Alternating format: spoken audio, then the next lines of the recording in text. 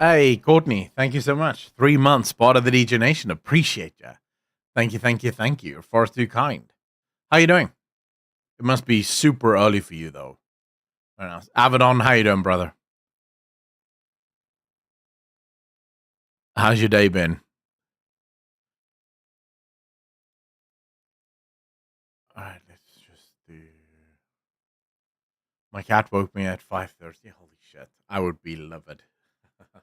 I would be so upset. Busy but productive. Thanks for asking. Yours? I only just woke up about 2 hours ago. I made 3 videos, so I guess you could say I've been productive.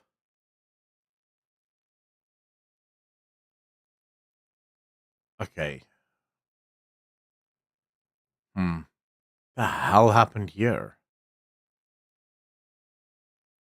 Oh shit.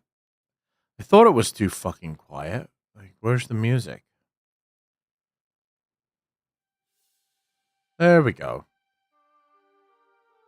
Now, questions in our hearts. The music is in your heart. Well, you're having a much better day than you're leading on. I don't remember ever feeling good enough to say that the music is in my heart.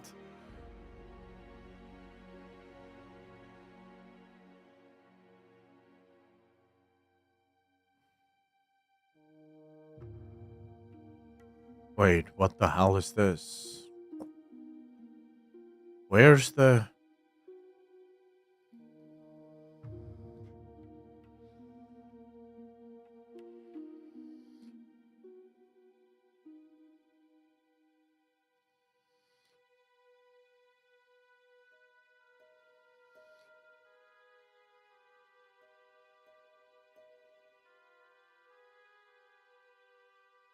I'm so confused right now. Too bored, how you doing? Bugger Games, how you doing? Sorry guys, I am confused beyond belief. I have thumbnails on the drive that's named something. But I have a video that's named something else. And I'm not entirely sure if they're the same thing. When did I make this video? Hold up. I now need to go. Now I need to go investigate. I wasn't planning on investigations. Ragnar, how you doing, bro?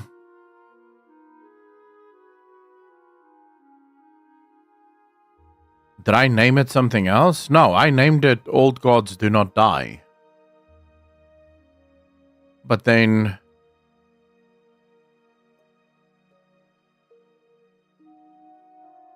What the hell is that?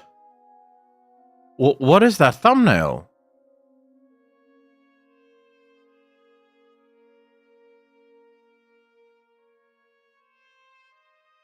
And why do I not have this video for the... What? Oh. Oh. Okay, I see what happened here. Huh. Monday Blues, you okay? Nah, yeah, I don't mind Mondays. I like Mondays. I'm just confused as all hell.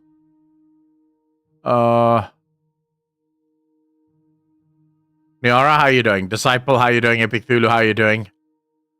Sorry, guys. I thought this was just going to be a one and done, quick as you can. Which one of these thumbnails do you guys like more?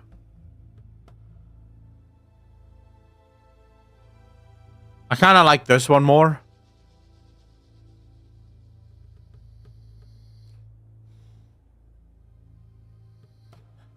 Disciple, I'm not sure. Where did you send it?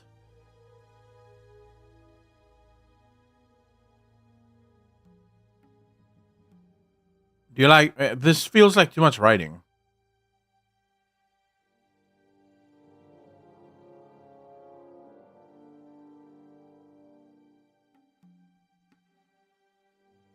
Can we stand a chance? You think so?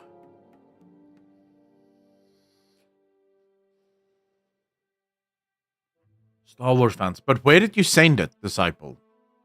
Because I'm super slow with DMs. I basically take one platform at a time and try to read all the DMs and then move to the next one. And by the time I'm done with the next one, the fucking first one is already filled up again.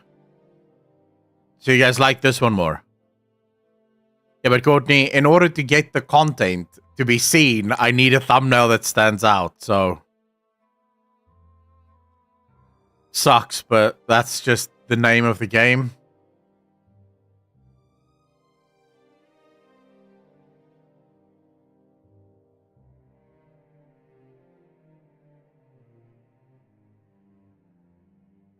Alright, let's do that then. I'm gonna trust you guys. I'm gonna trust you guys.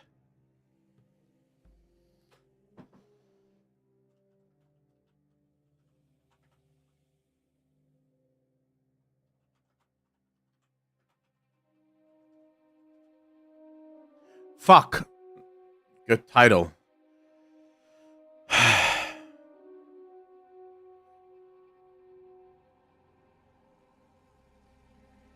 The first one comes off as a complaint versus this one, which is a fitting introduction to a discussion. All right, then that's good. Thanks, Epic Thulu. I appreciate that. I'm going to take your advice, right? And that's the thumbnail that we're going to use. If the video doesn't get any views, I'm going to blame you for this. I'm going to publicly state that Epic Thulu made me choose a bad thumbnail. Ban him, Hatch. Just ban him straight up. If the video doesn't get views, ban. Never again. You probably do that. Nah, I mean, I like this thumbnail. I like it. I just think it's too much writing. I don't like that there's so much writing on the thumbnail.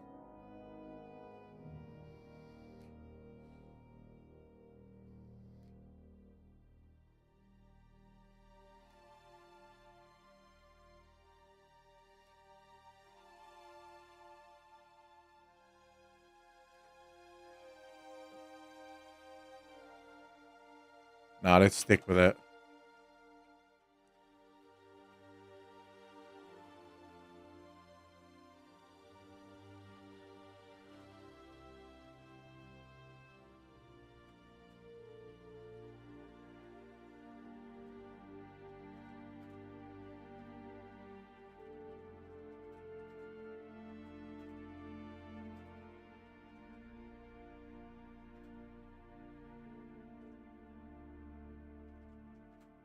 Just make Illyria's boobs bigger. Yeah, I didn't make the thumbnail. I have an editor that makes the thumbnails.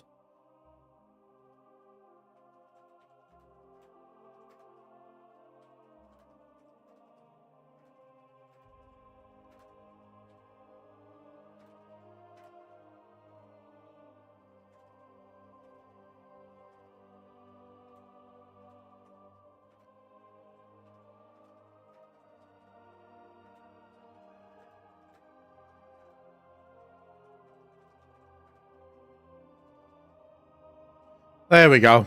By the way, did you see American victims of Tain 7 suing students who have shut down colleges? Wait, really?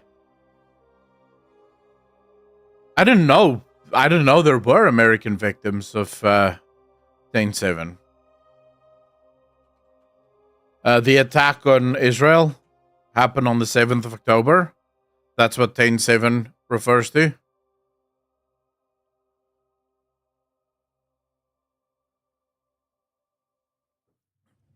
Luna here? I'm not entirely sure. It could be. I'm just excited to learn more about the Nerubians. They're clearly a super, super, super ancient civilization. And hopefully we'll learn a little bit more about their creation.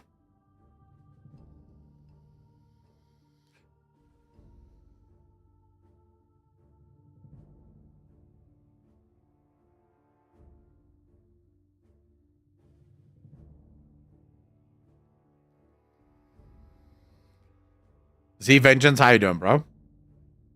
Yes, several have dual citizenship. Oh, I did not even know that. All right, now schedule this for tonight at 6. Done. Done and done. All right, that's good stuff. Thank you very much for helping out, chat.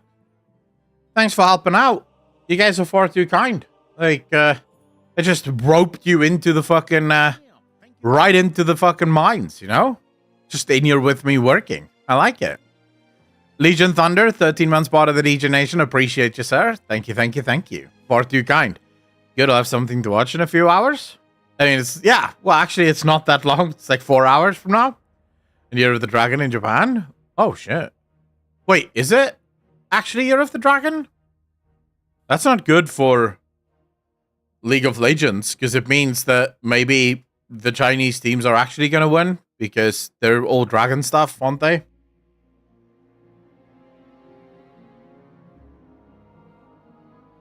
Here's Why by Muck Thief is up. Pringles, what? If your channel grows, it means more people for me to debate with. True. True. I shudder to think what would happen if we eventually got to like 200-300 viewers. The amount of debates that I will not actually be a part of will be insane.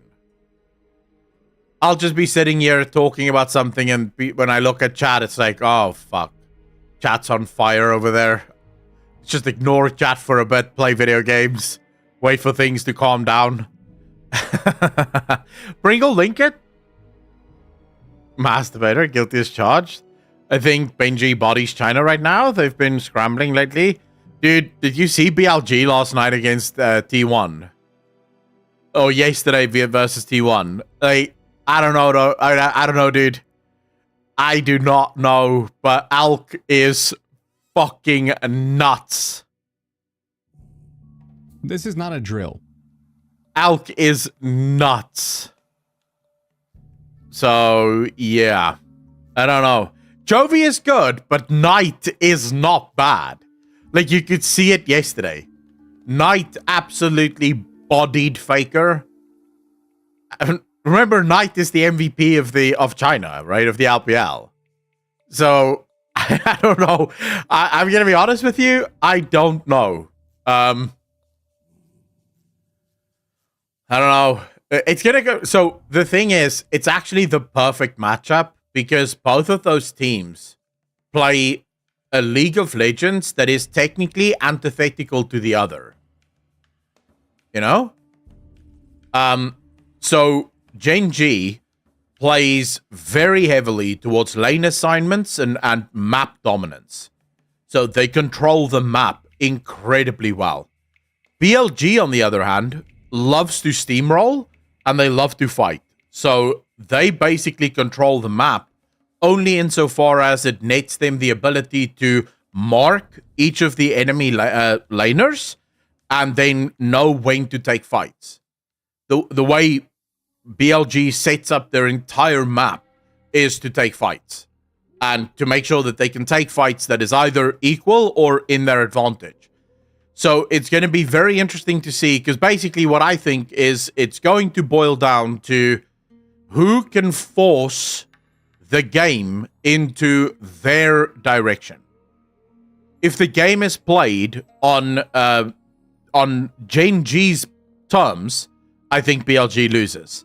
But if BLG manages to push the game on their terms, I think Gen G loses. I don't think Gen G can match BLG in terms of that level of aggression.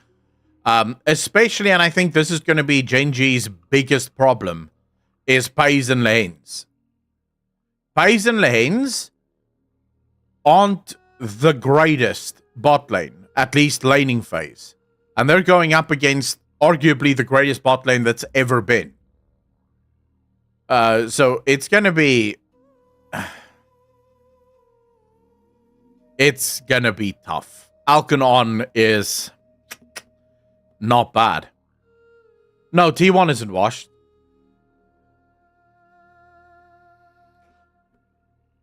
Shay, how you doing? Play video games? Well, we'll play video games in a bit, but we're gonna watch this first. So this is called The Video Game Industry is Collapsing, Here's Why by Mug Thief. This is not a drill. This is not clickbait.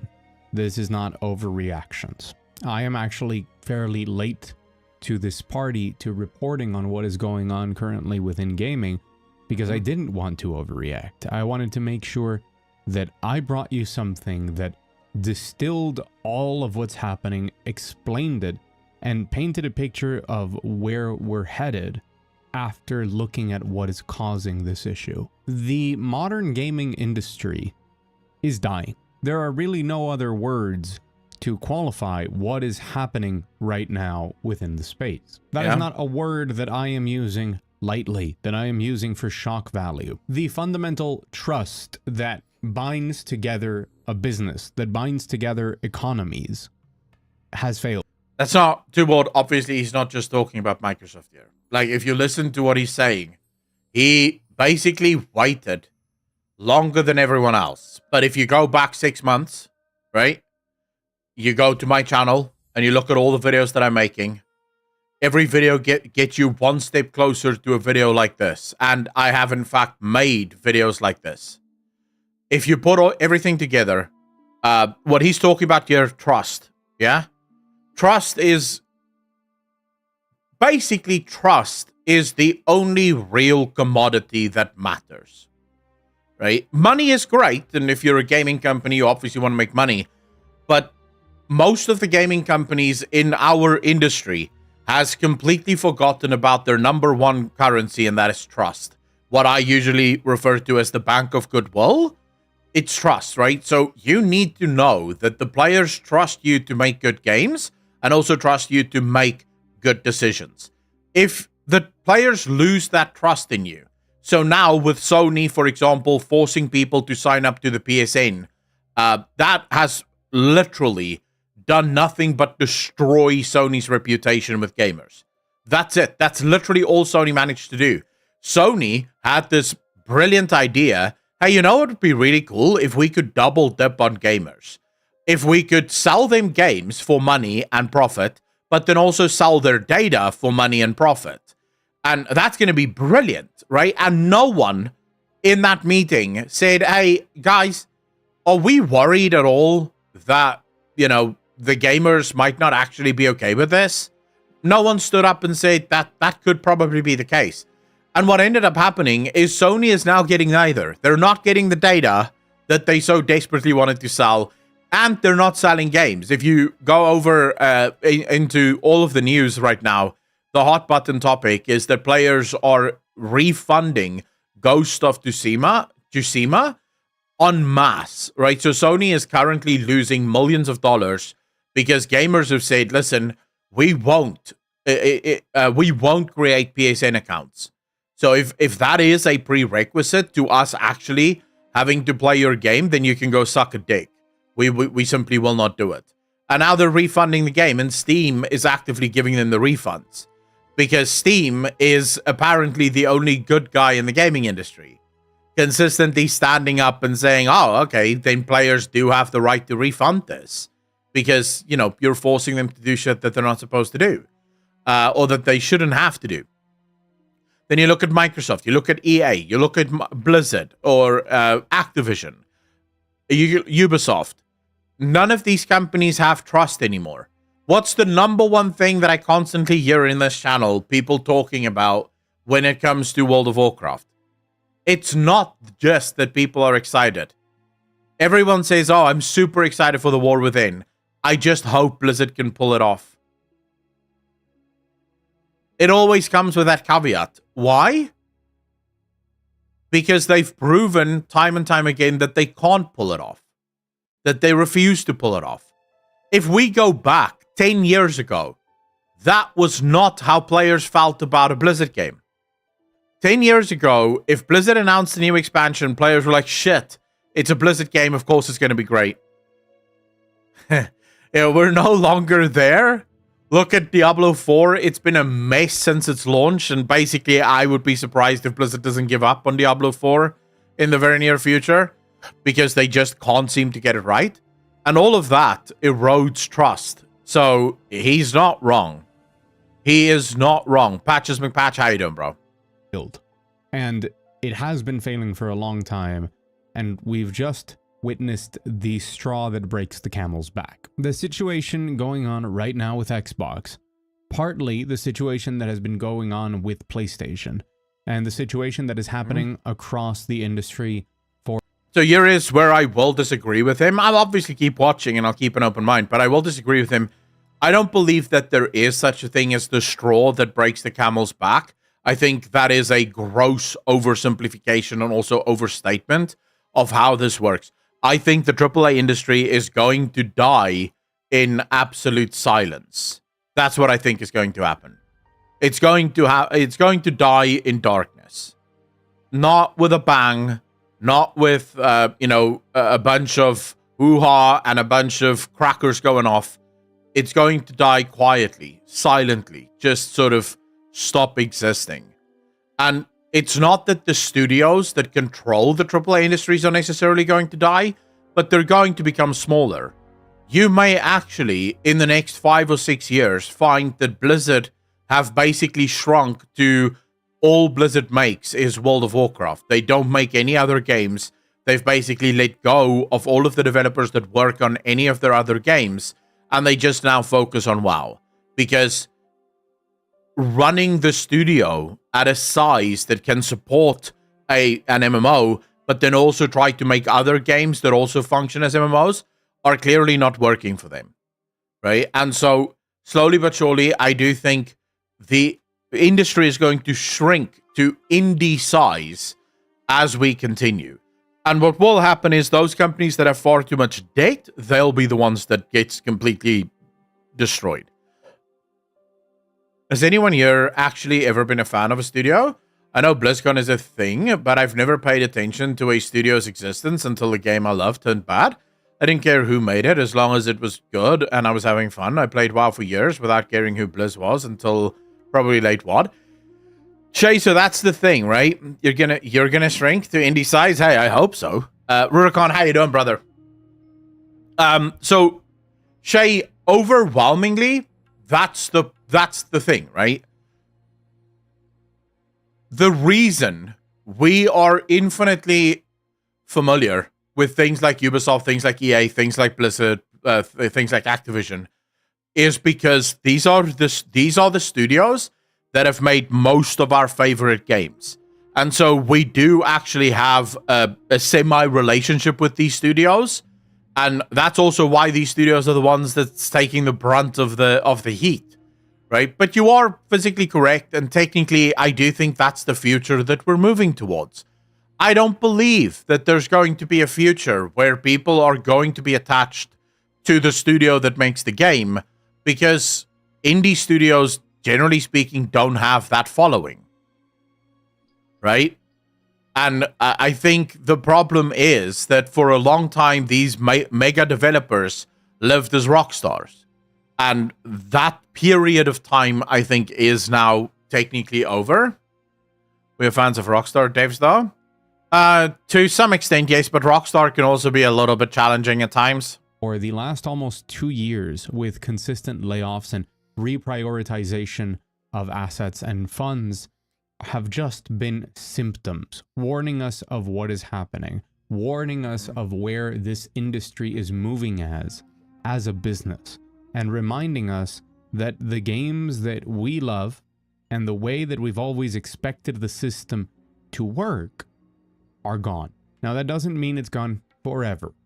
Things will change, but to explain what are the only logical conclusions for the things that probably you and me love about games and how they will continue, we need to understand what is the problem today.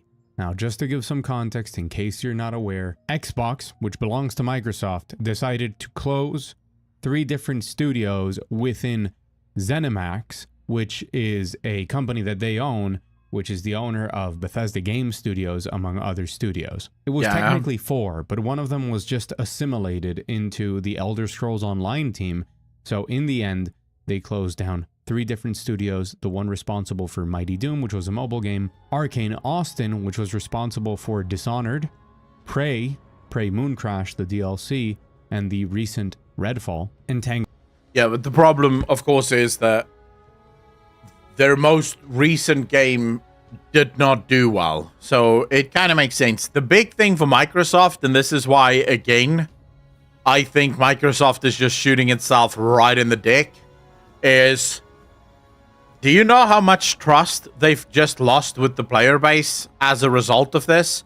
Because not only did they close down Arcane Austin, the studio behind Redfall, they have also announced that any and all production on Redfall has now ceased. So anyone that bought Redfall and spent money on Redfall because of all the promises that Redfall will fundamentally be fixed, have now literally lost all of their money. And Microsoft is also not offering refunds for anyone that bought Redfall, which in my opinion is just, you want to talk about peak scumbaggery, that is it. And remember what I said, the most important currency in the gaming industry is trust. In any industry, really. As a content creator, the most important currency that you have is trust. If your viewers don't trust you to tell them the truth, at least the truth as you understand it, they're not going to stay around for a long time. If you constantly get caught in lies, they're going to leave eventually because no one wants to be lied to the whole time, right? If your viewers find out that you're fake and that you're not actually the person that you purport to be, they're not going to stay around for a long time. You need trust. Trust is fundamental to everything that you do. They have too much money to care, it seems. That money disappears quick when you stop mismanaging it. I don't think it's that scumbaggy. How long are studios supposed to keep supporting live service games without making money on it? Someone, as long as you promise to offer a good game, and you have not yet delivered on that game, you are obligated to keep delivering until you have given the players what you promised them. Remember, the problem with Redfall wasn't just that it played poorly. The problem is that Redfall, before it launched, made a shit ton of promises of the kind of game that it was going to be. And then, when it launched, it wasn't that at all. There wasn't even 10% of the stuff that they promised was going to be in the game. And so, you have an obligation to at least look at your original promises and say, right, we will keep developing until we have met the original promises. And if that doesn't save the game, at that point, I think it's fine for you to go, well, okay, fuck it. You know, clearly we're not going to be making money here, so we may as well just pass it off. Because people bought that game with the expectation of being wowed by it. And before you go, well, you know, but they didn't have enough people to play the game, so what are they supposed to do? There's plenty of examples of games that had terrible launches and then eventually got fixed, right? At great expense to the studio. But the studio did it because they made a promise and they really wanted to deliver on that promise. This may be wishful thinking on my part, but I see game companies going the way of Larian, small privately owned companies that never go public. Legion Thunder, I agree with you. I don't think it's wishful thinking. I think it's the natural next result, right? I do think it's the natural next step. I personally think that the world is eventually going to go in that direction. I think we're going to see far fewer publicly listed companies because publicly listing your company appears to create a lot of problems. I mean, you have people like Elon Musk who are basically trying to take all of their companies private again after realizing that public companies are just a fucking headache. It's not worth dealing with the bullshit that comes with having a public company. Not to mention the fact that it's also incredibly dangerous because the market is incredibly irrational. And it drives up your stock price to the point where it doesn't support it. I mean, just a few years ago, you had Elon Musk actively telling investors, listen here, you guys are, you're completely nuts. Tesla is not worth the money that you guys are betting on it. And he actually famously dissolved a lot of his own shares just so that he would survive if the company came crashing down. So I do think it is coming, right? And I don't think it's going to take a long time. I think that's what I said at the beginning. You're going to see companies like Blizzard eventually dissolve to only being, they make WoW, right? That's the game that they make. And that's the game that they hyper focus on. They're a small studio with maybe 300, 400, 500 people, and they just make one MMO, right? And all of the other teams have left, started their own studios. And I think one of the key reasons for that, look at Oh, what's his name? The previous owner and president of Blizzard Entertainment. Oh man, can't remember his name now. Man, the nice guy, the guy that was always so nice and so quiet, and I can't remember his name now. I'm completely. Andre, how you doing, bro? Not Kotick. No. I'm talking about the president, Mike Morheim. Yes, Mike Morheim. Thank you, chat. Yes, look at Mike Morheim. He leaves Blizzard and he starts his own studio. What does he do as soon as he starts his own studio? He sets it up to be completely private, to operate completely privately without any outside investors. I think genuinely that is the future of gaming. You look at all of these developers that's leaving Blizzard, leaving EA, leaving Ubisoft. What are they doing? They're setting up their own studios that's much smaller, a lot more agile, and specifically only owned by them. This is Astros launches. What is up with the WoW patch? I've never seen the game so broken. Guilds, friends, the entire DF campaign is broken in Waking Shores. Dragon Quest, I have no idea what happened there. No idea. Single game works. But this is not new. This has happened time and time again. Just last week, Take-Two cut a lot of jobs within Private Division, which is their label for AA and indie games, and completely shut down 2 studios that were very good, while laying off a lot of the top executives, kind of crippling that AA brand that they had. Sony just recently went through all of the drama surrounding Helldivers 2 and the requirement of putting your PSN account into Steam. Even though they walked back that requirement and said that it would not be necessary, the game has yet to return for sale in 177 countries where it was delisted because those countries don't have support for PSN. Yeah, and by the way, Sony claimed that it's not them, and then Steam came out and said, well, no, it's 100% you. We only sell games that is available in countries based off of you telling us that it's available in those countries. You told us to close down the game sales for those countries, and so that's what we did.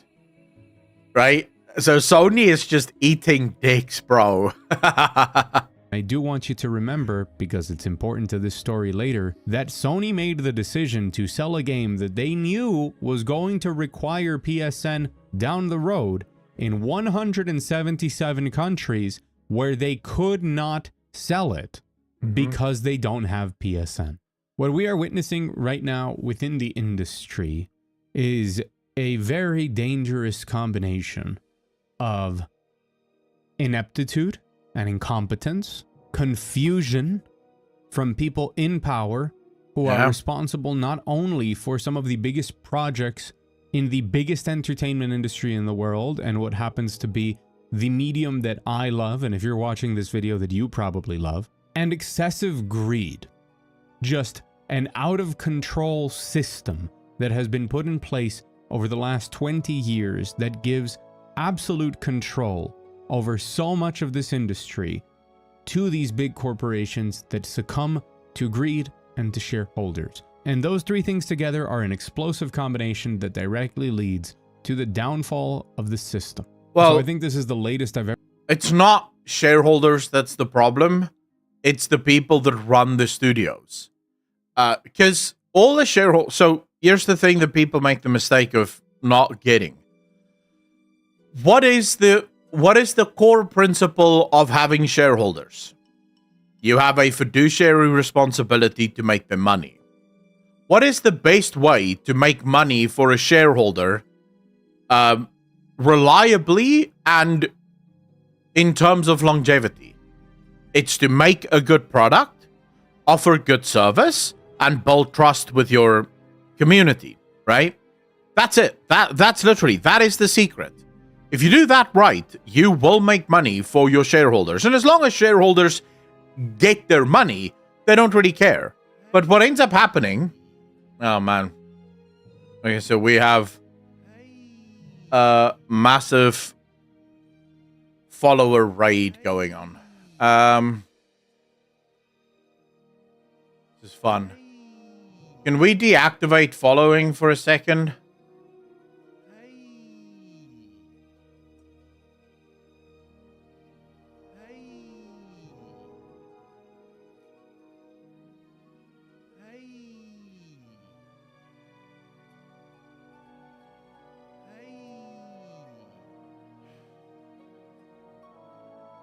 Yeah, I'm gonna have to delete all of this now. I mean, yeah, it's all fake. Don't be fooled by this. It's 100% completely all fake.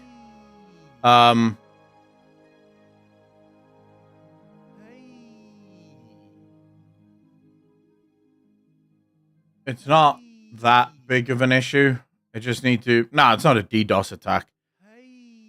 So it happened at about 2:26. I'll delete those now. Yeah, it's happening on Twitch. It's happening on Twitch. I'm just trying to.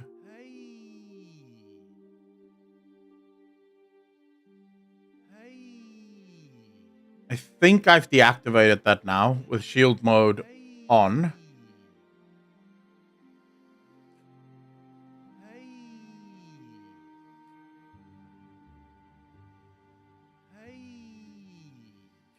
That is to make games. I'm just trying to. Sorry, guys. This is a bit of a nuisance, I know. But.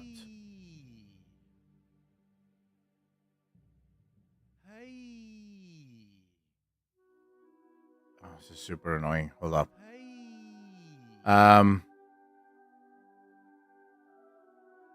Let's do that. Okay, so let me just quickly figure this out. Sorry, guys. I need to.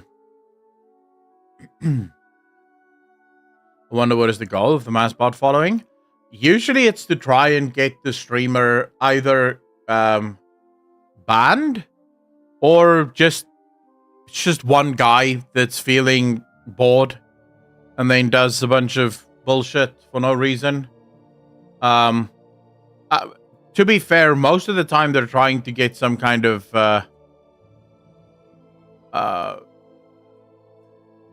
they're getting some kind of rise, or trying at least to get some kind of rise out of the streamer.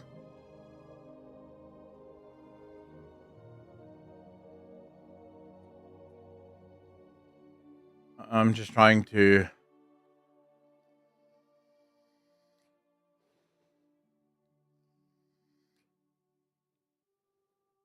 Good old grifting. You pissed off someone in Twitter?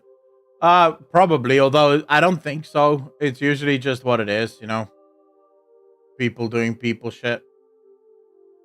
Now I need to quickly go. Hold up. Can't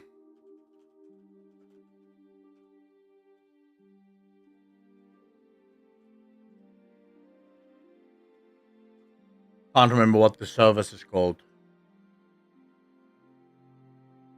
Oh, here we go. Now I remember.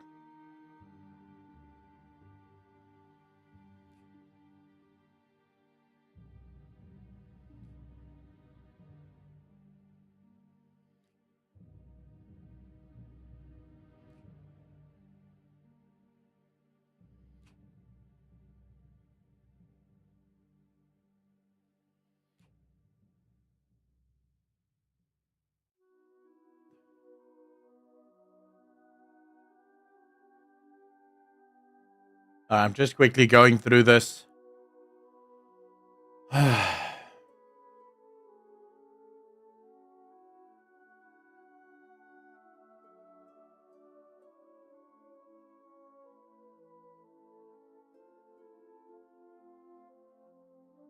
Man, this is a lot of pages of followers.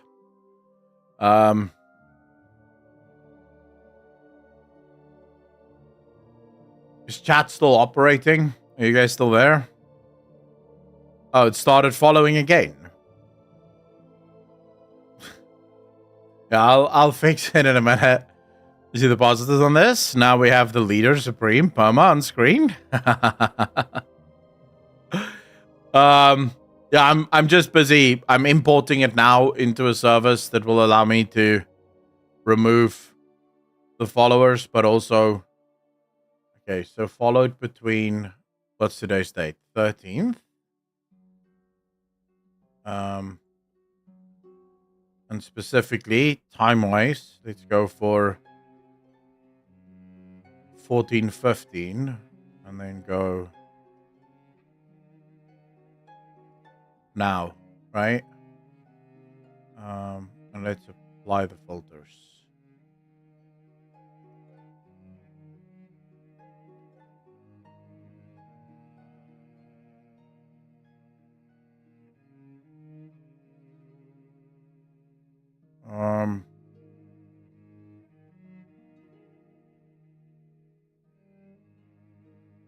Okay, let's quickly see here.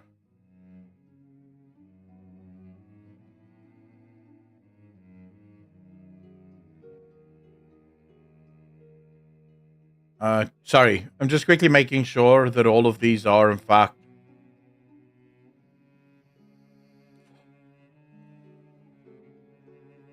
part of the banned list.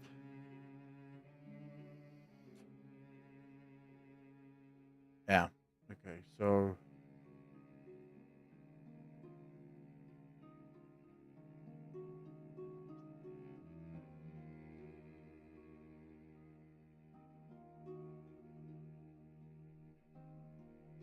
All right. They should be removed now from...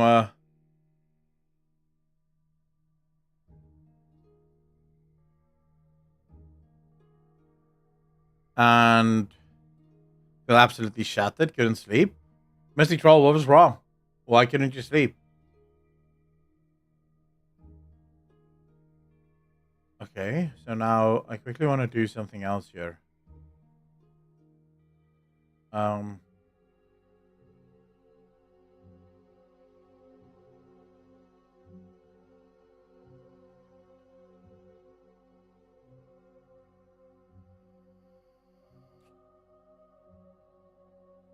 Sorry, I'm doing all of the tools now, so apologies for taking oh, Titan Reborn, nice.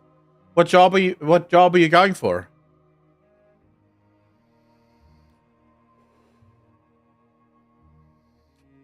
Yeah, so basically what happens is it's someone that's just online, permanently doom scrolling, doesn't have a life.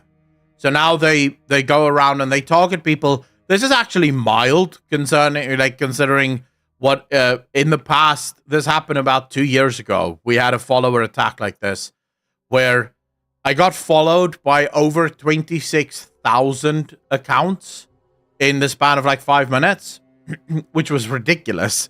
But, you know, it did happen. Okay,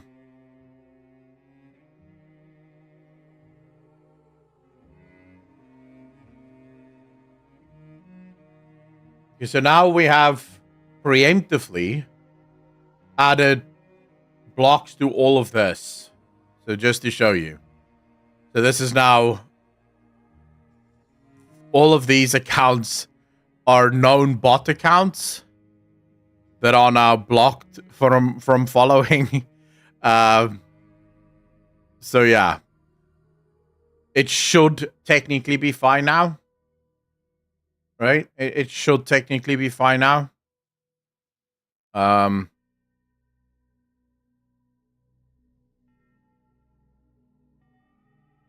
Of course, they'll keep going because it's an automatic thing. They just go and they buy open a shit ton of accounts. There are services that does this, and they automatically apply names. You can see there, most of these names are gibberish. But yeah, it allows them to basically do random shit. But luckily, there are tools by Commander Root that helps you deal with most of the shit. It's not always something you said that pisses them off and makes them do this. It really is just sometimes random. They just like doing it because it completely derails what a streamer may be up to. Right? So, for example, we were watching a video and this derailed the video, right? It made it so that they could now... They basically changed the conversation away from the video to them. They became the limelight. It's people that don't have any goals in life outside of, you know, basically trolling a bit. So it is what it is. I don't really mind it. It's easy enough to get rid of it. I wonder. I could probably hold on. Let me do this.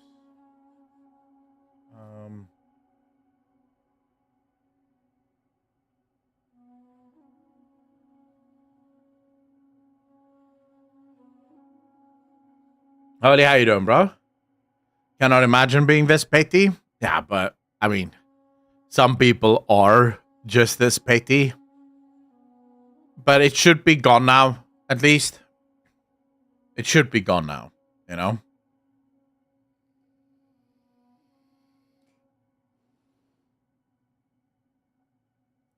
But yeah, I mean, it is what it is. Like I said, it's not a big thing. I've successfully helped them off. Yeah. Jane, how you doing? Welcome, welcome. Does this have a bit of heart for the people that removed? No, not really, because remember, if you're the executive that made the decision to fire a bunch of people, it's people you've never met, right? So why would you care? I hope you are. I am. Jane, thanks for asking. I'm doing very, very well. The more haters, the better you're doing. Yeah, but this is just one dude, so it doesn't really mean anything. But all right, let's get back into this. Adam's gonna have a while of a time editing this. Z, how you doing, bro? I've ever introduced myself in a video, but hi, I'm Mug Thief. I want to explain to you and make sure that you understand what is happening. I want you to understand the reasons that these things are happening and why it's safe to assume the direction that we're headed in. And we have to start with the biggest symptom, and the one to exemplify that is Sony. During this recent situation with Helldivers 2, many people have called out that Sony should stop selling games on PC, that PC gamers don't deserve it, or some petty fanboy thing. But it's a perfect segue into a much more important question. Why? Wait, console peasants actually said that? That is wild. I mean, so we don't deserve to play Sony games because we don't want to sign up to their shitty PSN? Hey, please. Let's be real here. The only morons are you guys that think that it's normal to have to sign up for an account to play a game that has nothing to do with that account in the first place. The only time I will be happy to sign up to an account, and even then actually I use happy very limited here, because I'm not actually happy to do it, but I do it begrudgingly, is I'll sign up for an account if it's for the company that made the game. Technically, I don't even want to do that. I would prefer if I didn't have to make accounts ever. But, you know, here we are.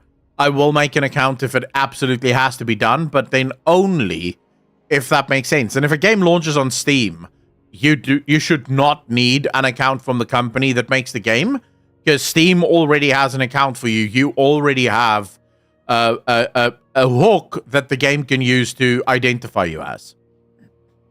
Does Sony sell games on PC? Why do they port their games, even if it does come sometimes years later? Why have they considered releasing day and date with Helldivers 2 for the first time? And the answer is really simple. They need money. It's really that. They need more money, so they need to make sure they take advantage of every possible avenue for every project that they have to make money for them. And that includes releasing those games on PC. Helldivers 2 was a hell of a trial run. And I'm showing you a tweet on screen right now from Matt Piscatella that says that if the game had to come out only on PlayStation 5, it wouldn't have cracked the top 20 highest grossing games in Sony's history as a publisher, which is to be expected. They've been around for a long time, and Helldivers 2 has been on the market for 3 months. That's actually wild. But that with... To be clear, just the PS5 version would make Helldivers 2 the best-selling game in the US, as would just the PC version. Both versions are massive hits. I think it's still... I mean... See, the thing is... Console is very large, but I also think it's only very large in certain genres.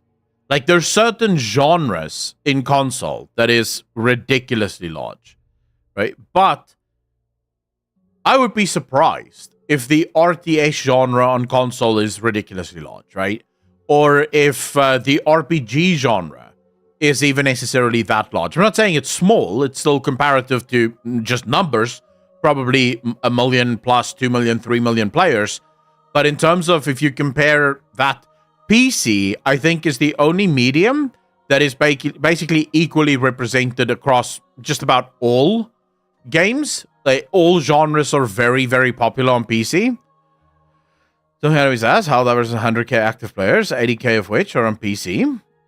Z Vengeance, I mean, I wouldn't say that he's talking out of his ass, because do you know how many players they have on PlayStation? Because as far as I know, PlayStation doesn't share those numbers. So the numbers that you're seeing would be from Steam, and only from Steam. What other numbers would you be able to see? With the help of PC, it's the 7th highest grossing game that Sony has ever published in only 3 months' time. Now, you might have reached another question there. We didn't need this before. Why do we need it now? Before, there was a priority of keeping exclusivity in order to sell consoles, but now we can sacrifice that exclusivity. Well, that would depend, though, Z Vengeance. Are you able to turn off crossplay? Most games allow you to turn off crossplay. Are you able to do that in this game? Because technically speaking, if I can turn off crossplay, then I would probably not be counted among the numbers of people that have crossplay turned on. And that would mean that, and this is actually true, a lot of console players do have crossplay turned off. And the reason they have crossplay turned off is, it's not, if you're playing on PC and someone is playing on console, the PC guy tends to have, unless you're really good, will have some advantages over you, because mouse and keyboard is more accurate in shooting games. So a lot of console players don't want crossplay on. And even if it is not a multiplayer game, it's still one of those things, it's sort of habit. So for example, I always do it. No matter what game I'm playing, even if it's not a multiplayer game. The second I log in, I turn off crossplay. I don't want it. I don't want to play with console peasants. I want to play on my own and with other kings and queens of the PC industry. The counter is total players in game, not total players with crossplay on. Do you know that for a fact, Z Vengeance? Like, do they outright say this is total players online regardless of crossplay on or crossplay off? Because I would imagine the total number of players is so that you know how long it's going to take you to get a game. If it includes all players, but 80% of players have crossplay turned off, then you're not going to be able to play with all of those players that's online. Because 80% of them don't have crossplay on. And I'm not defending Matt here. I don't know who the fuck Matt is. I'm just saying I can't just accept your numbers. You'd have to show me that it is absolutely irrelevant to the crossplay function. That is the total number of people that is online at all times, no matter what, right? Then sure, then that's fine, right? I don't know. I don't know where Matt gets his numbers from then. Who is Matt, by the way? Does anyone know? Exclusivity in favor of making more money. What has changed? Many things have changed, but one of the greatest lies that we are told over and over again is that games don't make enough money. And that's why they need to find ways for them to make more money. Now, this is true in many cases, but this isn't the whole truth. It's not that they don't make money. It's not that they don't break even. It's not even that they're unsustainable from an economic perspective. Many games that have had returns of 200 to 300% over their development and marketing costs, their total budgets, are still considered failures by their publishers. In any other business, in any other circumstance, to say that you made twice the money that you invested back and call it a failure is unthinkable. Imagine if a movie came out with a budget of $120 million all across the board, and it raked in $350 million. By the way, I'm allowing him to cook because I want to hear where this is going. And the studio said, it's a failure, and we've decided to fire everybody involved with the movie so that they never work again. How could you make that make sense?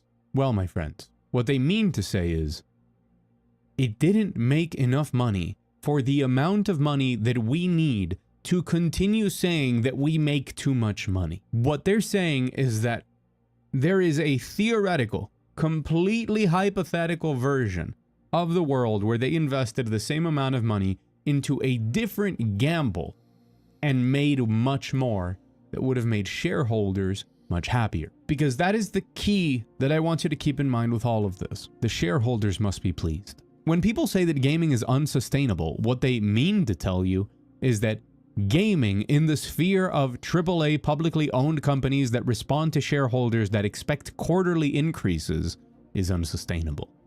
So I think he's grossly oversimplifying a much larger problem. How do I put this? In business, it is oftentimes not the big things that kill companies. It's the small things that kill companies. In Afrikaans, we have a saying that there's the klein jakkalsies. In other words, it's the small jackals. It's the ones that you don't pay attention to. It's the coffee year and the donut year and the, a quick few bucks year. And before you know it, you don't have any money left and there's still 2 weeks to go till the end of the month. And you go, dude, but I didn't even buy anything this month. But you did. You just bought a bunch of little things that you didn't register and it destroyed your budget, right?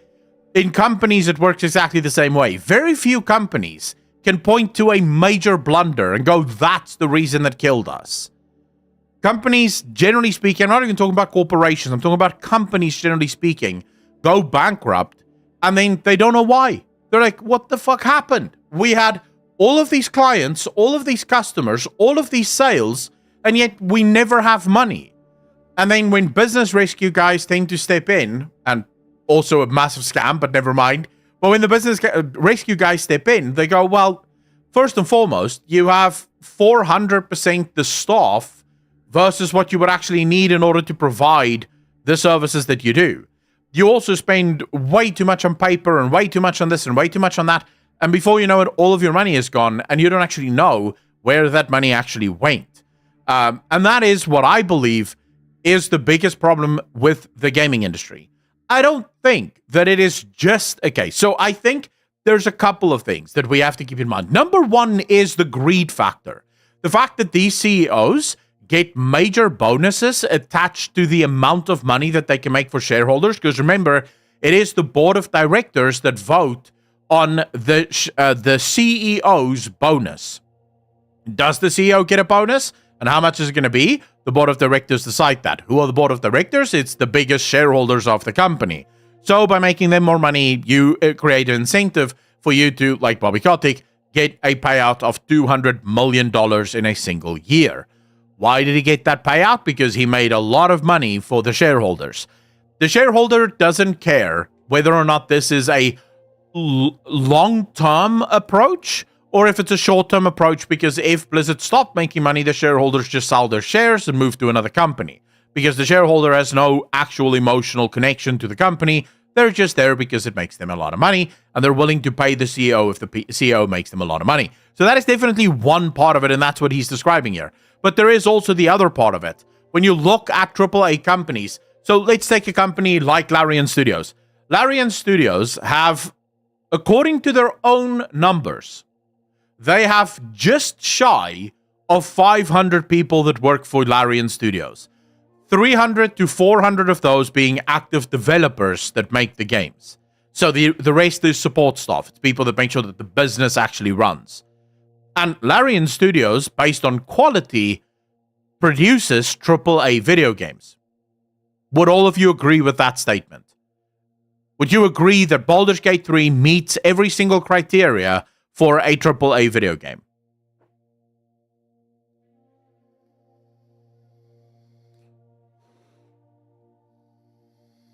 Monetization to help sustain the production of games. Also, don't they have business plans for this before they acquire a company? Jane, to some extent, but there's more to it fundamentally, and I'll explain it in a second. But okay, so now let's compare Larian Studios to Blizzard Entertainment, because we have actual fundamental numbers for Blizzard Entertainment. The last time I checked, and this was a few years ago, granted, but the last time I checked, Blizzard Entertainment had just over 5,000 employees that work for Blizzard. They then went on a massive restructuring campaign trying to get rid of a bunch of people, And I believe right now, Blizzard is hovering around between 2,000 and 3,000 people that work for Blizzard Entertainment, right? And I think also a lot of people left when Activision and Blizzard got broken up. And this is a company that makes the same AAA games that Larian Studios makes. They have currently in their roster 3 games that they support. World of Warcraft has a development team because it is in MMO. It is going to have a larger development team of just over 700, almost 800 people that work on the game. Diablo 4 had, well, the thing is, the number 9,000 people working on Diablo 4 is a little bit misleading because it's not that 9,000 people worked on Diablo 4 at the same time. Is that when you calculate the number of developers leaving and joining and leaving and joining, it reaches 9,000 developers over the span of that, right? That worked on Diablo 4. And it is part of the reason why people think it's completely broken, because there was just so much turnover that the game never formed a cohesive whole. No one actually had a vision, because by the time the game came out, the people who had the original vision had already left the company. And so that's how you get to 9,000. It wasn't that they had 9,000 active developers working on it. But by every single measurable metric, World of Warcraft and Blizzard specifically have way too many people working in the company. Way too many. So it is true. When World of Warcraft sells 10 million copies of World of Warcraft, and when they have 10 million subscribers subscribing to the game, they still, for some reason, don't make money. And that is because most of their money is being sucked into salaries, because the company has gotten so large that it needs all of the support staff, but a lot of that support staff. So, man, I'm sorry that I'm giving you guys an economic lecture here, but it's kind of important to the point here. So, how do you calculate a worker's salary? As someone who used to own a business, I have intimate knowledge of this. Any employee that you pay must be able to make their salary back 3 times over for them to be considered a decent employee. The employees that you want to hold on to are the employees that can make more than 3 times their own salary for you. Those are the ones that you usually give incentives to, you pay bonuses to, you increase their salary, because fundamentally, if an employee can make their own salary, then another one on top of that, and another one on top of that, it covers all expenses, because what it does is it covers their salary, then it covers any unforeseen circumstances that may occur, and then it covers profit. So the employee brings in a profit. But when your company is this large, suddenly you start to realize that I need 4 or 5 extra people to do a job, because the company is so incredibly large. There's just so much paperwork and communication going, but not any one of these 5 is going to make their salary back 3 times. They may not even make their salary back, but I need them. You see how that works? I can't let go of them because I need them, because my company has gotten too large. But also at the same time, I can't really keep them because they're not actually making money. Not 3 times their salary, which is in business the golden rule. It has to be 3 times more. So this is where we run into this problem. And Jane, to your point, this is why they start implementing things like microtransactions, because they have to pay the bills, and the microtransactions allows them to do that. But the problem is, as they charge microtransactions and they make more money, they grow the studio, because now they think they have more money, they can make more games. So the studio grows more. As the studio grows more, remember, for every, let's say, 10 developers that you employ, there's a bunch of support staff that needs to be employed as well to now manage the communication between these 10 new developers and the other developers in the studio, in the company. Because companies tend to have these hierarchies so that they can keep control, and also for regulations and stuff. So fundamentally, what ends up happening is, the more people you employ, the more people you have to employ, the more people you have to employ, the more people you have to employ, the more you have to charge transaction fees on top of the game that you're already charging for. And the more money you make from the transaction fees, the more you grow the company, the more people you have to employ, the more people you have to employ, and so on and so forth. So it's basically a giant death spiral that eventually becomes unsustainable, because the gamer at some point gets tired of picking up the check. At some point, the gamer is like, nah, I can't be doing this anymore. You're pricing me out of the market now. CDJ, 49 months, part of the DJ Nation. Appreciate you, fam. Thank you. Not that the development of a video game and then selling it and having a studio be financially stable in order to continue working on another game can't happen. So right now, we're on the chase for the most money possible. But what happens when we're not making enough money to make the shareholders smile? Well, if the games aren't raking in enough money, and making them multi-platform is not raking in enough money, the only other option left to make the numbers more positive is to reduce from the other extreme, which means we have to cut costs. Anything that doesn't break a certain percentage of return on investment is now not worth pursuing. And so, you're gone.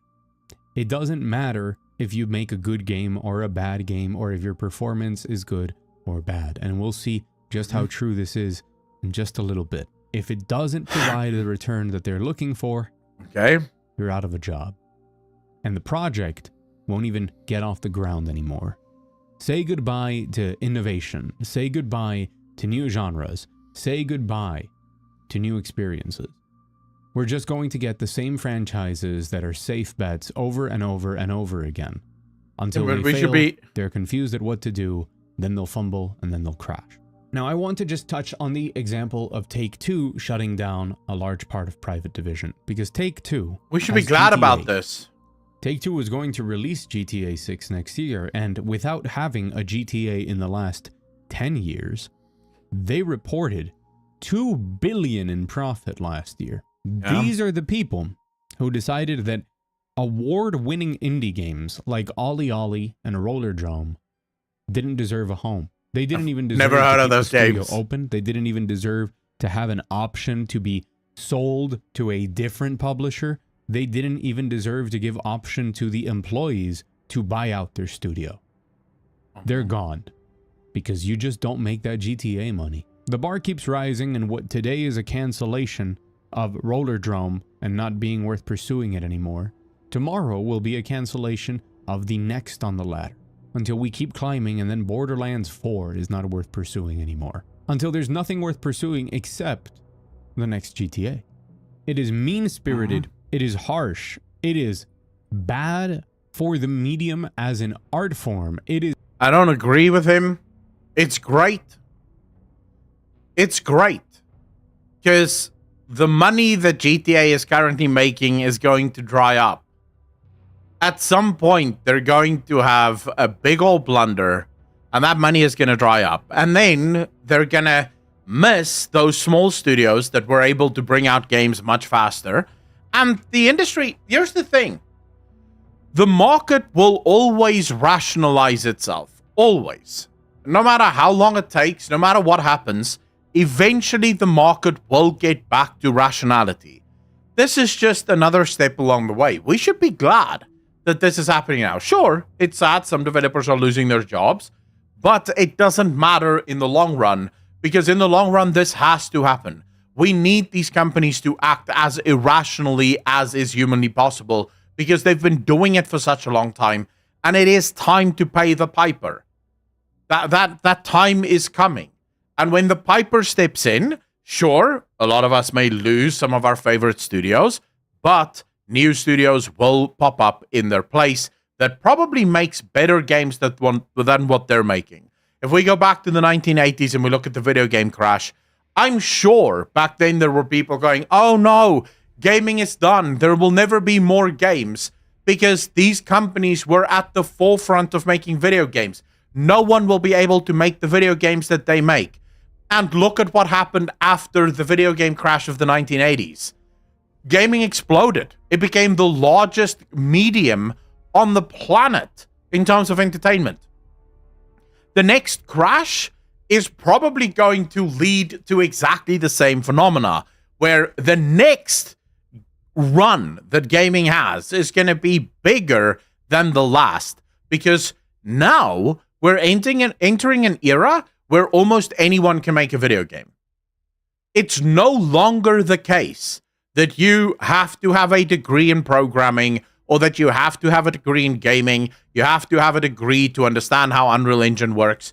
Most companies, NVIDIA is currently working on an AI model that would basically replace programming language, because all you have to do is tell the AI what you want it to do and it will write the code for you. So therefore, now, even if you have no knowledge of how to program, you can make a video game because you just tell the AI what you want it to do and it will write the code to make sure that it will do what you want it to do, right? So the next era of video games is going to be far bigger than the last one, because the last one still had a lot of gatekeeping. Why are we lacking? What's going on? Is bad for the consumer in the amount of games that we eventually have the opportunity to choose between. But it is their call to make. And these are the calls that everyone is making. Which leads us to the Xbox disaster. Xbox why does it scare you, Jane? 3 studios and cited that they wanted to reprioritize their assets. They also went and said that it was just too difficult to manage this many studios from a very lean central organization. That basically there was just too much work to handle in a decentralized position, which I find hilarious. And I'm sure that the poor developers that no longer have a job, highly celebrated developers that have done excellent jobs, really appreciate somebody telling them that keeping their studios open was just too much work, because, as we all know, game developers wouldn't know anything about working 80 to 100 hours a week and sleeping under their desks. Matt Booty, which will never not be a funny name. Sorry, I gotta find a moment to keep this light at some point. Matt Booty went on to say that they were spread too thin, like peanut butter on bread, which... No one spreads peanut butter too thin, but never mind. Jane, so I'm not worried about AI at all. Fact of the matter is that every single technological advancement that we have ever made has replaced people, right? People lose their jobs in the short run, but every single technology that we have ever come up with has enabled more jobs to be created in its wake. So in the short term, the printing press, for example, almost immediately, thousands, if not hundreds of thousands of scribes were without a job. You no longer needed scribes because you had the printing press. But the printing press allowed for us to spread knowledge far quicker than we ever could. So we could now train people. It also gave us the ability to preserve knowledge, right? So now we could actually not only train people much faster, but we could preserve knowledge across generations, thereby making sure that the blacksmith of today and the blacksmith 3 generation from now, the blacksmith 3 generation from now is going to be far greater than the blacksmith that existed today. New tech create new jobs for sure, but less. Niora, that's not true.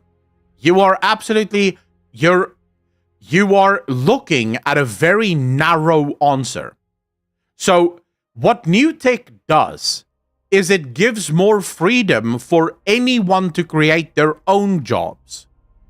And that's what AI is going to do. We already see it.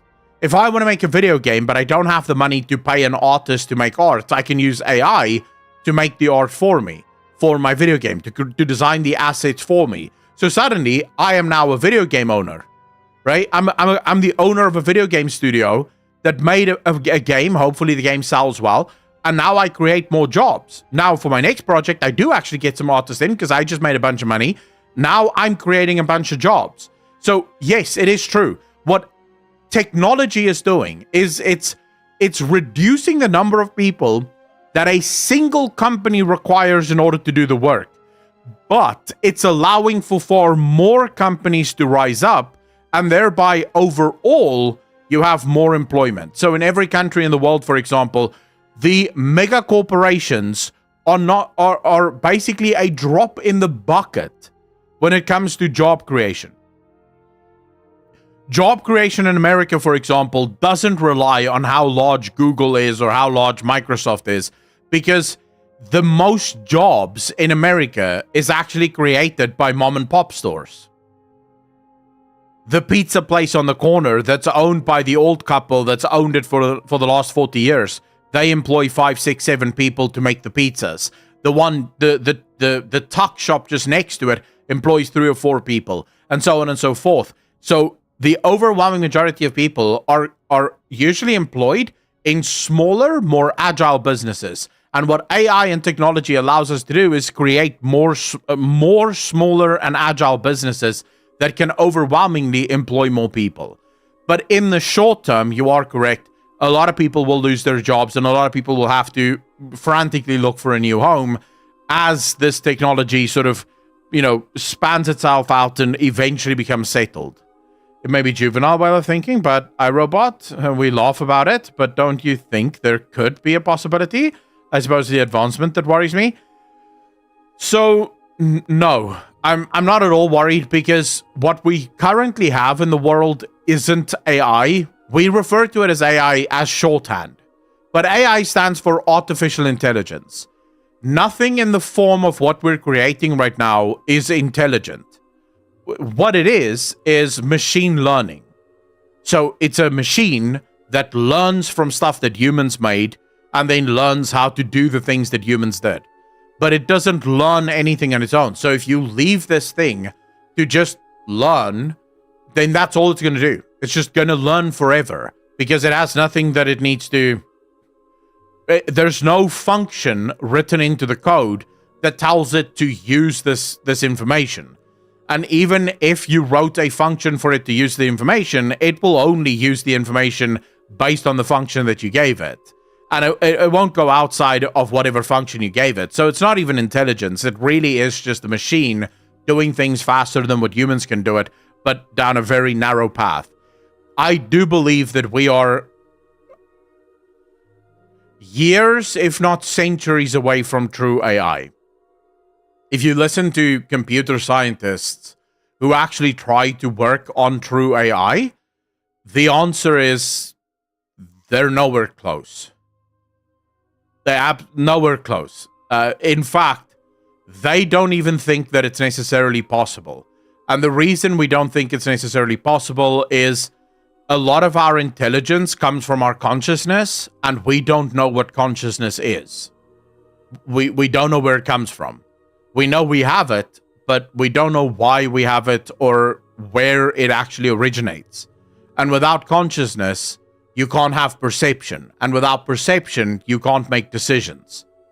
Because perceptions influence the way you make decisions. And we don't even understand perception. So we have a fundamental problem insofar as we don't know where intelligence comes from. So we don't know how to make intelligence. So that's where we are right now, at least. That may change. Usually science moves slowly until it skyrockets. One invention sets off a chain reaction that breaks the entire scientific mold. Science tends not to be a gradual improvement. It tends to stagnate and then explode, and then stagnate and then explode. So right now we're up against very difficult problems that need solving. And at some point, someone is going to make some kind of breakthrough, and that breakthrough will lead to another explosion in science. I mean, we'll hit another wall where it's just the problem that we're looking to solve is too hard compared to, the way in which we are used to thinking about the problem. So maybe it happens sooner, maybe there's a major breakthrough, but as far as we know, that technology is super far off. We don't have to worry about robots taking over the world. Unless, of course, someone programs a robot to take over the world. But then it will be pretty easy to stop that robot, because that robot will be very limited in how it's trying to take over the world. Aliens? Yeah, probably machines have no souls, confirmed. And they just don't want to learn a new skill. They expected their existing skill to carry them to retirement. If people are needed. I don't think a real AI is possible. I think it might eventually be possible to trick us into thinking it is real, though. So here's the thing. I was watching this talk on this was like I think last year, there was a talk between an MIT scientist, engineer, and an engineer from Yale, I think. And they were talking about AI. And then they said, you know those... so you guys know those presentations that Honda and all of these companies do with the little robots that will run up and down stairs and play with them and sort of talk to them? You know those presentations that they do?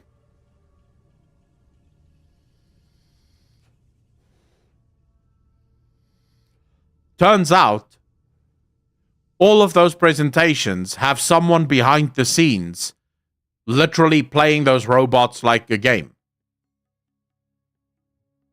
These MIT engineers were talking about it, and how when they found out, because the one guy was actually at a conference where they did this giant presentation of what a robot can do, and he was confounded. He was like, holy shit, that's how far we've come? How is this possible? And then afterwards, they're standing there having drinks, and he sees this one person there, and he's like, this guy doesn't look like he's one of the nerdy engineers. He's like, oh, so what do you do? And he's like, oh, I'm a puppet master. And he's like, why are you at this conference? And he's like, oh, I ran the robots. And he was like, fuck, really? So this wasn't even real? This was, okay, never mind then. So yeah, I think we're very far away. That's not the quote, but additionally, he said that what they needed now were small prestige games, award winners, which prompted this reaction from the director of Hi-Fi Rush, Bytango Gameworks, which was just shut down. Arguably the best Xbox exclusive in like 7 or 8 years. An award-nominated and award-winning. Arguably, my ass. I never even knew this game existed until it got shut down. Like, I don't know if it was the best Xbox exclusive in years. Game from, and this is not a joke, a Japanese game development studio. Japan, the market that Microsoft has pursued since day one, to the point that they preferred to release in Japan at a lower price than other regions before releasing the first Xbox in Europe. They poured money into courting Japanese developers to make RPGs for Xbox.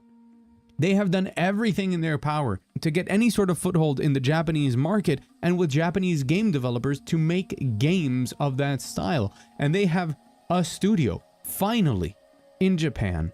It's very creative, but its games are not super successful. And then, by the own words of Xbox's Aaron Greenberg, the studio comes out with a smaller... Rurikon, I don't believe you. I do not believe you for a fucking second. I'm assuming the footage I'm watching here is from that game, and I'm already triggered by this game. Like, if this game is the best Xbox exclusive to come out in years, I will eat a fucking dick, bro. Like, please. Please. So you're telling me it's better than Senua's Sacrifice? You're telling me it's better than Plague Tale? I don't believe you. Outer Worlds? No, fam. No, no, no, no, no. No, no, no, no, no. Bring on the hobo dick, fam. There's no fucking shot. Title that absolutely blows away every expectation. They said they couldn't be happier with the performance of Hi-Fi Rush. They finally have a studio to court Japanese talent, the market, other developers, everything. And with that success on their back, they said in the last 7 to 8 years, the games that I just listed, I doubt is older than that. Outer Worlds came out a few years ago. What, 3-4 years ago? And Outer Worlds was phenomenal. And it is made by Obsidian. I believe it's Obsidian. And they're owned by Microsoft. So, really? They close it. It's a dangerous mixture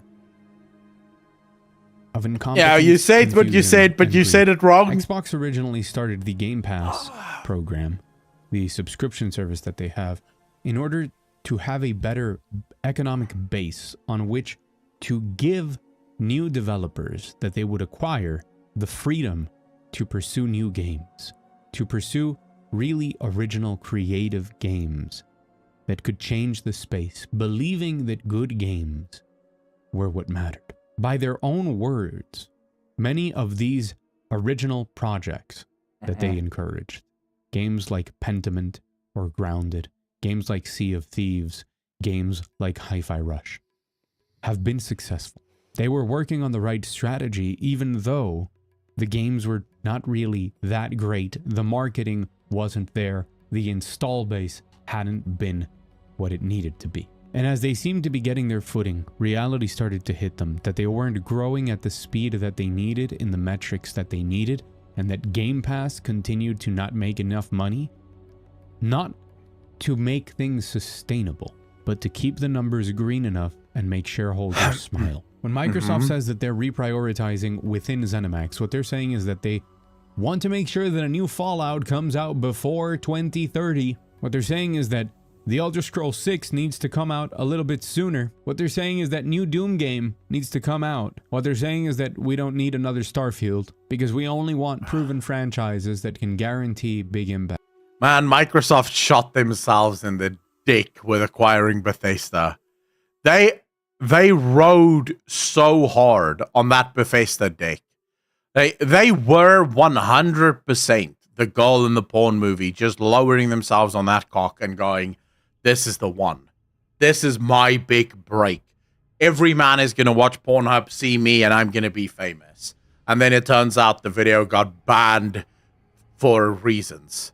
Right? That's it. That's what happened to Microsoft. They were like, we're going to get fucking Bethesda. We're going to have Starfield. It's going to be beautiful. And then Starfield comes out, and it is a terrible game. It is not the one that you want as your exclusive. They should just never have done that. Imagine if Microsoft acquired any other studio. Imagine if Microsoft went out and acquired 11-bit studios. They're about to bring out Frostpunk 2. Frostpunk 2 is going to be a major seller. Their game that's coming out later this year is going to fucking break anything Starfield has ever been able to achieve. I don't know if they could have acquired Square Enix, but they could probably fucking try. Starfield isn't dead. I played it recently. It's alright, but it's a very arduous game to play. It's very, very shit. It takes so long. The loading screens really destroy your immersion in that game to the point where you want to play the game because some of the missions are actually super fun, but then you think about all the loading screens you have to go through and all the nonsense you have to go through, and it's like, I can't be asked. I don't want to do this. So, yeah. Bethesda's game seems so outdated now, even their newer releases. Yeah, because they, historically, have decided to stick to the Creation Engine. When everyone else is moving to the Unreal Engine, they're going, no, Creation Engine is just fine. That's why their engine looks dog shit. It must be said, though, Bethesda deserves a medal for what they've been able to get out of the Creation Engine with Starfield. It is phenomenal. Because the Creation Engine is super old and not well updated. Fact. When they say that they want prestige award-winning games, what they mean is that they want to buy out prestige award-winning games because they've proven that they don't want their developers to make them because nobody wants to make them for them. Rurikon, what do you mean? That it doesn't matter if you're a studio that has tremendous internal. So that's not actually why I think Unreal Engine 5 is amazing. I was watching this talk by an ex-CD Projekt Red developer that actually explained why they're shifting away from the Red engine towards Unreal Engine 5. So there's two fundamental reasons. The version, and he explained this, the version of Unreal Engine 5 that most gaming companies use isn't actually the official Unreal Engine 5 version. What they do is they take Unreal Engine 5 and then they basically, technically, they build their own engine, but on the infrastructure of Unreal Engine 5, right? So they make their complete own thing that is nothing like Unreal Engine 5, but it functions the same way. And the reason they do this is quite literally because most new developers that come into the industry know how to use Unreal. So if you have your own proprietary engine, when you get a new developer, you first have to teach them how to fucking use your engine. So it's much easier to just use something that's on the foundation of Unreal. So they already know how it works because it's built on the same foundation. And now it's a much easier process to get new developers to start working on video games. So I do agree with you. Games that are purely made in Unreal have been a bit of a shit show.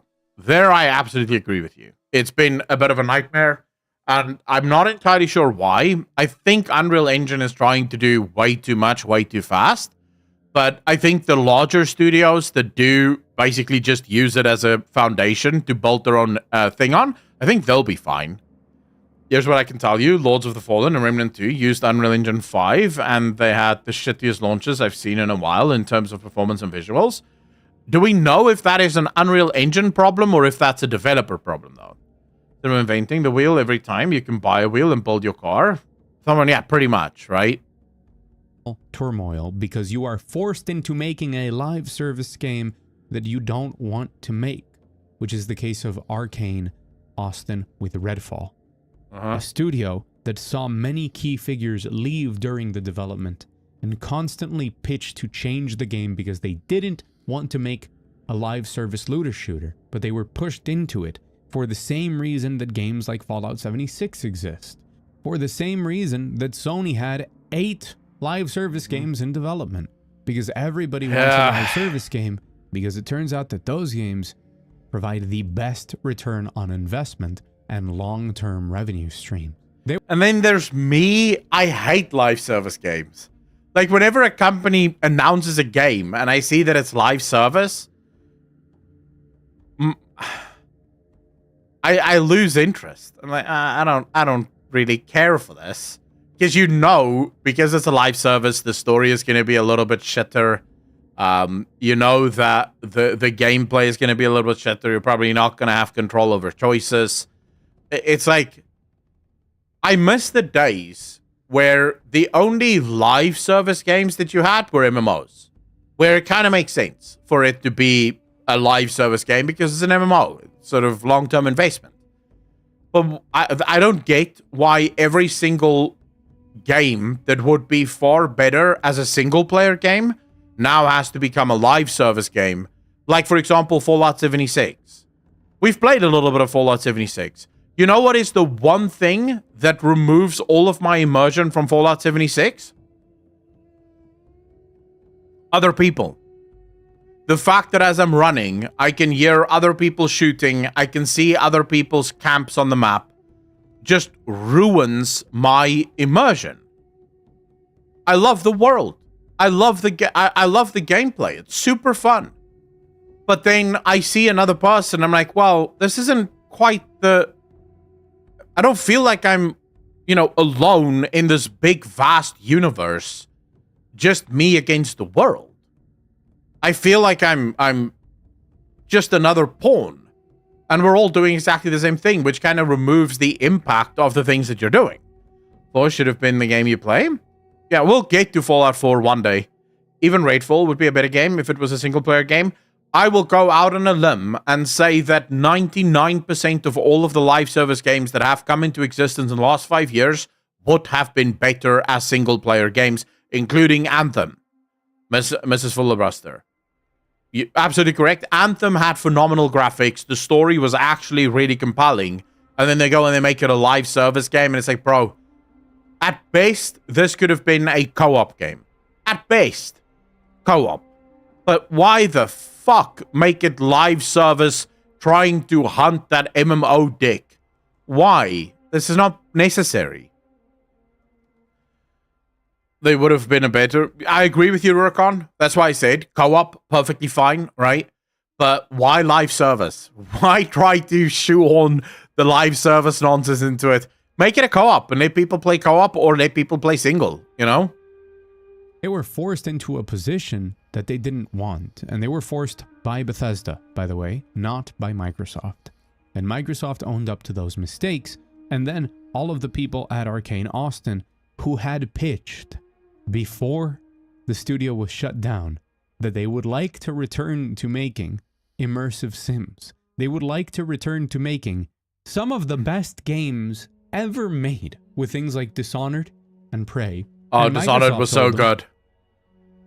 no, we don't need you to make another celebrated classic for...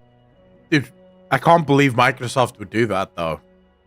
Dishonored, unironically, a phenomenal fucking game. Like, if you've never played Dishonored, you are missing out. The story, the gameplay, the scene, the setting, the music, it's a fucking masterpiece, is what it is. Dishonored 1 and Dishonored 2. It is an absolute masterpiece. The problem with new live service games is each genre has massive games that have kind of cemented themselves as the go-to, like League, Fortnite, Valorant, WoW, that are fully polished, so new live service games are hard to get off the ground.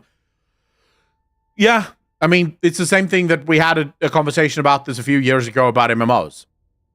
The reason why almost no new MMOs can ever really come into the market and be successful is when a new MMO comes out. Let me ask chat. When a new MMO comes out, what are the bare necessities that you expect this game to have in order for you to consider this game as a relatively fun game to play? What is like the absolute bare minimum that you require this game to have?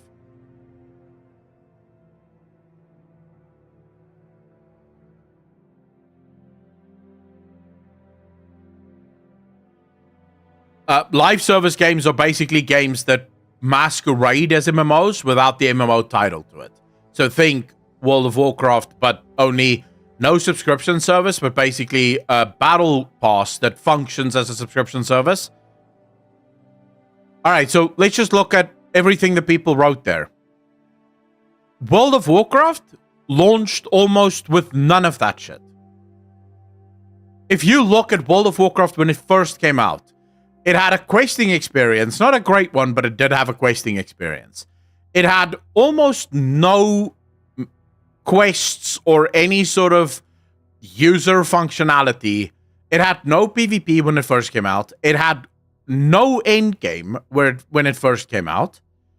But because it was new, because it was the first time that MMOs had basically hit the mainstream. Remember, before that, you had things like Dark Age of Camelot, you had things like EverQuest, but these were incredibly niche games. And now suddenly you have this game that breaks into the fucking market. Everyone starts playing it, but everyone's expectations for what that game is like fucking zero, right? No one really has any expectations. It's just fun to play with a bunch of other people. And it's novel. But now if you want to make an MMO, the bare minimum of what we expect is the end game of WoW. Like, you have to be able to match everything that WoW offers now from day one. Now, WoW has had almost 20 years to perfect what they have currently. You're expected to do that in a 6-year period, or else it would be too long and it would cost too much. It's almost impossible to do. That's why new MMOs will pretty much consistently fail, because they have to provide in 6 years what WoW has had 20 years to perfect, and Final Fantasy has had 10 years plus to perfect. It's not possible. It's just not gonna happen. So I think people that are trying, like, if you're a studio and you're trying to do an MMO, good luck to you. Every single odd is stacked against you. Or the end of all time. You can go now. So it doesn't matter if you're forced into a bad position. Pringle, so Riot will be, if that MMO ever comes out, they will be an obvious exception. And the reason they'll be an obvious exception is because Riot is fucking humongous. You're talking about a company that makes $800 million profit a quarter, right? So they obviously have all the money in the world to throw behind this project, and they already have the backbone of a phenomenal player base that would probably love to play that MMO, right? So Riot will be, but that's the exception, not the rule. You think about all the companies that are trying to make MMOs, most of them don't have that, right? Most of them don't have that. So, yeah, it's like, it is a massive exception. I play 14, and I can't see myself ever playing an MMO unless it has as much content, to be honest. Bloxy, well, that's the thing, right? The other problem, of course, that you also have in the gaming space, MMOs are a natural niche. The overwhelming majority of gamers don't play MMOs. They play many, many other games, but they don't play MMOs. MMOs has a niche audience. So you also then get the other problem, and that is nostalgia and relationship that you have to contend with.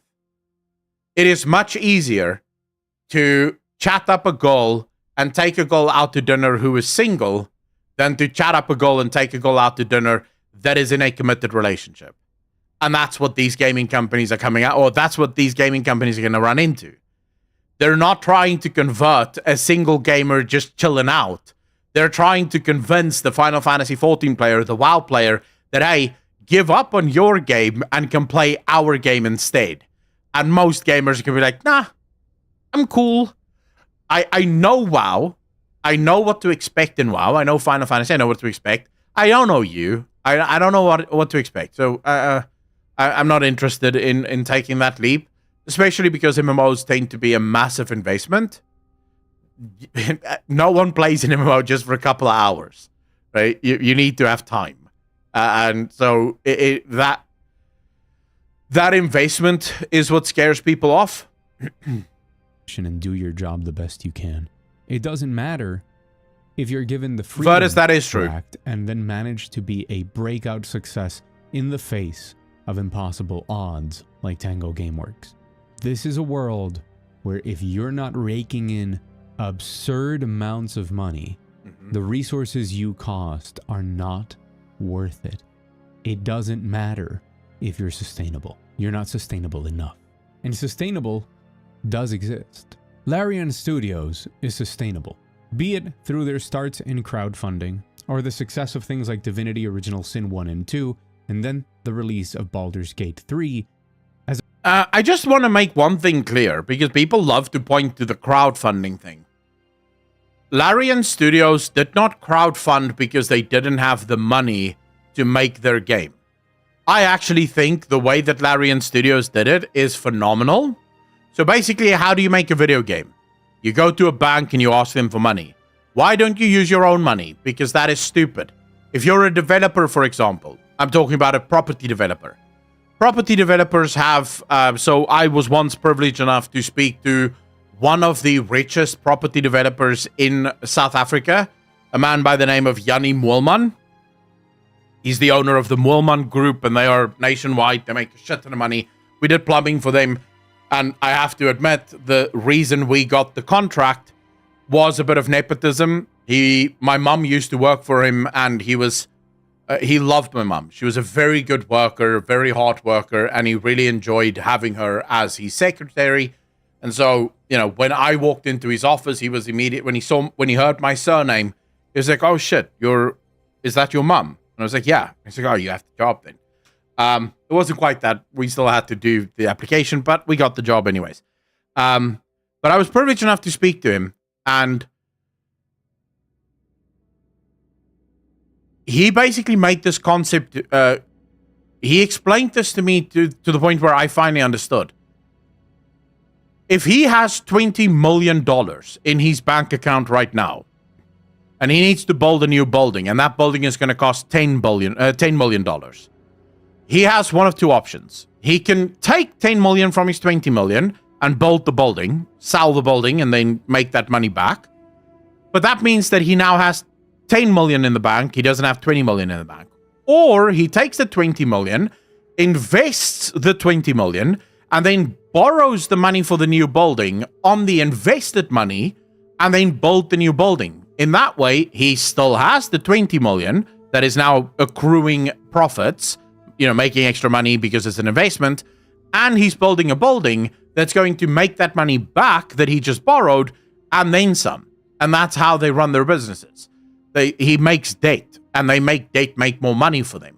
And that's the same thing gaming companies do. Larian Studios, correctly in my opinion, decided to go to the player base instead.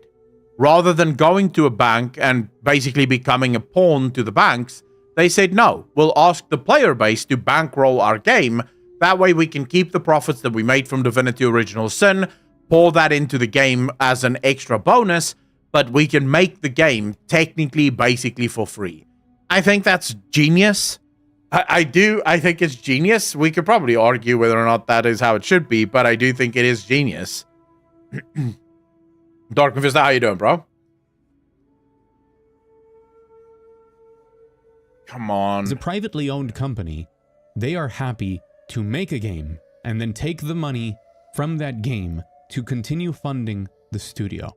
They are happy with being able to spend their lives sleeping soundly at night and in the morning going to do a job that they love with passion to make a game that, if it's good, will sell and will continue financing their lives as they continue to make games. In a world where the rich get richer and the poor get poorer, in a world where it's easier to become a billionaire and it's impossible to become a millionaire, Larian wants to be millionaire. Of course they want to live a good life. Do you think Sven Vink doesn't want to sleep on a nice bed? Of course they do, but they don't need to go public. They don't need to sell their souls. They don't.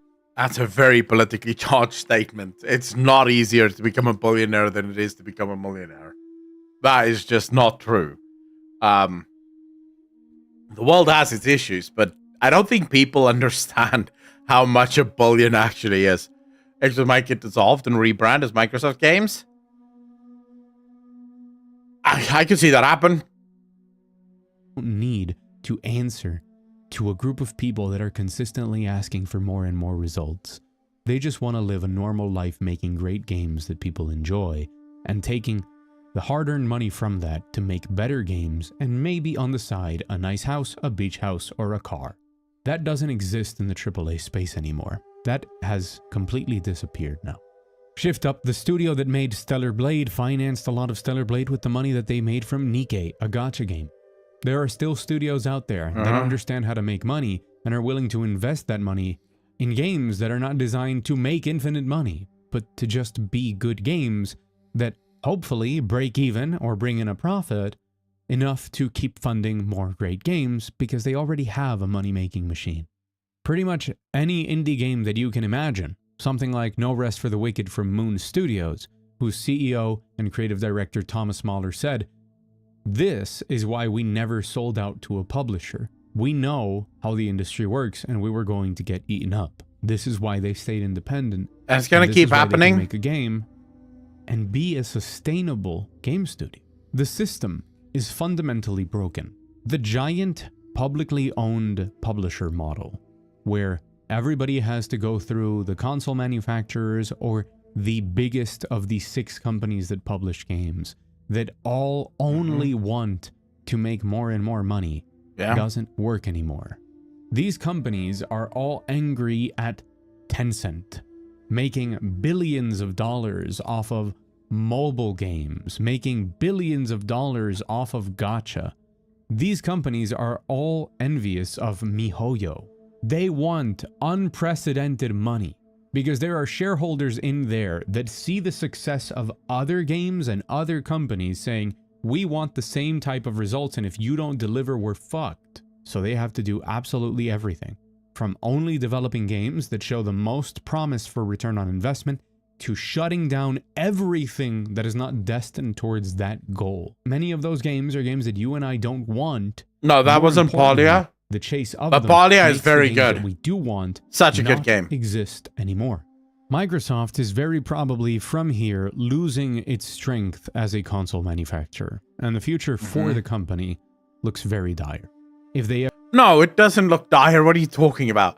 Microsoft just realized what Sony is slowly starting to realize. They just got there first. They realized that the old model of trying to make money off of consoles is a waste of time, because they've never made money off of consoles. The way they've made money is off of game sales. And then they also realized that if you want to make money off of game sales, as you know, that's where the money lies, then that game has to be available to as many people to play as possible from day one. That is why Microsoft is shifting all of their focus away from the Xbox and towards video games, and also now starting to entertain the idea to launch their games even on PlayStation. Because fundamentally, if I sell my game, it doesn't matter if it's a PlayStation player that buys the game or if it's a PC player or an Xbox player, I still get that $60. It's still my money. Right? Well, less because everyone takes a cut, but I still get the money, right? And it's much better than, completely locking out the entire Sony industry. So Microsoft just got there first, and PlayStation is playing catch up. But Sony is also realizing the same thing. The console has to become the same thing that a PC is, right? You pick the console that has the best specs, not the one that has the best exclusives. And because it's better for everyone. It means those consoles are going to get far more powerful. They're going to get far better. And ultimately, you're going to have far more parity within the market and far more video games to play, which is a win literally across the board. The more people you're, and then you sell even more. Exactly, Oli. For a while, but I've played a chunk of it. I had fun with it. I stopped playing when I realized that the only way to get milk is to buy the milk because you couldn't have cows yet in the game. And I was like, fuck that. I'll come back when they add cow husbandry or animal husbandry to the game. Then I'll be back. If you ever do come back, it's going to be an uphill battle. And it's probably one that, you guessed it, it's not worth the investment. They have positioned themselves as the largest video game publisher, but they're probably on the way out of being a console manufacturer. And in the perception of us, the consumers, they're rotten to the core, and they represent many things that we don't support. Big Thulu, it's very important that we keep in mind that exceptions to rules will always exist, but the exception does not prove the rule. Nintendo came in at a very particular time. It's a part of history, right? Much like, can you name one other company that reminds you of Nintendo? Apple. Apple and Nintendo is the same. They both have legacies behind them. You have kids that are playing Nintendo today because their father played Nintendo today, right? Their father played Nintendo, their father taught them about the Nintendo, bought them their first Nintendo, and now they're Nintendo players, and so on and so forth. Xbox and Sony don't quite enjoy the same, I think, luster, right? They don't quite enjoy the same sort of legacy feel to it, because both of those consoles came in around the same time. So from day one, almost, the market was pretty much going to be split between Sony and Microsoft and Xbox players. So neither of them have this incredible sort of, base that belongs to it and only to it. But I do think that will change over time. I don't think Nintendo's model is going to work into infinity, right? Or ad infinitum. I also don't think that Apple's model is going to work ad infinitum. Eventually it will, gamers will just, especially with Nintendo resting on their laurels, have a game like Palworld, for example, that completely blew the dick off of any Pokemon game that Nintendo has ever made. And I'm sure that's going to open a lot more studios to going after Nintendo. You will probably eventually just see Nintendo either die or having to embrace the new dawn, which is you have to bring your games to more platforms. Most kids at one point in their life had some sort of Nintendo handheld, from the Game Boy to the Switch. Yeah, well, I'm probably one of the few exceptions to that. I have never owned a handheld. With Microsoft changing its position within the industry, Sony and Nintendo will remain as console manufacturers, even if not literally, even if Microsoft continues to make a console of some sort or sell it, or continues to chase down the strategy that they've had of pursuing more and more money, which has meant that from their losing position, they were the first to adopt different methods of obtaining money. That includes going multi-platform and opening up, as Phil Spencer said recently, the Xbox to other game stores on it, like the Epic Game Store. But it wouldn't change that in practice, Sony and Nintendo dominate in two very different markets that sometimes cross, but mostly on indies. Now, Nintendo has kept to their own, but never forget that any company can turn as greedy as they want, no matter how different the culture of companies is in Japan.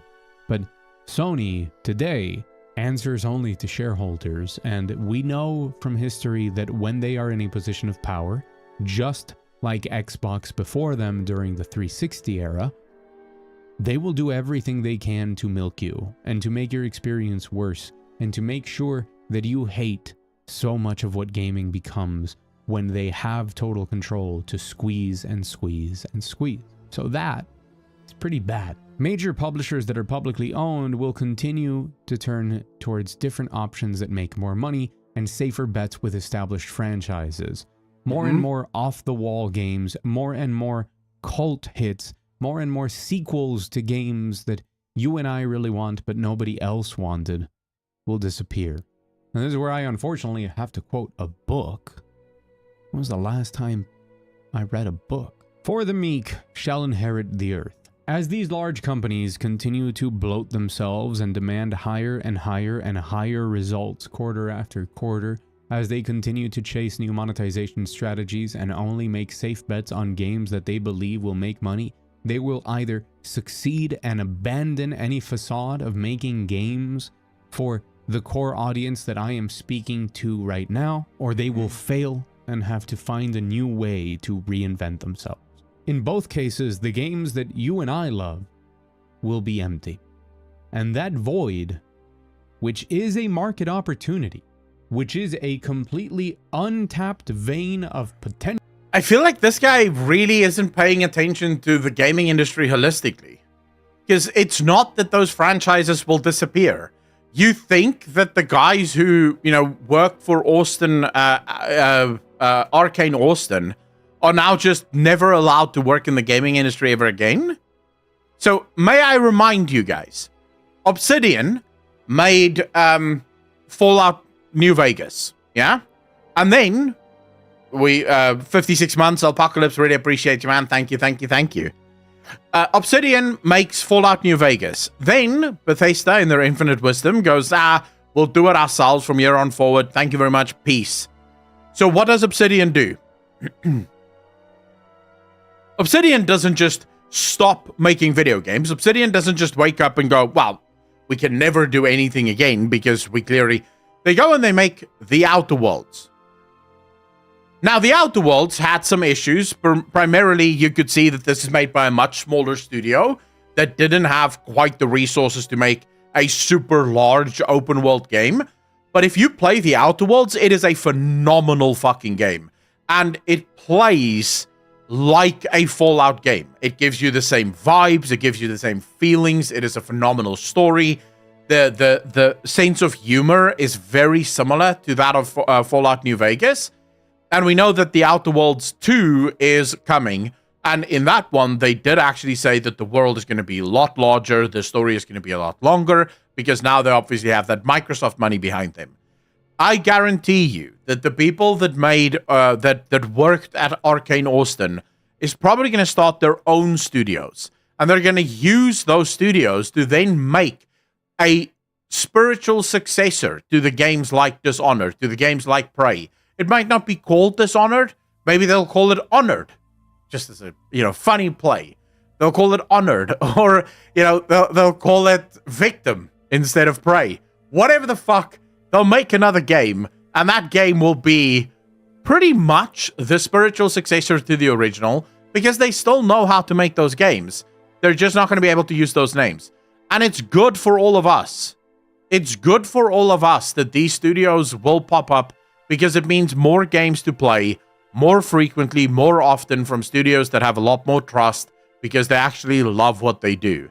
So I don't think these things are going to disappear. They're just going to move house. As soon as these companies abandon this, there is demand. You and me will continue to demand excellent games like the ones that we love, and independent developers will pick up the pace and they will grow. They will grow just as the first big developers grew. They will release games that are original, new, that are spiritual successors and evolutions to things that we all love. Those games will sell, and with that money, those studios will grow. As they grow, they will make more great games, and that space that was left vacant will be filled again. And from there, the cycle will either repeat or break. Those who inherit what you and I know as video games will then choose to walk down the path of greed or walk down the path of true sustainability. No, they will walk down the path of greed, because the one thing that will never remove, that you will never remove from humans is greed. They will also go through the same thing. The only thing we can hope for is that we can hope that the gaming industry enters its anarchist phase.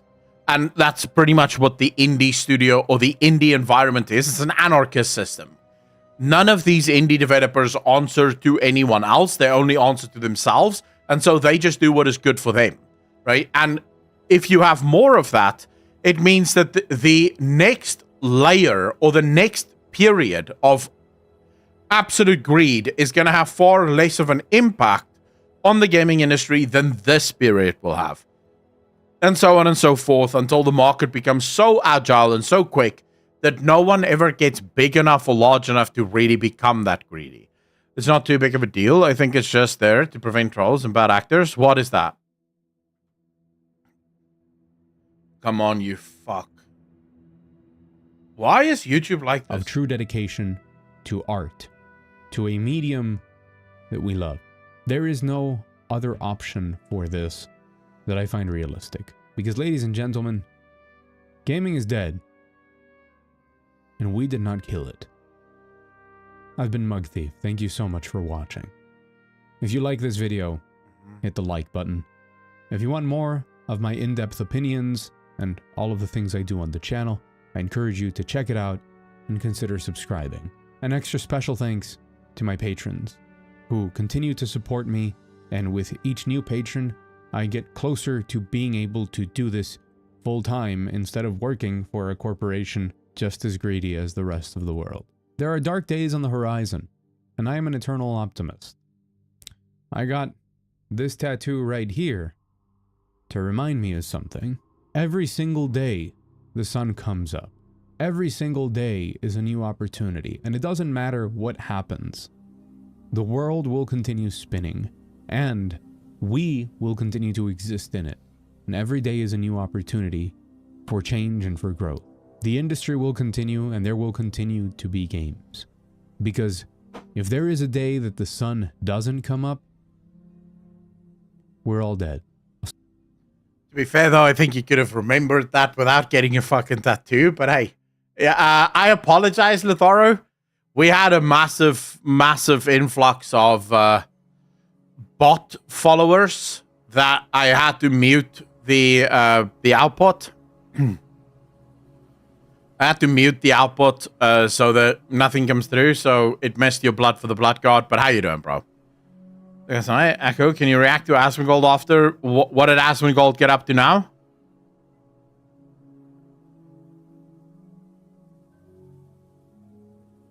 I don't know about this guy.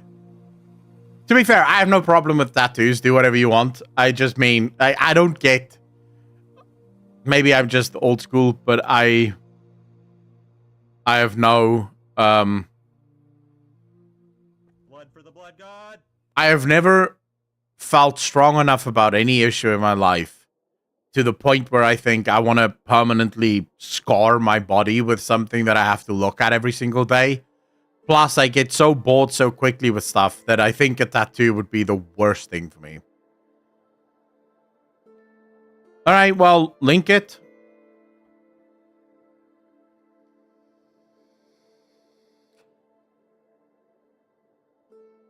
Link Asmongold's video.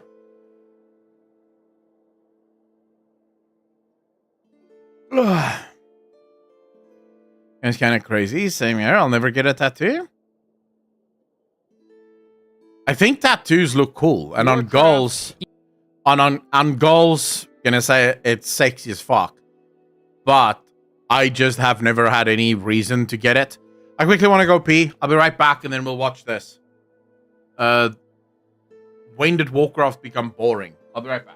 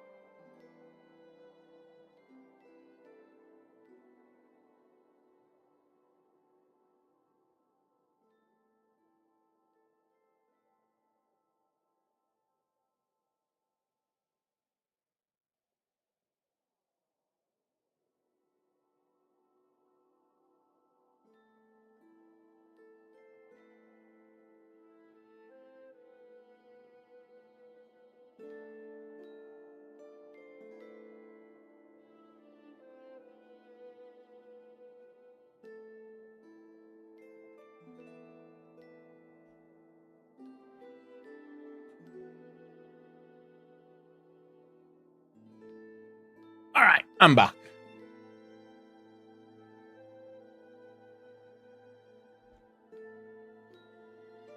Right. All right, so when did Warcraft become boring? Is this Asmongold reacting to someone, or is this an Asmongold video? Because reacting to someone is wild. It's usually not as much fun. But all right, let's see. Warcraft equals boring. Warcraft used to be better when it was just a bunch of dudes fighting each other and having to deal with mysterious crap while they fought each other. Humans, dwarves, ogres, orcs, and trolls all have that vibe where they have to punch someone in the face, and it was awesome. Then you look at the lore now. Yeah, I don't really care about the soap opera between a dozen or so characters. WoW was never deep. Stop trying to make it be.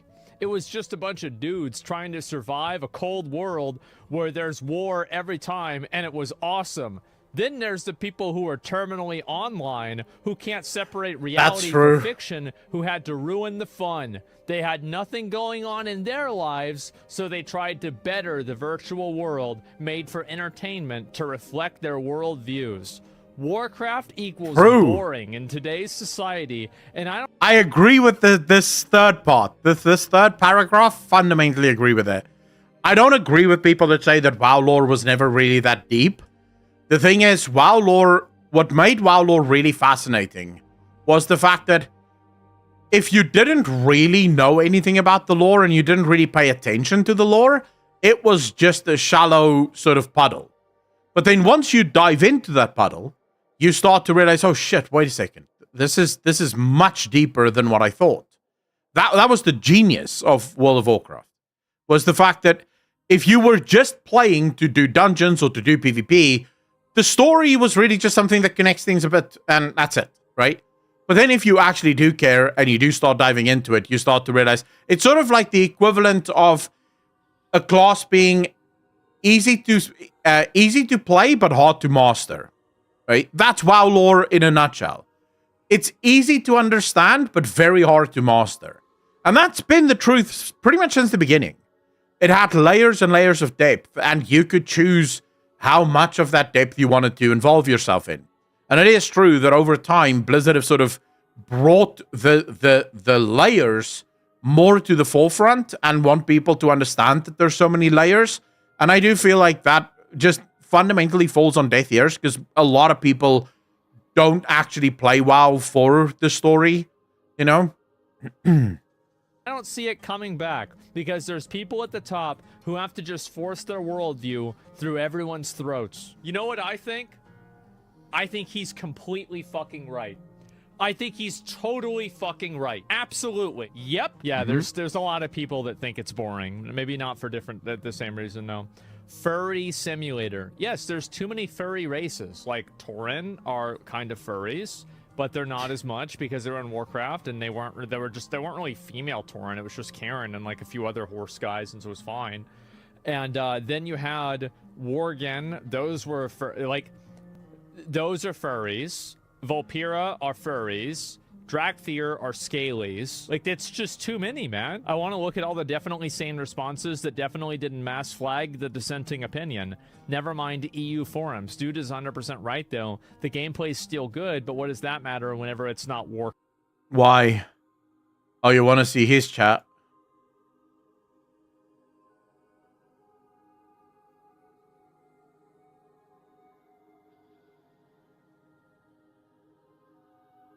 Where do I put myself? Up here. Yeah, we'll just be here. We'll exist here. I don't mind the furry tunes. I think that's a pretty...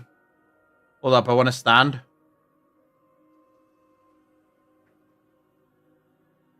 I don't think... So, in almost every game, I think choice is super important. I think you should have choice. I think more choice is almost always going to be more better. So I don't really mind the choice bits, right? I don't mind the fact that you have furry races or whatever. If someone wants to play a furry race, let them go. Personally, if I had my way, I would delete every race in the game except for orcs, because that's the only cool race that exists. Everyone could just play different versions of orcs. So I don't mind that at all. But then again, this is the internet, and everyone has to have something to complain about, even when it doesn't really need to be complained about, you know? But that's the growth of the game or the growth of the storyline. I think it's probably a little bit of both, right? I really enjoy playing the Drakthir, and I love their customization. Like I said, I am always going to be a fan of more options for players, regardless of what those options may be, right? If you have players... So, for example, there were people complaining about the new spider mode, where you could remove spiders from the game and instead replace them with crabs. And I was like, dude, what the fuck does it matter? It's a solo decision that someone gets to make who is deathly afraid of spiders. And it is not World of Warcraft's job to fix your phobias. Right? If you have a phobia, it's their job is to cater to that because they want you to play the game and give them money. So I don't give a crap about crap like that. Warcraft anymore. It's not. It's fucking cringe. And I'm sorry. Like, I know that there's people that like the story nowadays. Well, guess what? You're wrong. It used to be good. If you go and you watch the YouTube video that Platinum WoW did about how Tyrion Forgering left the Knights of the Silver Hand, and you compare the raw, unbridled masculinity of that to this pussyfooting around with Anduin, who's getting in his feelings because he got mind controlled. Holy fuck, man. It's... To that point, I do agree. That's why I've said I love the lore of World of Warcraft. I'm not a huge fan of the narrative of World of Warcraft, right? The lore, that means I don't give a shit about Anduin crying about crap, because that's not part of the lore, that's part of the narrative.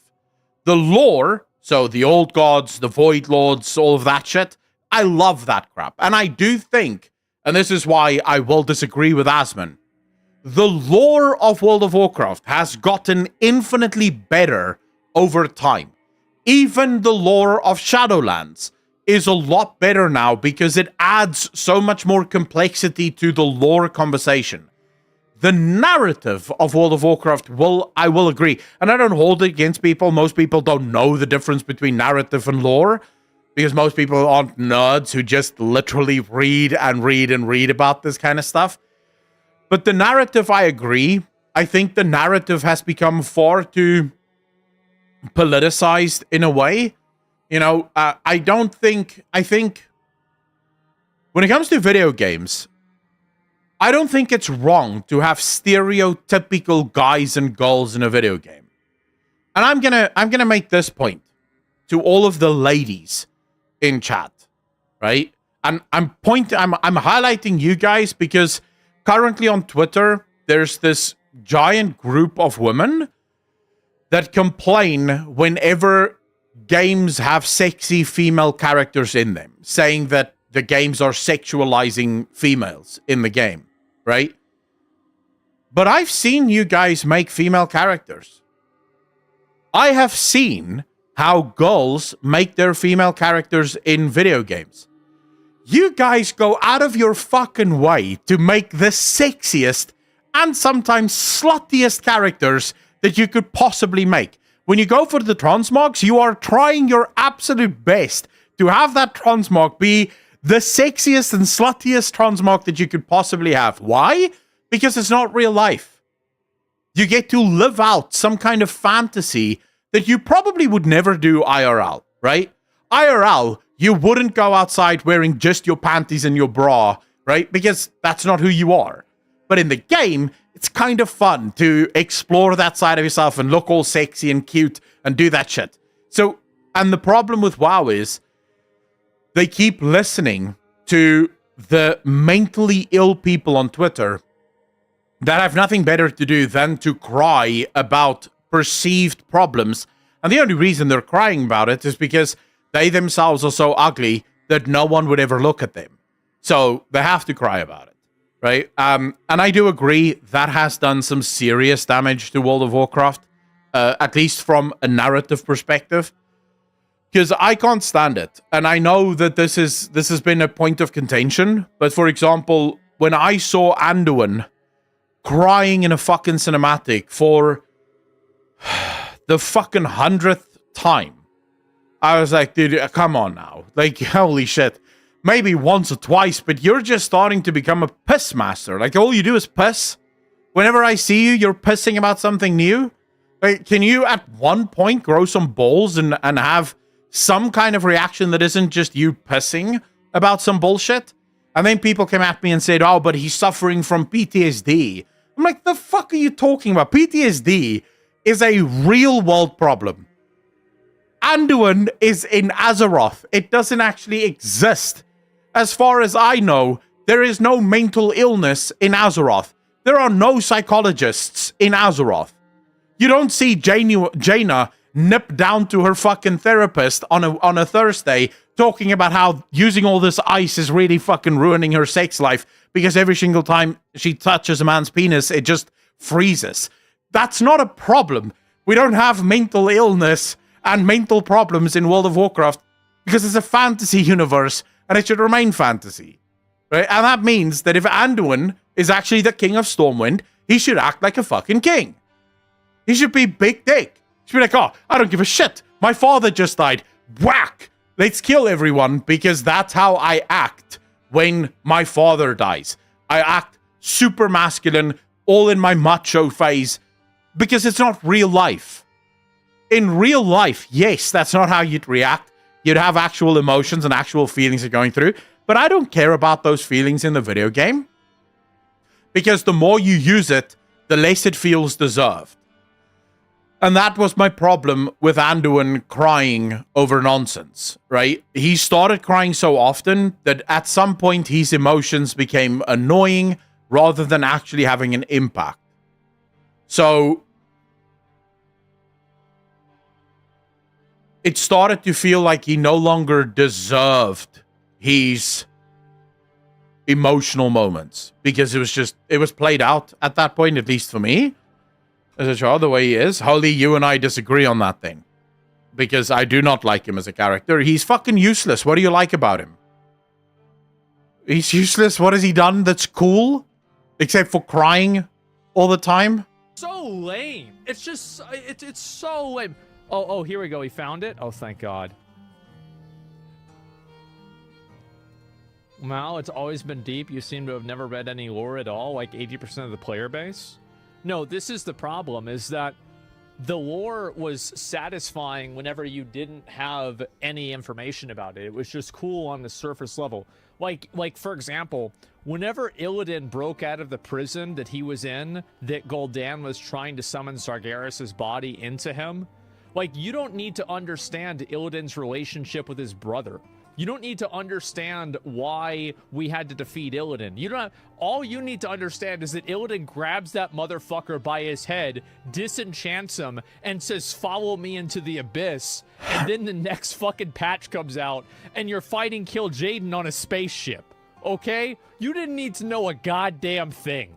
It's like, oh yeah, it's deep. Yeah, for sure. But like at the end of the day, it's fucking badass. Yeah, Giga Chat on it. Yeah, it was. It was so fucking cool. Yeah, and then after that. Oh, I just feel like this is where we run into the problem that I said in the beginning.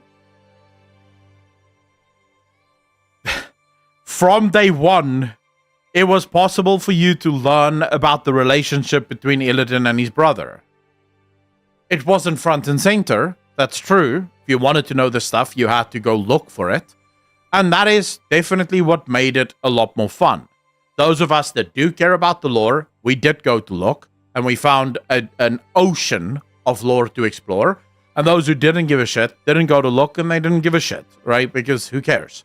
It's whatever.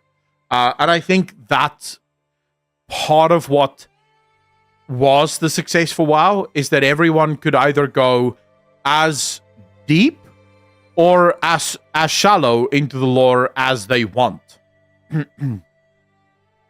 Or I need to go to the bathroom. He knows so little. Well, I don't know if he knows so little. He probably doesn't know as much, but I do think he knows at least surface level stuff.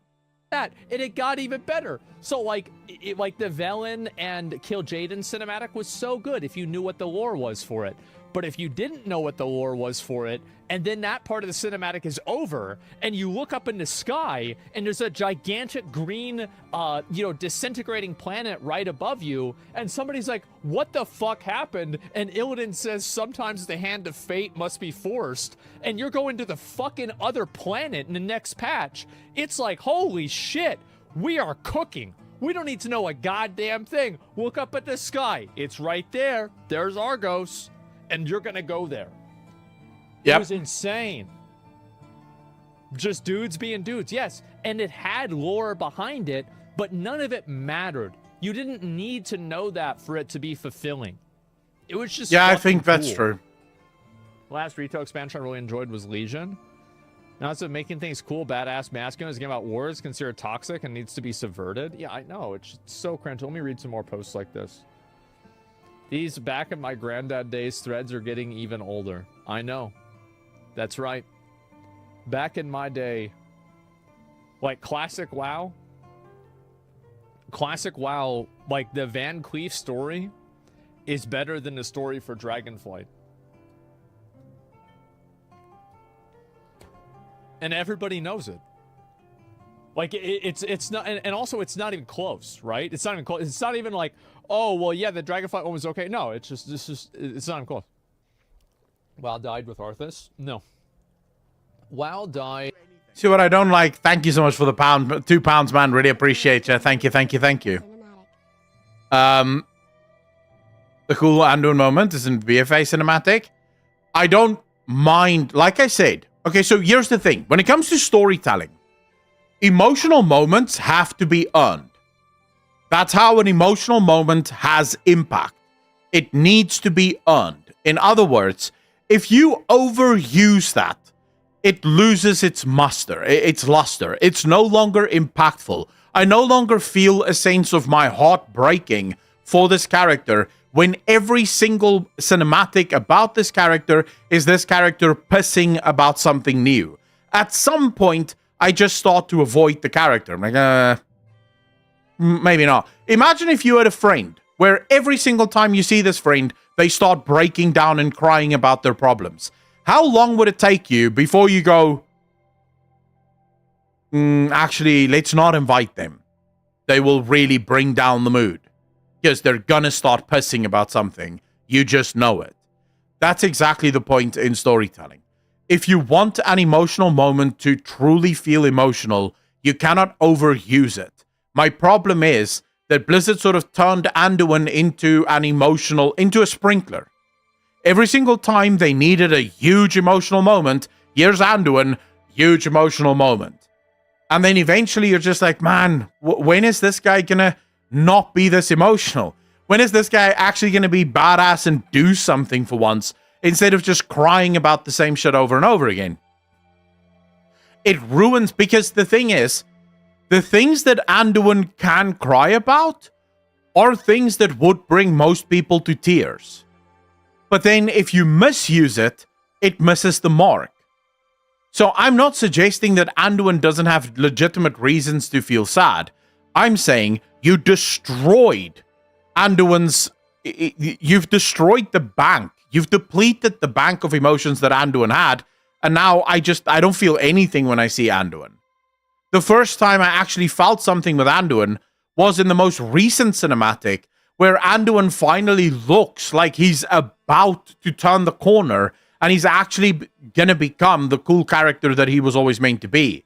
But that's only in the most recent cinematic. All the cinematics before that, the coolest cinematics involving Anduin for me were the ones where he was mind-controlled, quite frankly, because he was at least badass in those, and did some badass stuff, even if it wasn't him. So but that's my own opinion. You can have your own. Different people have different tolerances for emotions. Emotions tend to make me quite uncomfortable unless they are absolutely warranted. So in general, I have a pretty low tolerance for emotions. But either way, everyone will have their own mileage. Your mileage may vary. What was I about to say? I don't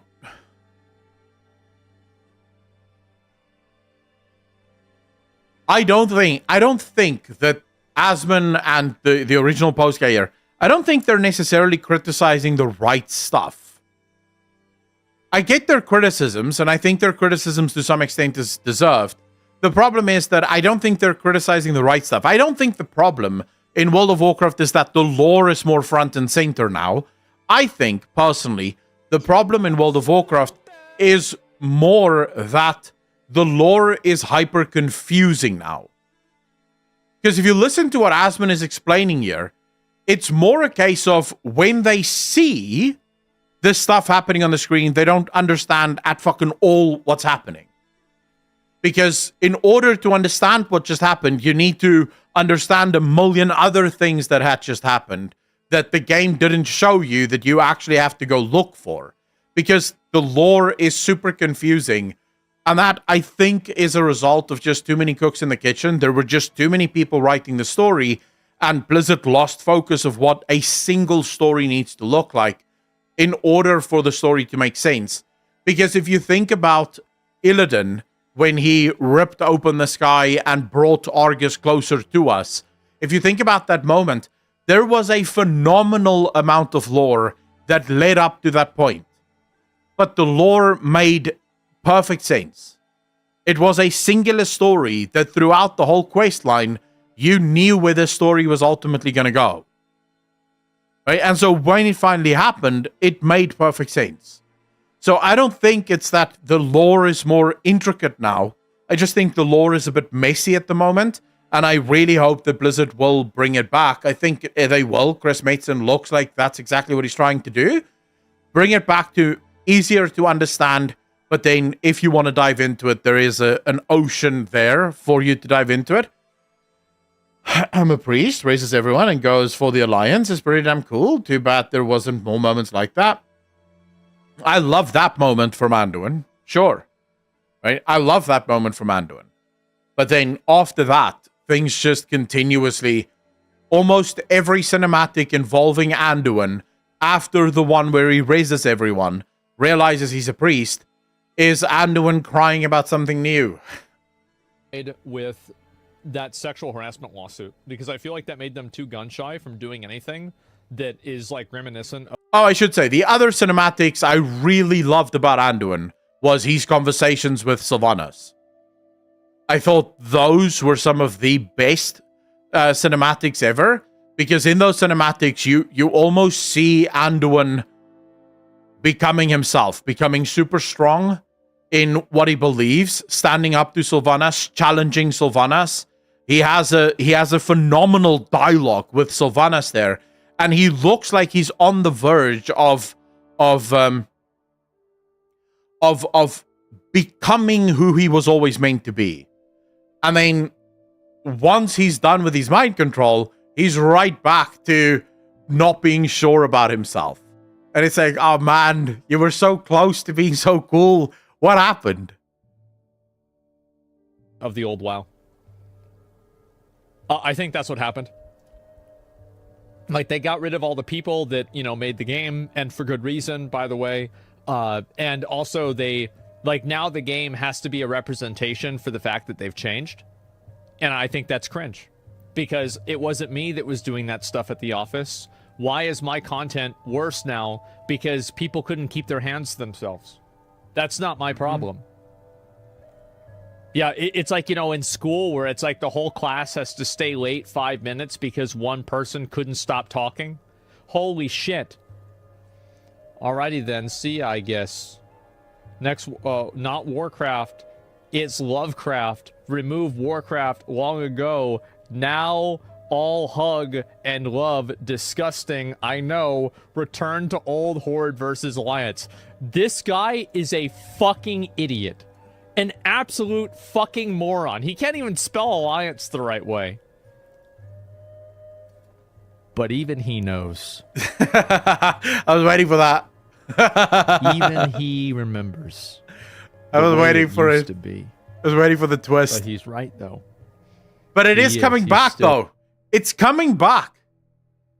For those of you that hate the faction warfare, I have very bad news for you. The faction warfare is coming back. It's been confirmed in an interview with Maria Hamilton. The Horde and the Alliance are not friends of one another. Maria went into great depth during that interview. I covered it. It's on my channel.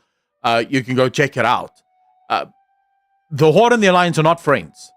Right now, both the Horde and the Alliance are absolutely reeling from the last few years of war. The Alliance and the Horde basically have no soldiers left. And so that's the only real reason they're at a truce with one another, is they're rebuilding their resources. But that war, she literally said it.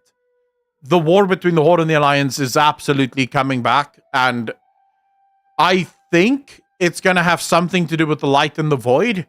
I'm just not entirely sure how you're going to bring it in, but I do think it is going to happen. Native English speaker, give dude a break. Seven Raven, how you doing? I think he just did it for comedic effect. Oh, right. The man doesn't speak English, but he knows. You grew up and you changed? No. Let me just stop this right here. I didn't change. If I go right now and I watch this, it is just as good as it was the day it came out. It's not I would agree with the statement here. The SA case caused a lot of scandal. I just don't think what they're doing in WoW should be the place to give honor to the feminine. You could see it all over BlizzCon 2023. Jane, so my only problem with and I hate using this because I don't actually think that is 100% what's happening. But my only problem with what people would call the feminization of World of Warcraft is they're doing it, obviously, because they want to include women in the story more as a mechanism to get more women to play World of Warcraft. But my problem with that is the women that are currently playing World of Warcraft started playing World of Warcraft because it was good, because they enjoyed it. Or otherwise, why would they start playing World of Warcraft? If they didn't enjoy the masculine World of Warcraft, they wouldn't have started playing World of Warcraft, right? So by changing the game to now be more inclusive, are you not fundamentally chasing away both male and female players that used to love WoW for exactly what it was? You know, I always use this example. Why do women like watching superhero movies? Because most girls like seeing a hot dude with a six-pack fucking shut up. That's it, right? That's it. That's why most girls watch superhero movies. Right? Why do most superhero movies have some kind of love story connected to it? Again, the answer is because that is what guys and girls need. A story needs a balance between masculine and feminine energies for anyone to feel connected to it. But the love story, generally speaking, is so that the girl can put herself into the story, right? She can imagine herself as the girl being saved by Thor, for example, and the dude can put himself into the story being Thor saving the girl. It is a classic trope in storytelling. The prince saving the princess, the damsel in distress. This is a classic trope. It's a trope that has worked for thousands of years. For as long as humans have been around, stories and storytellers have used this trope because it's a trope that works. It's a trope that people can identify with. Now, we seemingly consistently have this change in trope. The damsel in distress is now considered to be sexist. But it's not sexist because you look at the kind of books that girls read, you look at the kind of movies that girls consume, and they seem to consistently be going for that exact trope. Twilight did incredibly well. Do you think that the overwhelming majority of viewers of Twilight were men or women? I can tell you it wasn't men, right? It was women. And it is 100% a damsel in distress story. And eventually she becomes badass as well. Cool story. Very cool love story. It works. 50 Shades of Grey was phenomenal. Girls fucking loved it. What trope was 50 Shades of Grey based off of?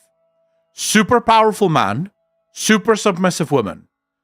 But, and this is another trope, Beauty and the Beast. She makes him soft.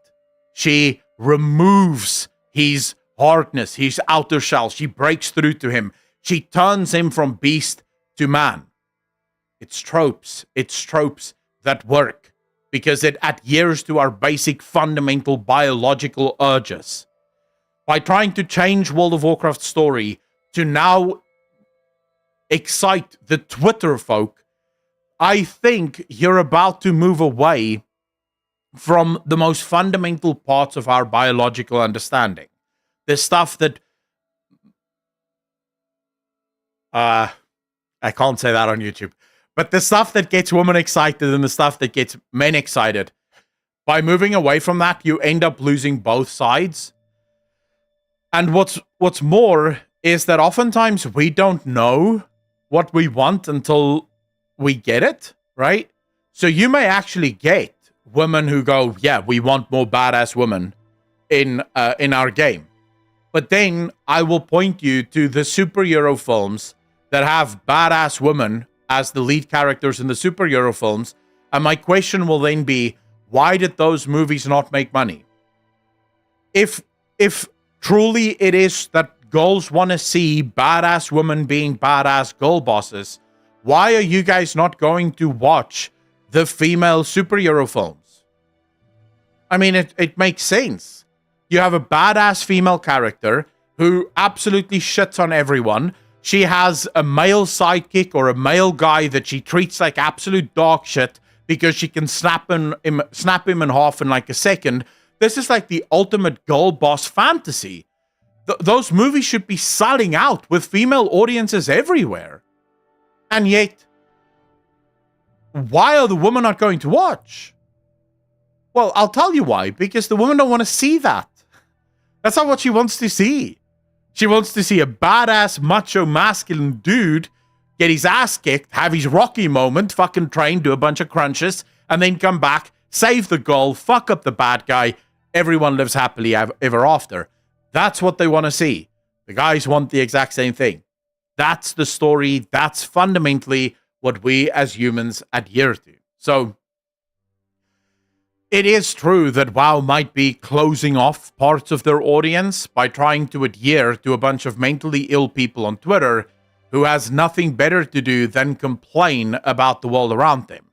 And whenever these people go, well, so long, see ya, you know, because that's their only response to criticism, they might find themselves in a place where World of Warcraft truly does die when the overwhelming majority of players do go, well, then, okay, then I'm gone, you know, because this no longer adheres to me. Complicated. It's not hard. I don't like this idea that, like, you changed. No, I didn't. Everything else changed around me, and I never gave consent for this. Crazy how little views the Dragonflight and War Within cinematics got? Because nobody gives a shit. Yeah, that's the reason why. I never played WoW for the story of the war. Only Doc and Fista, how you doing, bro? Most stories in video games are comparatively shallow and generic. Yeah, true. But it was still good. It still made you feel good. Oh, there it is. Oh, it's a clip of me. Man. I don't think anybody can really understand.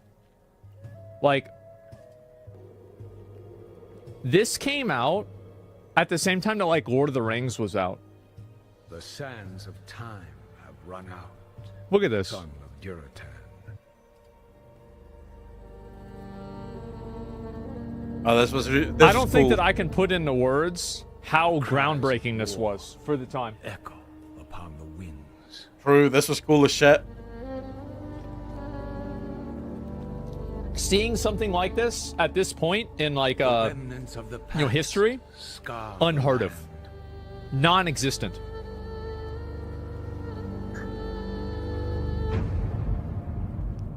Which is besieged once again by conflict.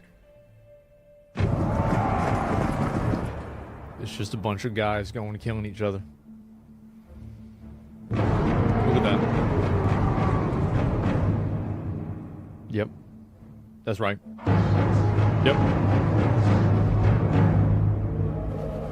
The graphics for this were just completely, like, it was unbelievable. Like, I remember seeing this and I said, what the fuck? No way. Yeah, this was so cool, man. Back in the day. So cool. Man versus orc. Yep. And the crazy thing is it kept getting better. Like, if you thought this was good, the fucking Frozen Throne one was just crazy. Heroes arise to challenge. Bro, there it is. You see this? This is all we want. And you see this? This is it right here. You stop right here. This is all we need. The sword, yep. Except it needs to be an orc. This was awesome. I didn't change. We did. I don't know about you guys. I didn't change. Lead their brethren to battle. Yep. Yep. As mortal armies rush blindly towards their doom. The burning shadow Thrall. comes to consume us all. Look at Thrall. I just would like to interject quickly into chat here. Dangerous, I'm not saying that you did this, but I think it is very important that we are very accurate in our rejection of DEI. And that is not that we reject what DEI stands for. No gamer is rejecting diversity or inclusion. No gamer is doing that. I don't think that there are many gamers out there that has a problem with black characters or brown characters or Asian characters or whatever character being included in their video game. I don't think there's many people who mind that there are females in their game or non-female in their games. It doesn't matter to most people, right? No one gives a shit. The problem and why DEI is such a big problem in the gaming industry is the implementation of DEI. Not the fact that it exists. It's the fact that it's done lazily. It's done to the point where they will take actual characters, change their gender for no other reason other than to be able to say, look, we have women, right? And then it's like, well, but the story makes no sense now. Like, that's not, what do you mean, right? This doesn't make sense. We don't understand why you're actually doing this. Or if you change the sexuality of a character and you don't actually explain why this sexuality change matters to the story. So you literally just did it so that you can have a token gay man in the game. It's like, well, what about this character being gay adds to the story? How does it add to the story? What is important for us to know about this character being gay and how this shaped this character into being the badass character that they are now? Did you actually write a story for that to make sense? Or did you just do it so that you could have the token gay guy? That's the problem that people have with DEI. It's not that it exists. It's not that there is diversity in their games or that there is inclusion. It's the way in which it oftentimes happens. And I think it is important that we nail that down, and we're careful that we don't just say, oh, we're against DEI. Because the left absolutely loves using that line to paint you as a bigot and as a racist, because it gives them the wiggle room to do so. And usually whenever you paint someone as a bigot or a racist, it shuts down all debate, right? All, by the way. He looks like a fucking man. Look at that. That's a brute, man. He beat the fuck out of people. Like, not that bald, weird, cringe, skinny shit that they had in Cataclysm. Man.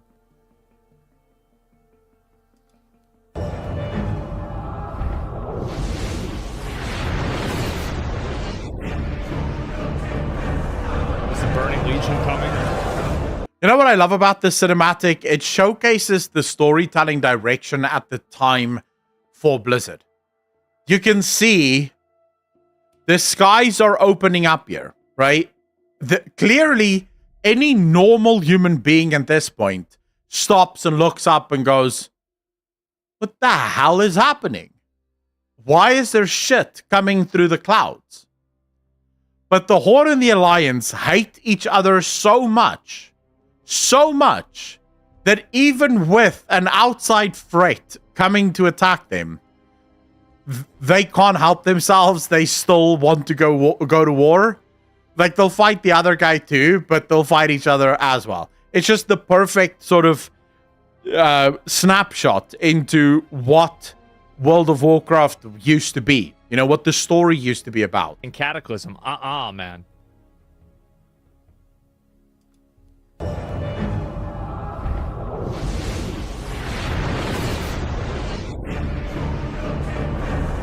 Is the Burning Legion coming?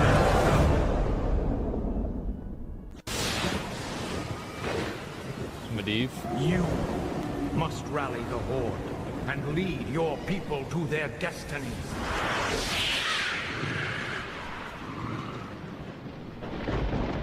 Fuck. Seek me out.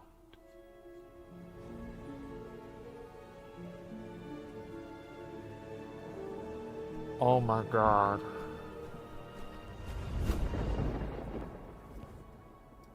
It's like, why did Thrall become the war chief of the Horde?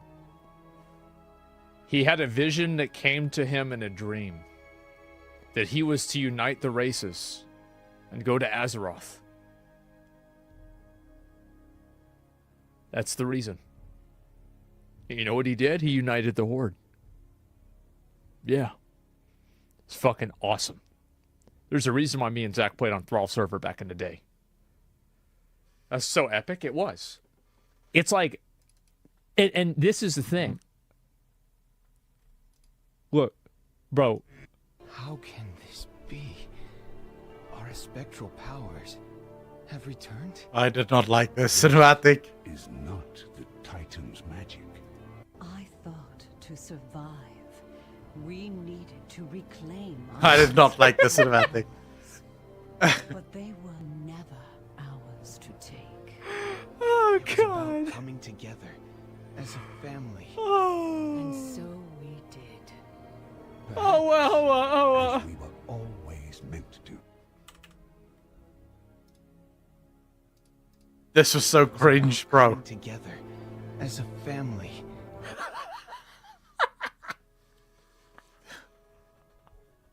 This was so cringe. I could not watch this. Oh my god. Bro, what is this? What's Yep. this shit, bro? Like, what's this simp shit? Like, what's going on?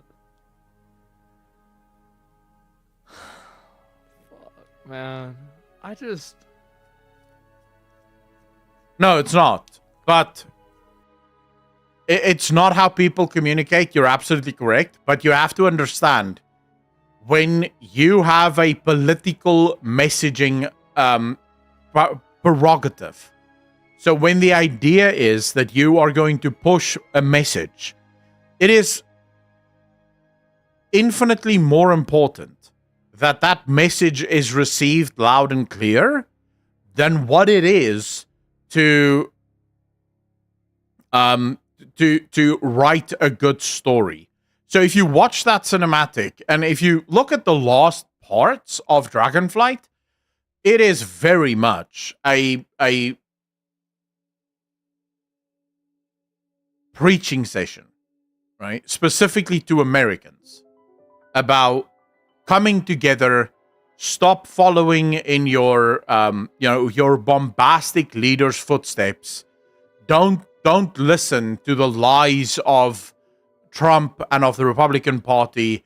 We need to take hands. We need to come together so that we can save our country from the evil people that exist. Now, I'm not a fan of Republicans or Trump, but that is very much the messaging. And that means that if that is the message that I'm trying to push, then I need to be very sure that that message lands. So when you watch the cinematic and you recognize that that is the message that they're trying to get across, the writing as well as the speech makes infinitely more sense. It becomes clear to you why they speak that way. Because they want to make sure that you, after watching this, fully understand what the political message was that you had to experience and what you had to take to heart. Because it's all about the politics. It's not actually about the story.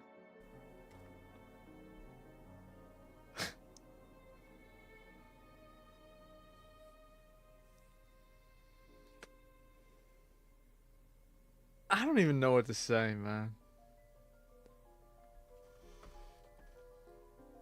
If they had Thrall unite the Horde today, he would say that line. Yeah.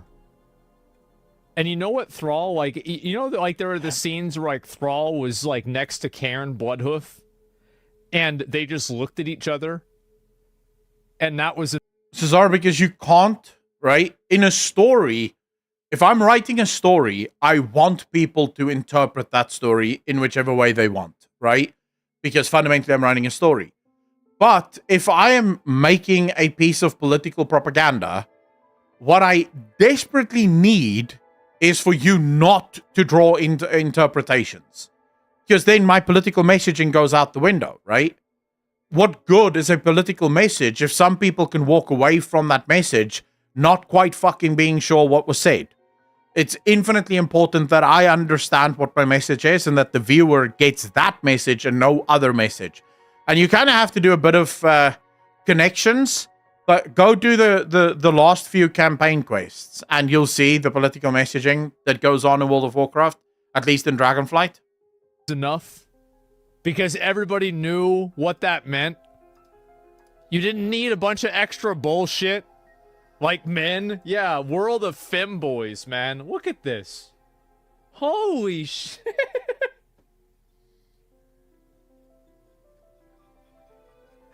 Oh, like compare, look, compare this. Look. Where is it? Look, bro, that's the difference. You see this? God damn, man. From man to femboy, like it, and like that just really says it. I won't say. I don't know if it's about femboys, and I'm not sure if that was even the push behind it.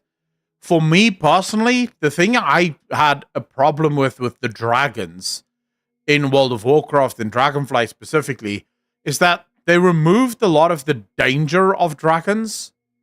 You know, if you look at the dragon models and you look at what the dragons look like in their dragon form, they're not scary. And dragons are supposed to be scary. Like, if you see a dragon IRL, you should be scared. Look at Deathwing. Deathwing was scary as all fuck, man. Like, seeing Deathwing for the first time, you were like, holy crap. That's a dragon? And then you see the new dragon models, and it's like, it's How to Train Your Dragon. You know, it's like World of Warcraft used to be Lord of the Rings, or even The Hobbit, right? With Smaug.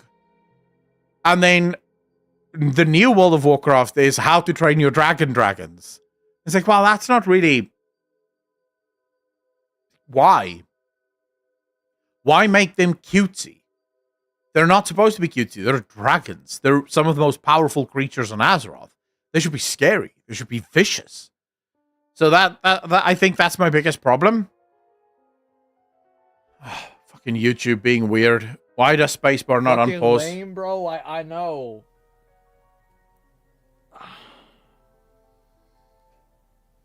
I don't even know what to say about it, man. Show the Warcraft 3 Magtheridon fight. You know which one I want to show y'all even better than this? Oh yeah, Diablo 2 cinematics was fucking off the charts. This people don't even understand.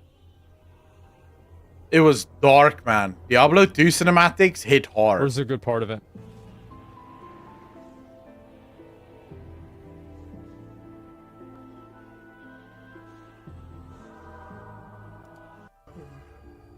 Oh, you're talking about the new general. She looks boss as fuck, by the way. Like, that model just looks incredible. Absolutely incredible. Oh, I failed, Tyrael. I couldn't do as you asked. I couldn't enter that gate. Forgive me, Tyrael. Forgive me.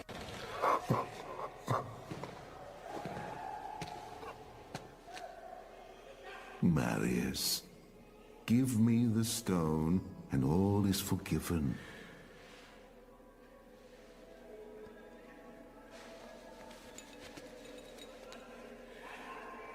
Give it to me, Marius.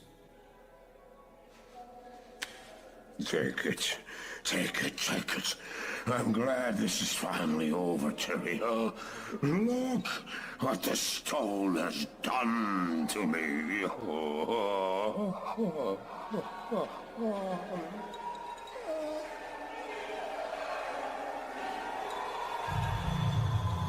You haven't failed, old man.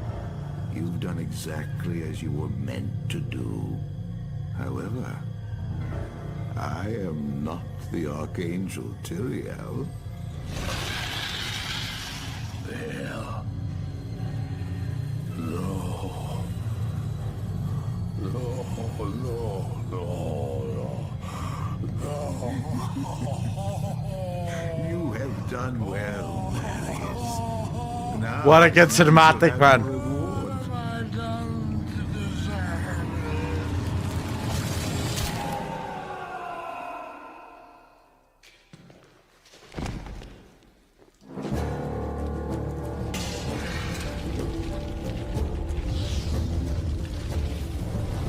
The evil I witnessed, how else could I explain them? Were these the demons from my dream, or were they born within the Wanderer?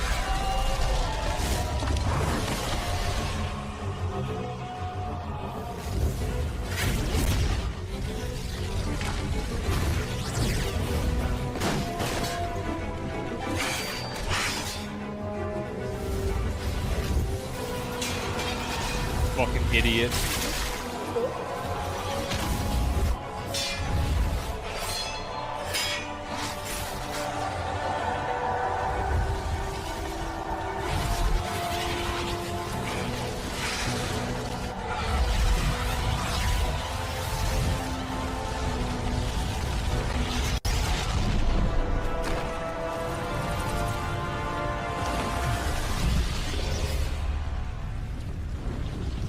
He goes, what the fuck was in that pipe?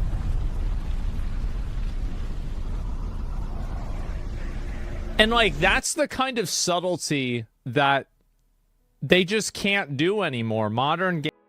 I'm not going to keep watching because it basically has just turned into something we've done a million times here.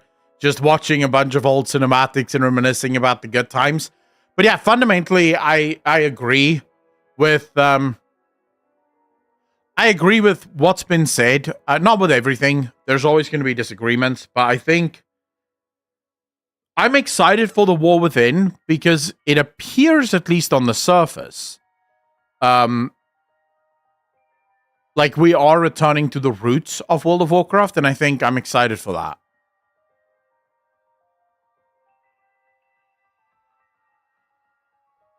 I'm super excited to see what Chris Mason can do, because it is Mason, you know? And Mason was the original dude. He was the original guy that made it all, so let's see what he does now.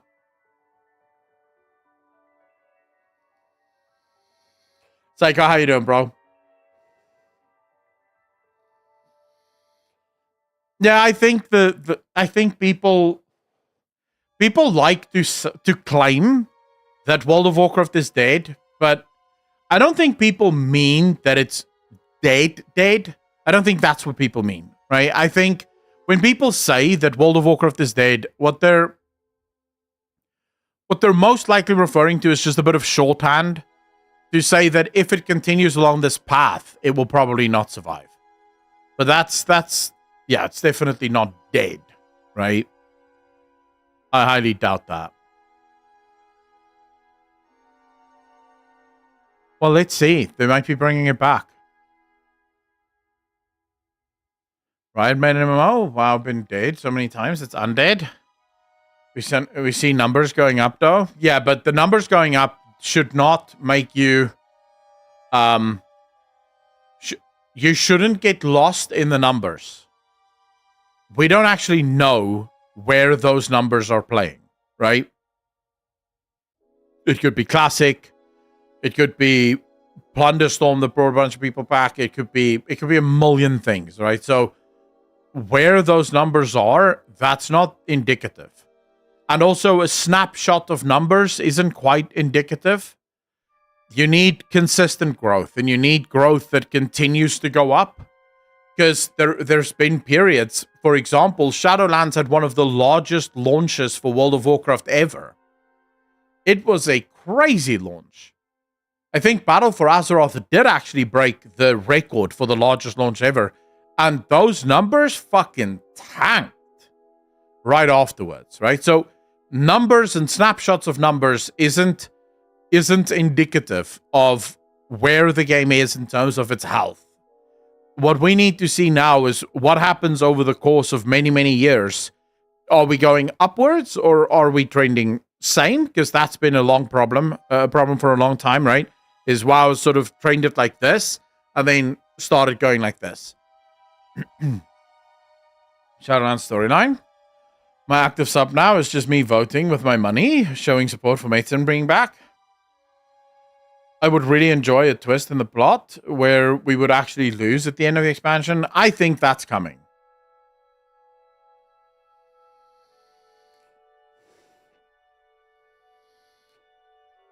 Or is they treated Sylvanas like the Warrior of Darkness or Xenos in Final Fantasy XIV?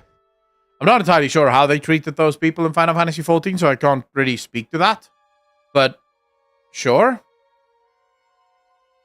Gonna head off and play some BG3. Have a great rest of the stream. Mrs. Fullbuster, thank you so much for hanging out. Really appreciate it. Take care of yourself. Thank you, thank you, thank you. I think we lose in the war we fight. Well, we may actually see far more losses than that.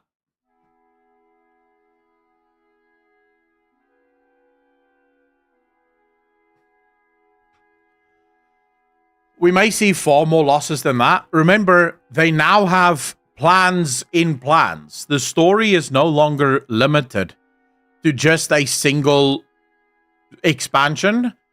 The story is now basically unlimited. So they can write losses and victories however they want because they know where they want to go with the story. Holy no. No, thank you. Do you recall the quest in Bastion where you decide NPC's afterlife? Yes, I recall.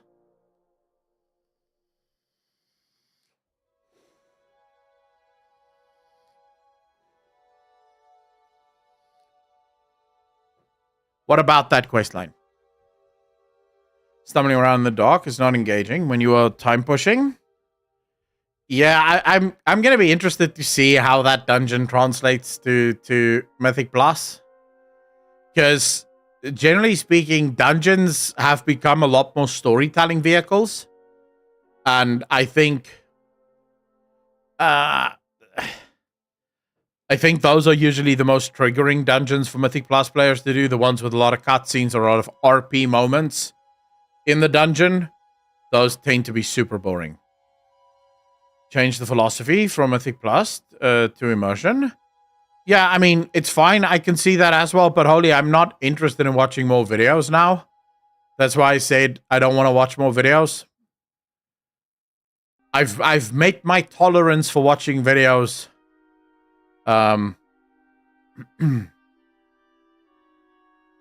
for today. If I'm watching more videos, I'm just gonna leave. I like immersion, but it's gonna suck in a key. Well, I hope that Blizzard will sort of engage or start maybe engage with it in a way where have the dungeon in normal and heroic and maybe in mythic be actual like immersion, but then make small changes so that it's more focused around actually doing the dungeon when you get into like the Mythic Plus side of things, right? So have two different versions of the dungeon. No RP mechanics in Mythic Plus. Okay, well, you try Pandemonium. What is Pandemonium? Are you talking about the remix?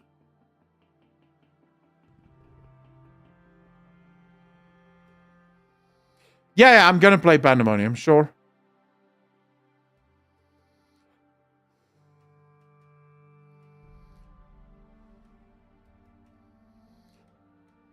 Immersion ones in the roster for Mythic Plus. See, I don't know, with the amount of resources that is required to make a dungeon, I don't think Blizzard can afford to make new dungeons, but they not include those dungeons in the Mythic Plus rotation. Dungeons require a shit ton of work. And if you're making an entire dungeon just for the story and not going to utilize it as a Mythic Plus, at some point you have to start asking whether or not this is maybe just a waste of time.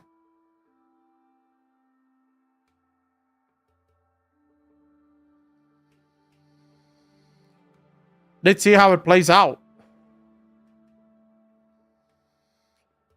Yeah, but Silvercopen, I know what the quest is. What's the point of... Oh, you asked about the quest. What's the point about that? I know the quest. It's part of the Bastion quest line. Or rather part of the Kyrian quest line, where you eventually have to learn what deciding afterlives is actually all about.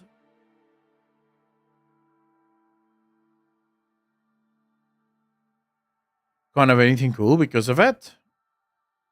Timer should never have been part of Mythic Plus. Yeah, I mean, we can get into a conversation here about what my problems are with Mythic Plus. I don't... Yeah.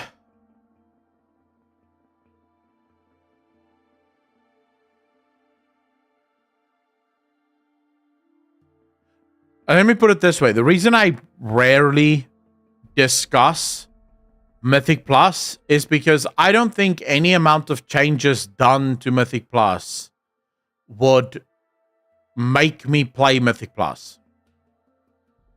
I just fundamentally don't vibe with that type of content. So no matter what they did with Mythic Plus, it would never be enough to bring me into Mythic Plus. It's the player toxicity Mythic Plus, not the system. Yeah, but I'm on deal. Do you agree that systems can either enhance toxicity or decrease toxicity based on the system? Or do you think player toxicity is just a given no matter what?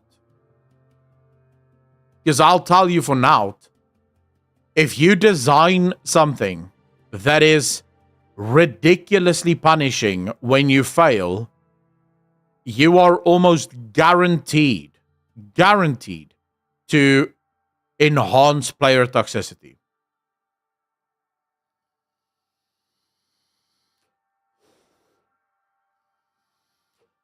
That's just the nature of the beast.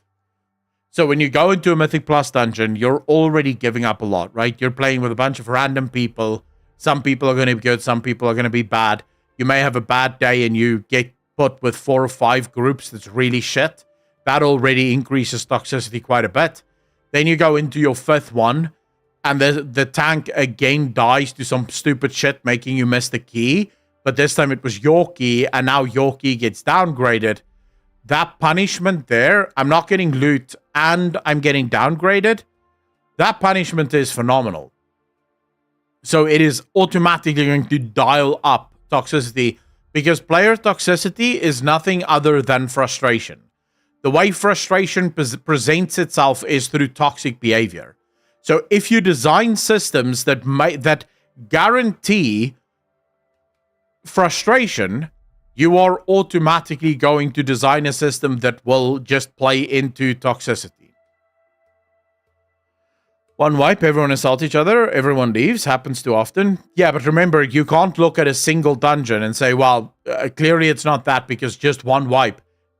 It's so ingrained in people because so many people, almost every single person that does Mythic Plus, especially with randoms, have bad stories to tell. And so something bad happens, you immediately reminded of the bad stuff that happened 2 weeks ago, and now that same toxicity rears its ugly head. It's just, if you don't want the game to be toxic, you have to change the way you design the game.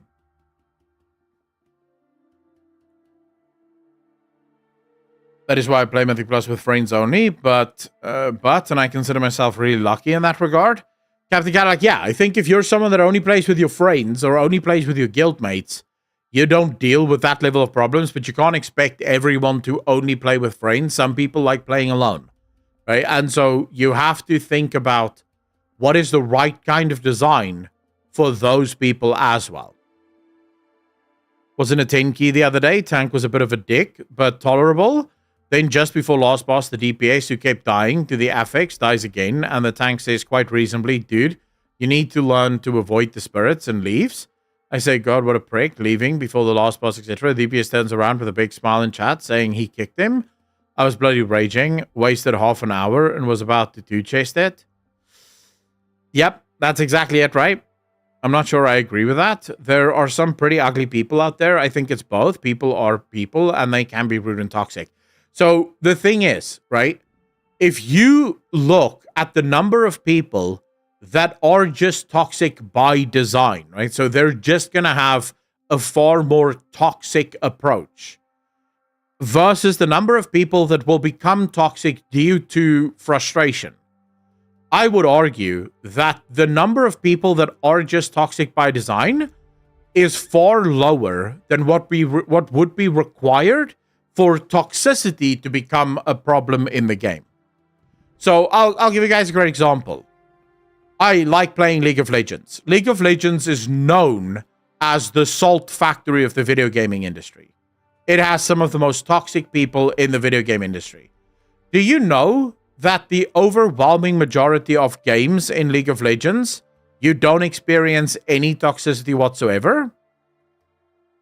Where it gets toxic is when you do get into a game with a super toxic player. That's when it gets super toxic, right? And in that game, there will be 1 or 2 super toxic people. But for the most part, playing League of Legends is super fun. It's just filled with super fun people. So if you designed the game correctly to not increase frustration, you would remove a significant portion of toxic players that aren't by their very nature toxic, but that can become toxic if they're, if their frustrations get high enough. So you'll never be able to eradicate toxicity, and that I agree with you. Toxicity is part and parcel of the human psyche, but you can either increase the amount of people that is toxic, or you can only allow for the baseline people that is toxic.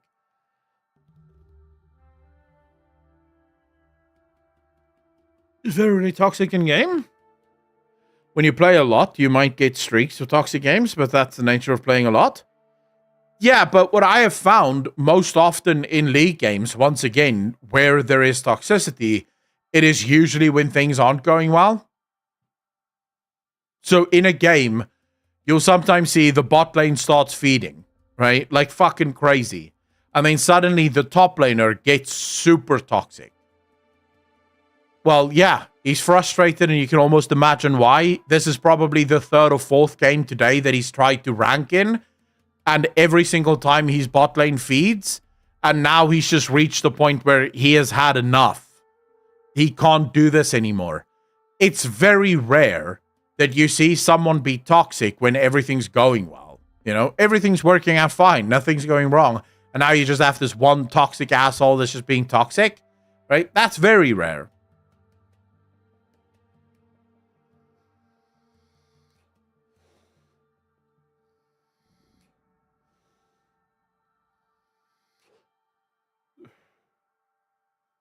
By the way, I like toxicity in video games, so I don't actually mind it. There's something funny about someone just screaming at their keyboard that they're gonna fuck your mother and your dad and they're gonna kill your whole family. That shit just cracks me up. So I have no problem with toxicity in video games.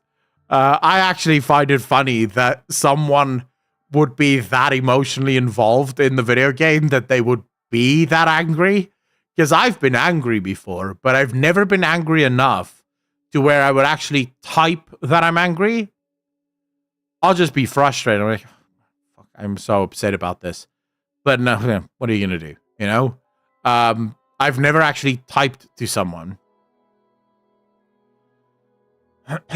My favorite clip of... Sandwich, minus 22.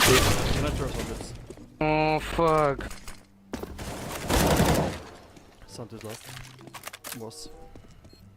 Sandwich, maybe. Throwing smoke. Sandwich. Nice. It's not sandwich! Petri! Fuck, kurwa team! Why are you speaking when you're dead? Shut the fuck up! No, I'm muted. Every time you're speaking, sandwich, only one time info! What is this? Dude, something's so wrong with YouTube. Like, look at this. It's loaded, and yet it's I said he was sandwich. He was not seen as sandwich. Fuck! Can we lose like a 4? Sandwich!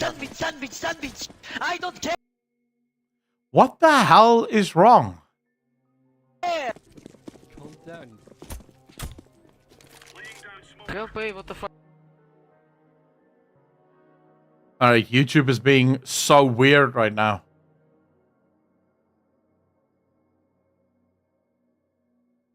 I don't know what YouTube is. I don't know what's going on. You can see that it's loading. Well, it's not my internet because you can see it. I'm streaming first and foremost.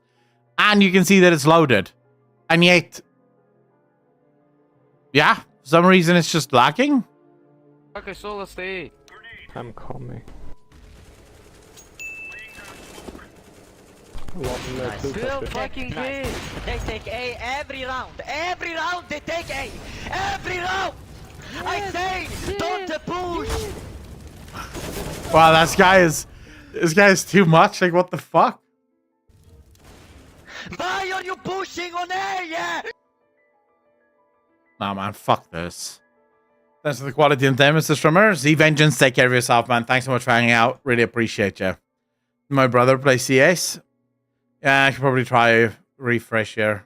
No, I don't know if it will help. Fuck! Can we lose? I say, don't push!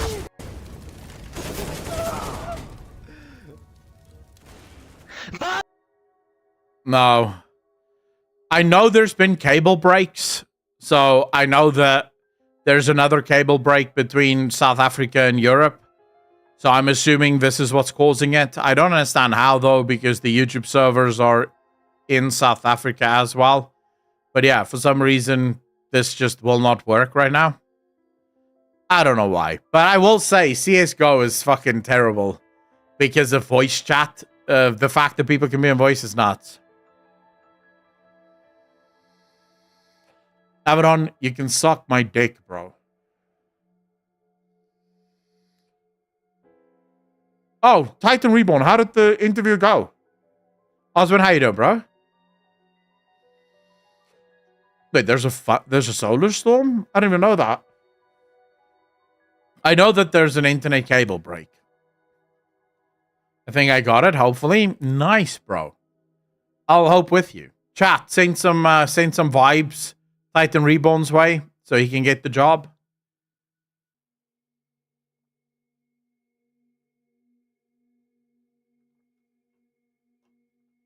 I don't know about that, Holy. People get super fucking angry. Like, whenever you watch these videos about CSGO and you listen to how people rage, it's just, oh, it's off the charts. Like, people get really angry in CSGO. Really, really upset about all manner of nonsense.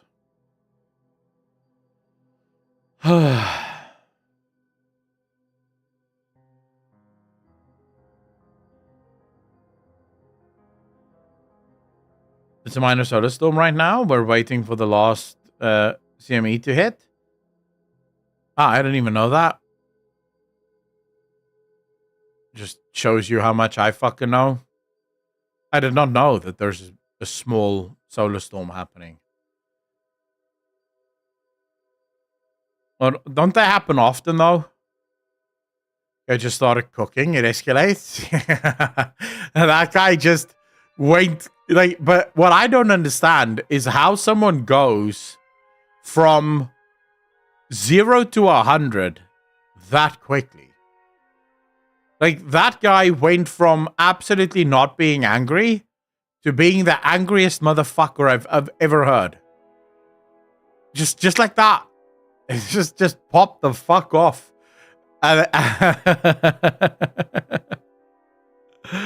Oh man, that's just crazy to me. Yeah, probably a losing streak of some kind, no? Aurora in France because of the solar flare? Fuck me, why doesn't South Africa have that? We don't have any of that. We never get the cool stuff, man. And we never get the cool shit.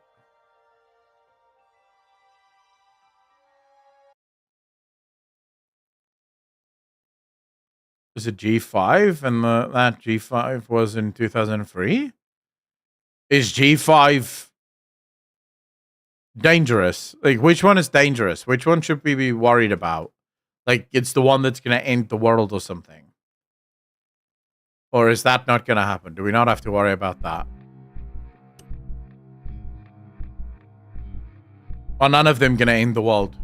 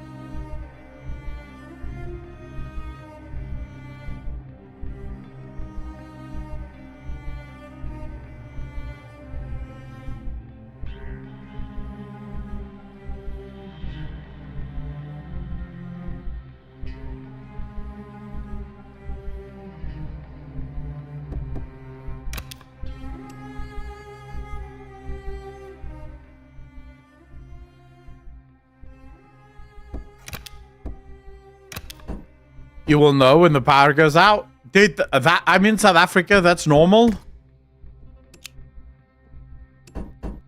What do you mean?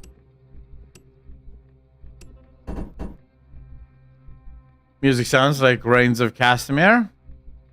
It's a great game. I'm playing it on easy because I'm trying to figure out how to play this game because there's a lot of things that happen. I'll play it on normal or harder once I figure out how to fucking play this game correctly.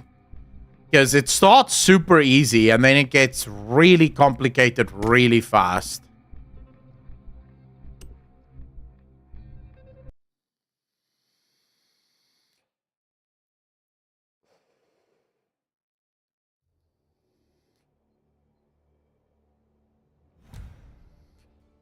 Yeah, for me, power going out is like, well, you know, what's new?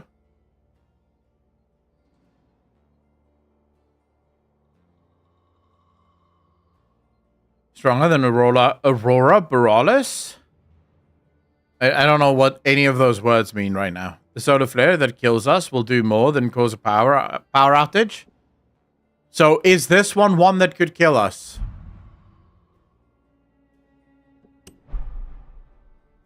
I'm assuming no. We're safe. We don't have to worry about it. Death is not yet coming.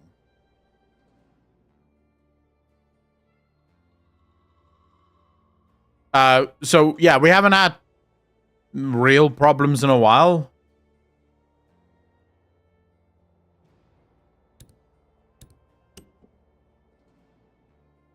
But I'm assuming that will change as time goes on. Wait, let me just fucking check something here. Hold up. This is a mining layer. Another mining layer. I don't want to build near mining layers. And I also don't want to build in wind layers or water layers. So these are wind layers over here. Another wind layer over here, and over there. I don't see any others. Yeah. So we should be pretty safe building here. The Southern Lights, they are way stronger than the Northern Lights, which is Aurora Borealis. Oh, right. You're now the governor of this little community. It's been nearly half a century since the first solar flare. In the initial, we're just talking about solar flares, actually. In the initial moments of catastrophe, we lost our entire technological infrastructure, our means of global sourcing, and almost everything that we can share as a civilization. The following years were humanity's darkest, having to wrestle with constant impossibility and despair. From battles fought with sticks and stones to nuclear wars, we ended up destroying ourselves, what little the sun had left for us, and civilization fell. Everyone here was born into this new world. You have to be their leader. Our current flimsy shelter can carry us far. We must rebuild everything from scratch with the efforts of those who remain so we can establish a sustainable way of life. We need to rediscover our lost knowledge and explore our surroundings to create new possibilities. Most importantly, beyond merely surviving, we have to find a way of securing our next generation, by whose time the world may not be habitable anymore. We don't know how we can preserve life as we know it, but we can at least help build something that we may call home.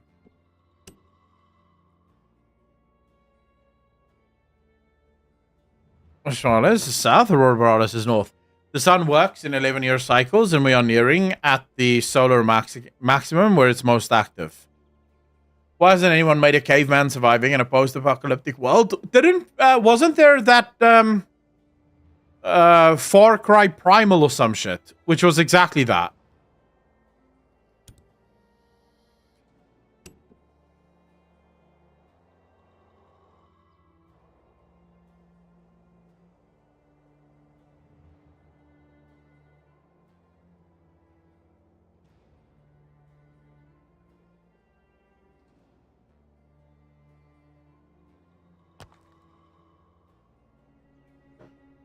FPS. Why would you want an FPS of that? Or are you saying that that was an FPS?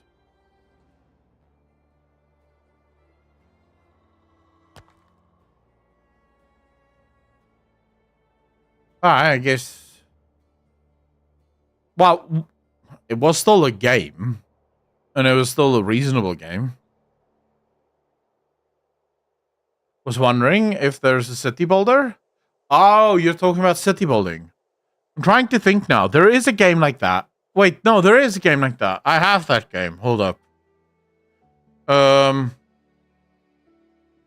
Zombie, how you doing? What's it called again? Is it Dawn of Man or some shit like that?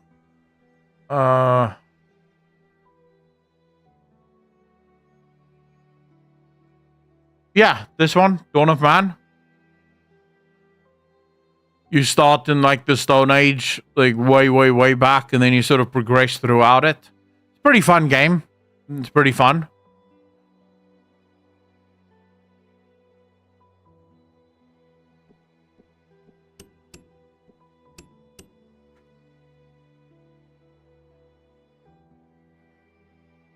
Yeah, it's a little, shall we call it?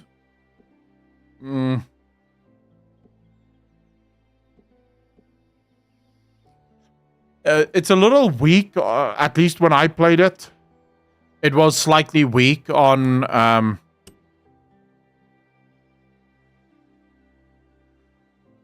logistics. Like, it didn't have a lot of logistical challenges, but it was still fun.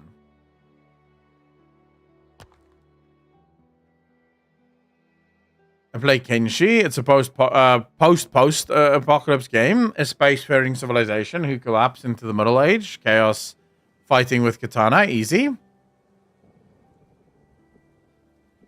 Really?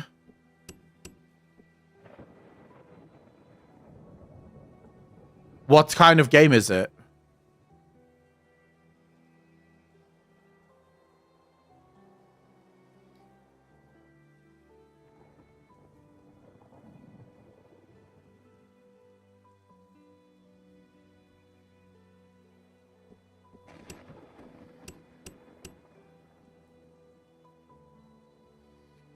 I really want to like Kenshi, but I don't have the patience.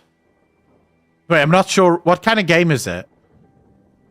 Solo Sandbox. I put a video on the other game part in your Discord. No. What genre is it? Survival, or is it city builder? What kind of game is it?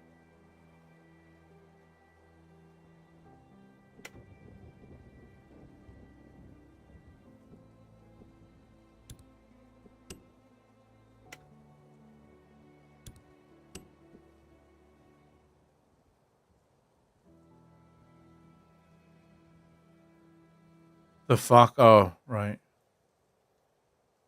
Fine. Theme powered app, Kenshi. Hold up, I'm checking now.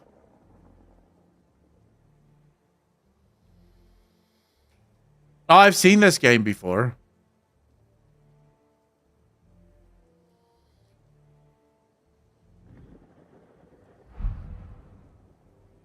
Doesn't look too bad, actually. Alright, can I do...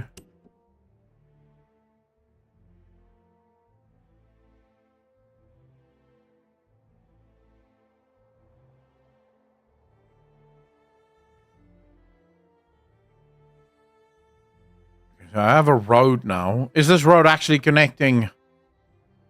No. Yeah, okay, great. So we are connected now. And we need to build kitchens, and we need to build... Where am I building all of this shit? Now I need to start planning, chat. I need to start planning. We need a well. Let's get some water in this bitch.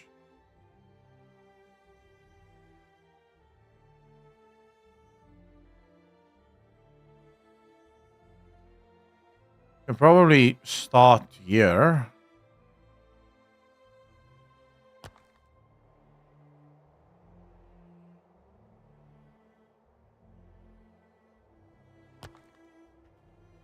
There is food, but I play a skeleton, so who cares? The needs of those meat bags. Wow. Typical French girl.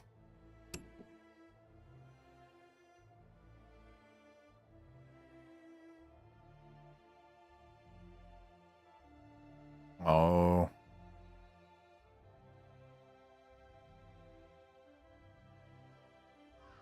Okay.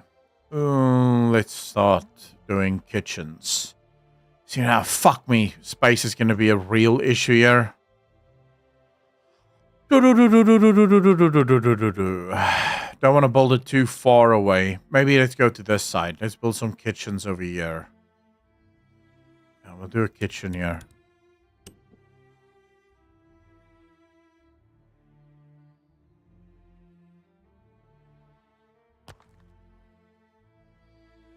An extra 100 hours someday, it might be a good way to spend it. Dude, if you have some extra time, this game is the way to spend it. Like, fucking trust me, bro. You have no idea. This game is ridiculously fun.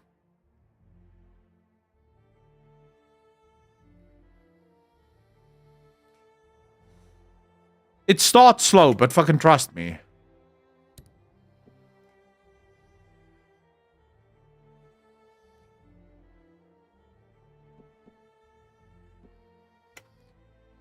Let's first connect all of this.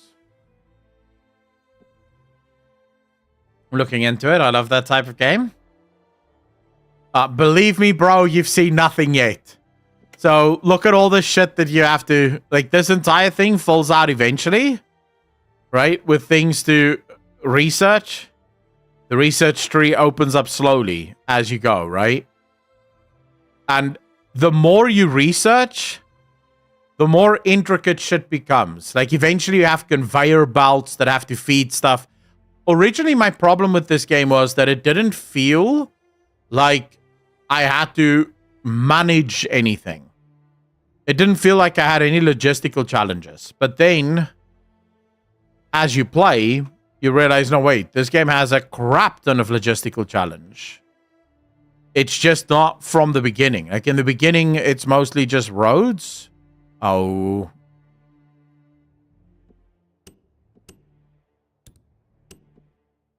Why can't Blizzard add things like community housing in the game when it's so popular in others?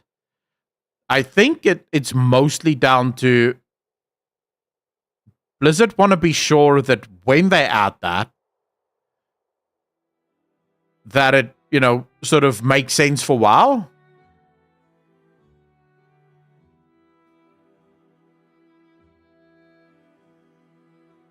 And I genuinely think that that's their biggest struggle, is they don't really know what's the right way to do it.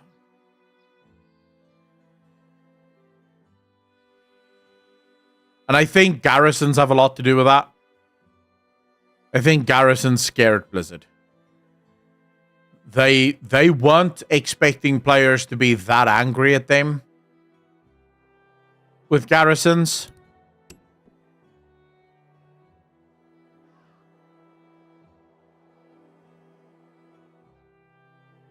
Oh, fuck off.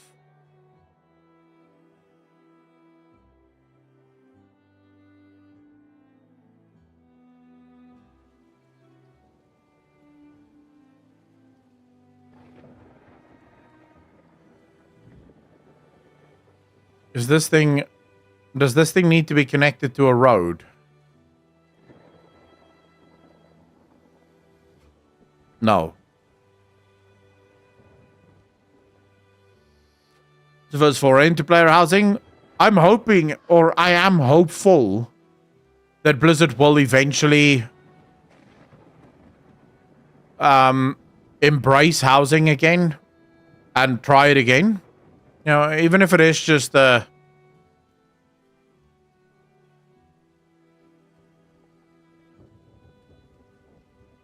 even if it is just sort of like an, you know, a watered down version at first. I think most players would love that.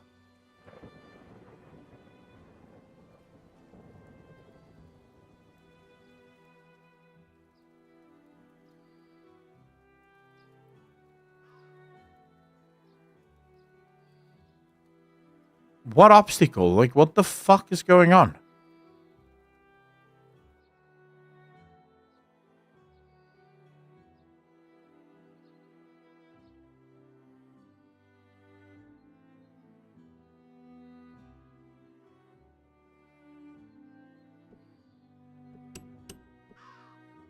All right, now everything should be connected to a road and pumping beautifully.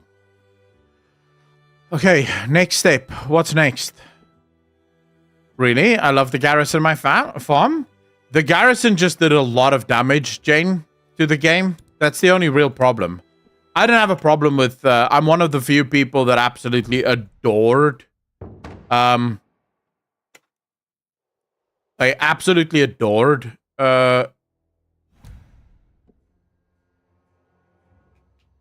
Warlords of Draenor. But that's because I was raiding and I didn't give a shit about anything else. But there are people that hated it.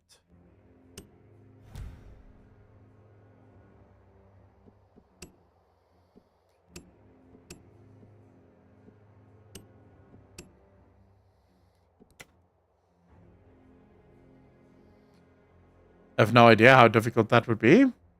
They made them floating like Dalaran so it could come into the new X-Packs. I don't even think you need to do that. You just give people the ability to teleport to their respective houses, and you can put the house pretty much wherever the fuck you want.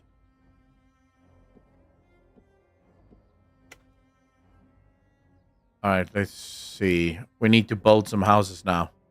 And I don't want to build it on top of a place. So this is fertility layers. This is kind of like the best place for it. But I need to be careful with the water. Shit, where else do I build houses? Maybe you're in the fucking desert.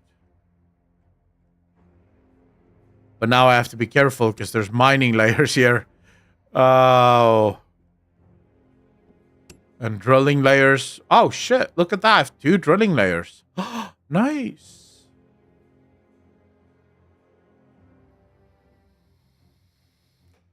The garrison? Not sure. I'm asking that correctly.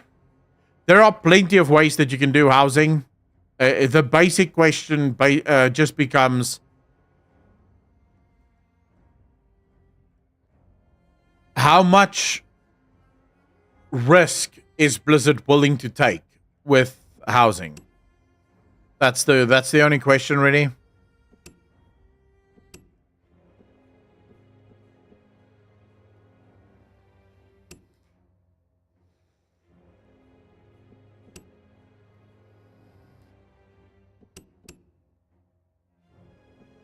Seems like this is the only place for a house.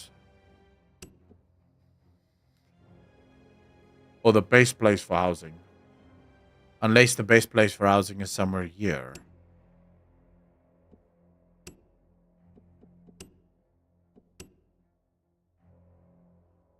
Now, this seems to be well out of the way of fucking everyone.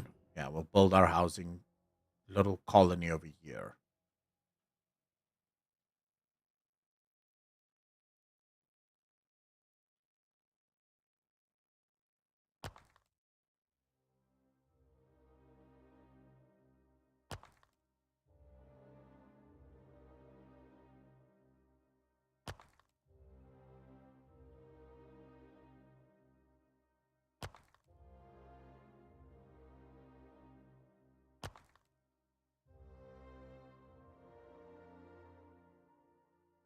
Come on, don't be like this.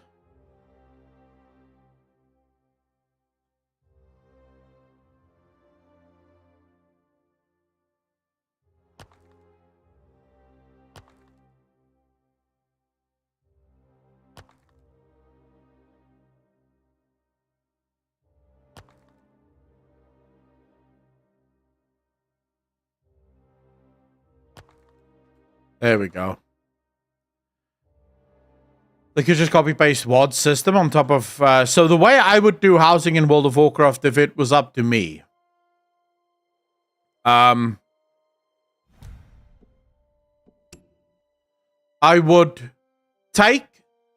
So I would take the garrison system as it is now, right? And I would just start slowly but surely adding customizations to it. Don't make a new housing system, not yet. Just make the garrisons, as they exist right now, fully customizable. maybe every single expansion or patch, you add a couple of new styles of customization. So you give people the ability to make a troll garrison, or an orc garrison, or a human garrison, or a night elf garrison, or a blood elf garrison. Right? So slowly but surely you start adding different styles. And then you work on the technology, make it so that things can be moved around, remove all of the functional buildings, so the blacksmith building and all that shit, remove it, and instead give people cool buildings, right? So maybe like a transmog dressing room and a dawn studio, stuff of that nature, right? So more fun gameplay buildings, not functional buildings. And then just slowly but surely transform that into a fundamental housing system.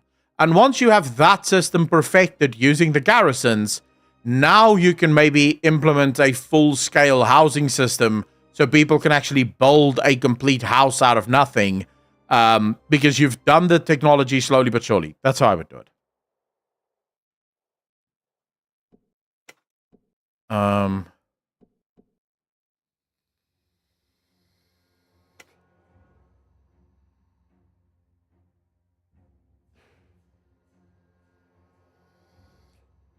Something to lean into. That was the big hint of the need for solo players. This would be the best time to implement player housing, since Blizz is acknowledging the solo players and what a large percentage they are. Blizz didn't like how people cloistered themselves. You're actually not wrong. That is absolutely spot on.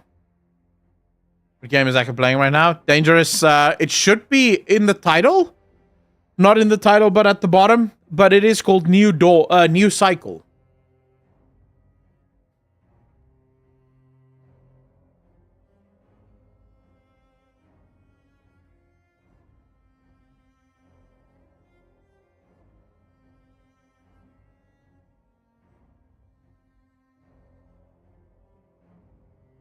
And companions are my biggest wish for WoW. New Cycle, not to be confused with New Cycle. True. Gentle comedy, but yes. Why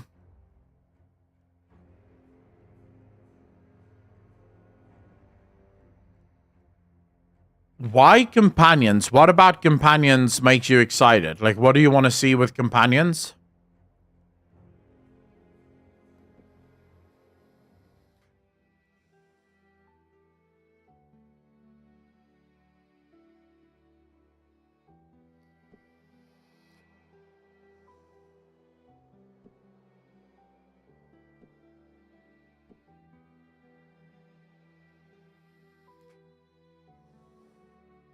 I can't build roads. Sorry, boys. You guys just have to accept the fact that there are no roads right now.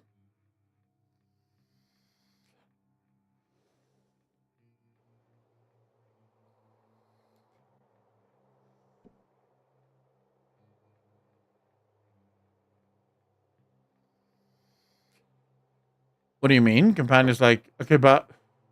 What would those companions in World of Warcraft do for you? Like, what would be the concept or the principle of those companions? My buddy loves when we get companions to quest with, companion followers. He had so much fun with them, helping him kill and do shit. See, I hate companions. They're just useless. But I can see why people would want them. So I'm not opposed to it.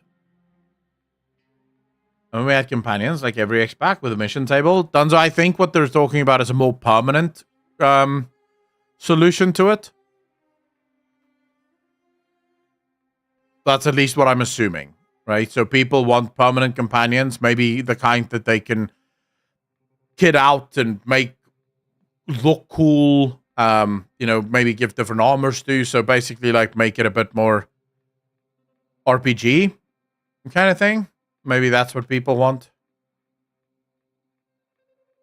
It would help you out in open world and have a personality and a story connected to them. Ah, okay. Yeah, I mean, but there are other games. I guess if you're not someone that plays other games, that makes sense. But since I do play other games, I have other games that I can play that do the exact same thing for me.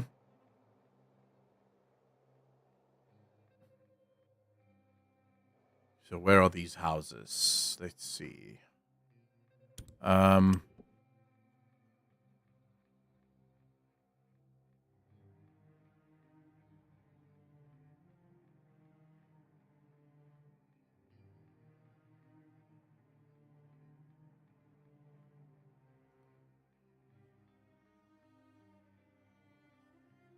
right, this side.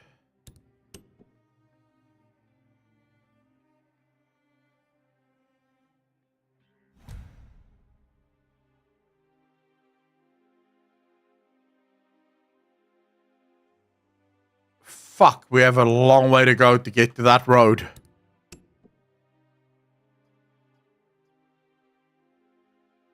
I don't think we're gonna have enough stone or lumber for this shit. Yep.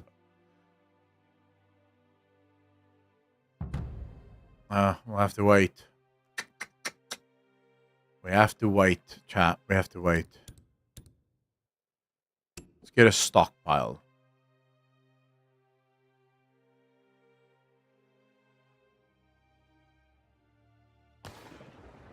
So I'm betting he actually liked the banter. It makes it feel more alive to him, is my guess. I fully understand that. So it's basically for him, it's more like it's like an immersion thing. It makes the game feel a lot more immersive. I understand that. I respect that.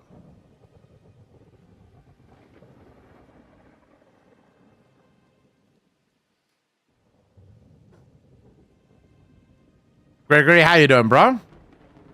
Is this Emal? Emal? No. This isn't Mana Lords. This is called New Cycle.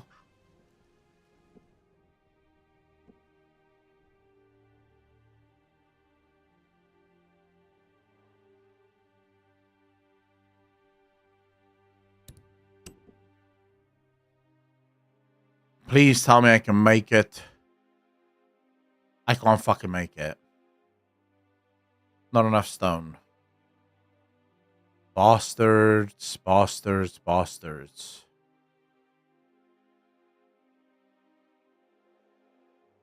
I'm just gonna hold it here until we have enough stone. We need 129, we have 114. I'm building over so many resources though. Fuck me, I can't do this. Wait.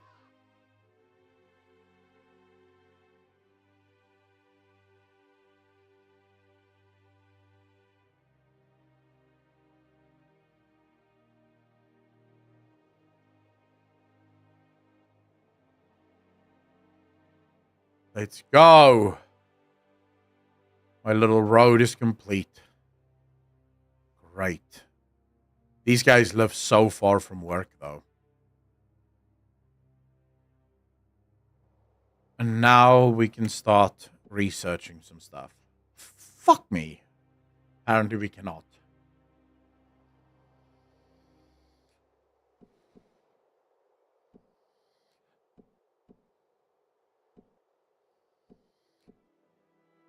Fine.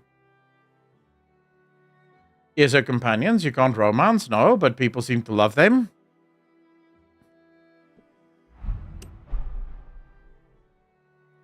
Why do people so desperately want romanceable characters in every single game? Like, I get that some games need to have it, like full-blown RPGs kind of require it. But what's the deal with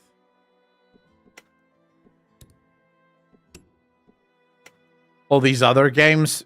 Immersion. Is that immersion in every single game? So a shooter should have romanceable characters as well? Because they can't have romance IRL? Jamal, that's probably true. Must all camp into a proper village. People are the cornerstone of a fast-growing, stable community like ours. Their needs and their well-being should be prioritized above all else. Let's try to raise the morale of the workers to above a certain threshold. Understood. I'm probably not going to do that, but you don't have to know that. Greetings, Chief. We are representatives of a small community. Our expeditions led us to your settlement, and we were delighted to see such an advanced community here. We would like to barter with you and turn this acquaintance into a trade partnership in these challenging times. Every link between those who have goods to spare is a boon. What do you say? We'd be happy to. Jumbo the greatest. Thanks for the follow, man. Really appreciate that. Welcome to the channel. Thank you, thank you, thank you. You are far too kind, sir. Now,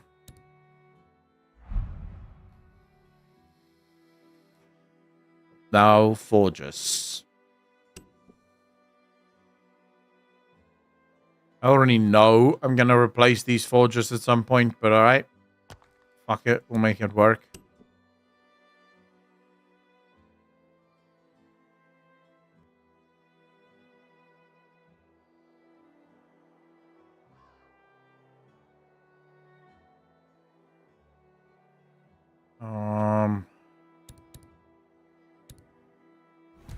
We're gonna need a smith too, but I first need... Just wait until they fully integrate AI into games, then the companions are going to be crazy. You think so? Too much getting IRL romance isn't hard. Go to your local bar and lower your standards. You'll get laid that night. Lion, thanks for the follow. Really appreciate that. Welcome to the channel. Thank you, thank you, thank you. I guess the question is, do you want to lower your standards?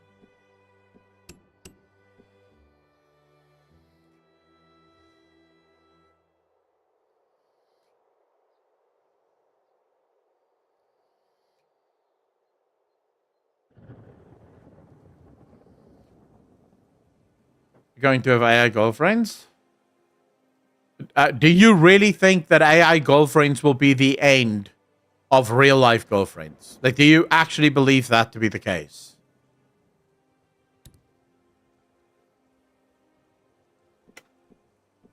I do not agree with you, sir. I do not agree with you at all.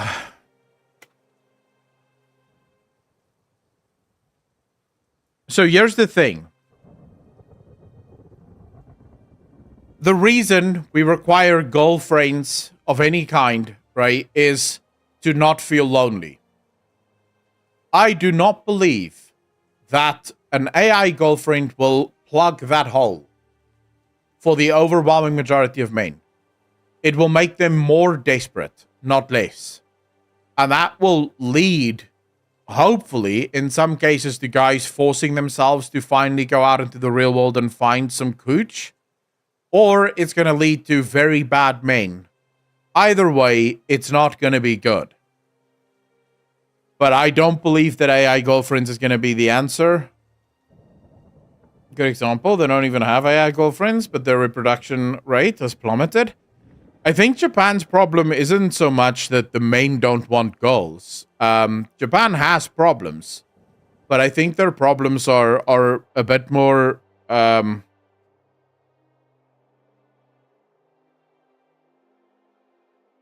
self-inflicted.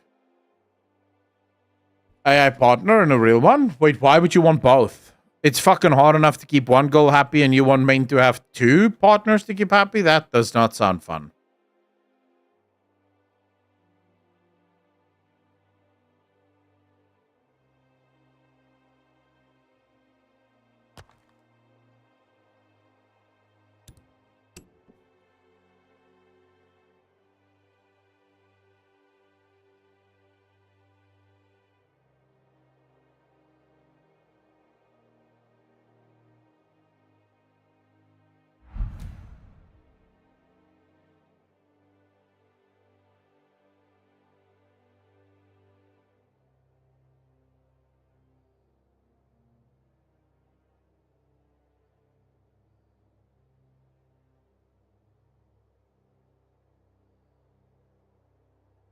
Recurring some effort is good. How do you stop population growth, turning people gay and straight ones having AI partners?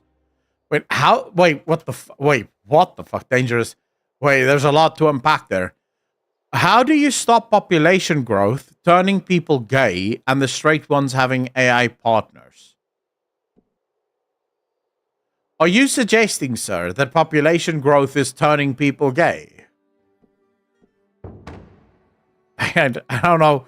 I don't know if I agree with that. That sounds like an incredible theory, but I don't know about that. Like, Oh, fuck. I just caused some trouble.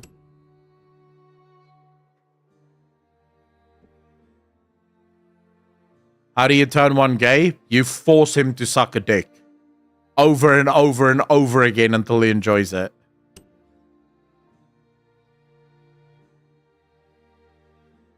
And when he complains, you go, shut the fuck up. You will suck this dick, and you will like it.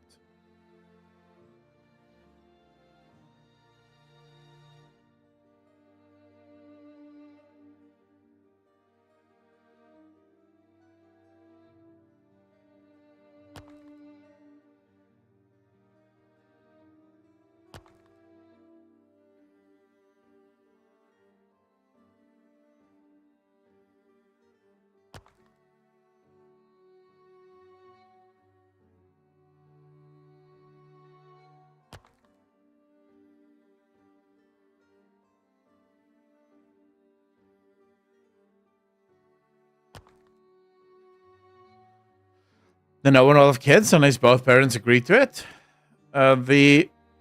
Wait, thesis of a strategy of turning gay?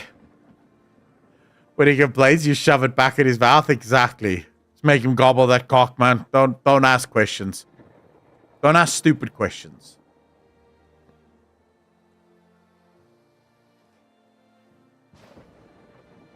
For a bit there. Oh, what happened? Jane, welcome to the stream. It's not an Akko stream if we're not at least at some point talking about sucking dick or, you know, woman cooch or some nonsense like that. That will always happen.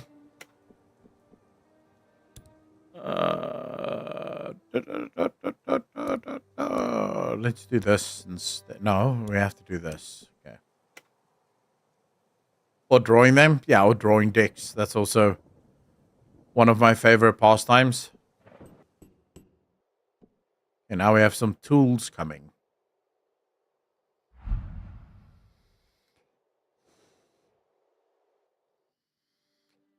Small work hall. Probably over here. Let's build a bit of a town center, shall we?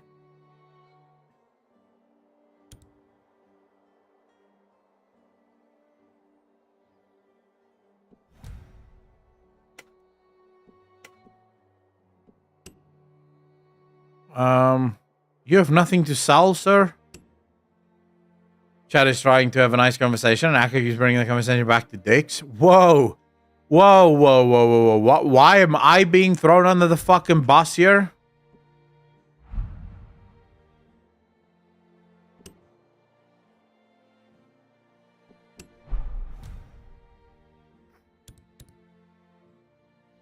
I feel like stories are being made up at the minute.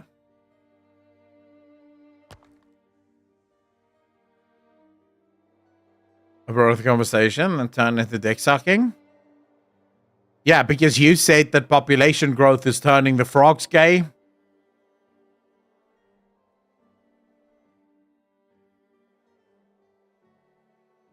It is, but how though? Dangerous. Like, explain the logic.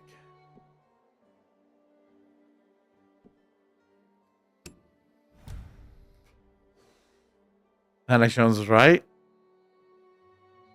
I'm not entirely sure. I don't know what Alex Jones said back in that thing. What am I doing back here? Oh, there we go.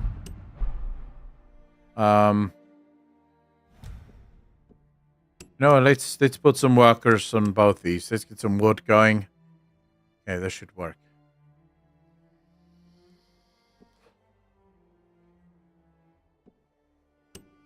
And can you guys just shut the fuck up with this nonsense? Let's give them happy tools. How many tools do we use? We use 5 a day. And we produce 14 a day. I like the mods. That works. I don't care about mushrooms. Not really.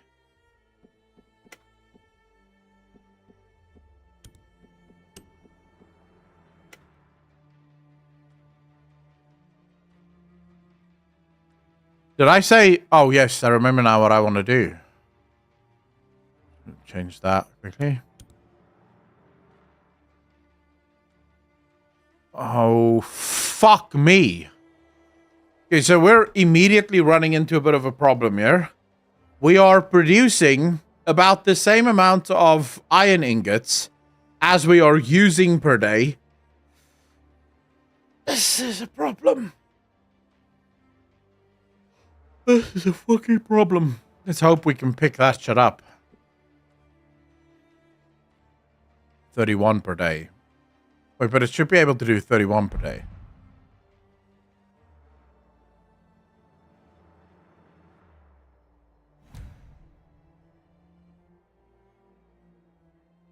Let's just give it some time. Alex Jones proved there was estrogen in the water, altering the frog's turn into the male ones. Female, lol, making the frogs gay, but water treatment plants don't pull estrogen and other chemicals. Oh, so that's what it was. We need rules. Chief, our transition to settled life will bring in dozens of issues that need to be resolved. Okay, so do we allow them to trade freely as they wish? Or do we run a tight dictatorship here? Listen, have you tried Mana Lords? Now what, I have played Mana Lords. I'm waiting for an update to Mana Lords now. This is new cycle. Soylent Green, it's a crazy movie. Be the G-Czar.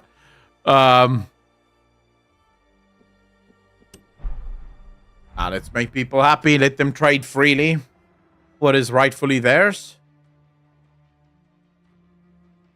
Exactly.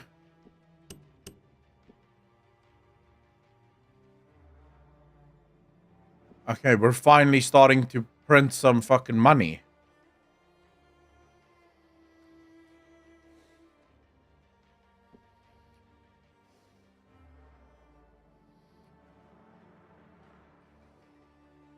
It's gonna take longer than I thought.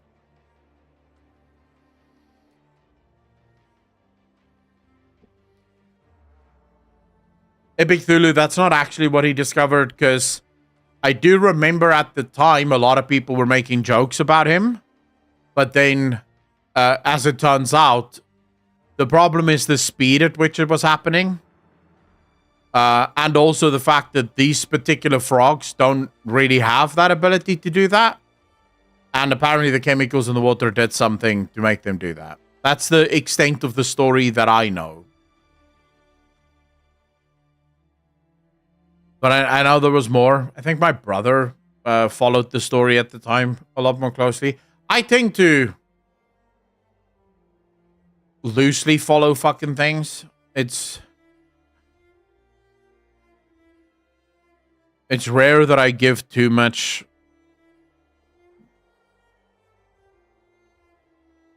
focus to real world shit. I haven't been wrong yet, as crazy as he is. Dude, I find Alex Jones to be one of the most entertaining individuals in the world. Like, I don't even have to believe half the shit he says. The way he says it makes me happy as fuck. Like, that dude just knows how to say things that makes me laugh. I like him. He's cool. He can stay.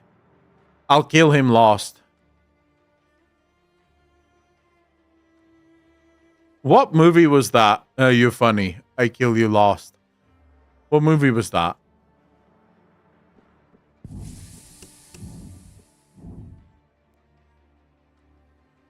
Okay, now let's fire up this bad boy. Come on.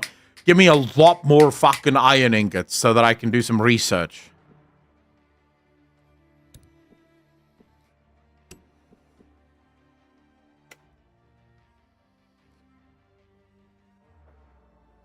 Now we're starting to cook with fire, boys.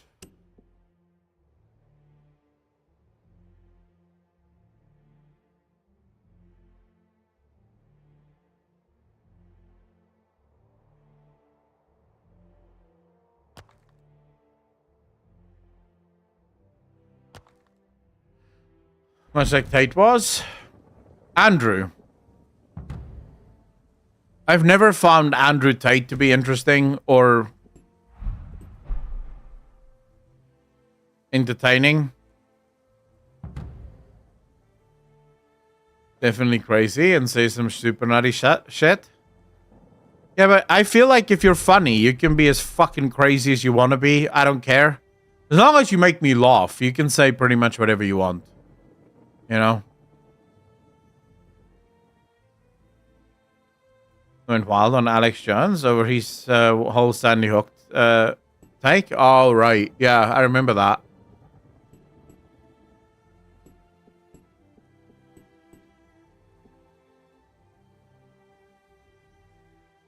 Okay, so now we have a tavern.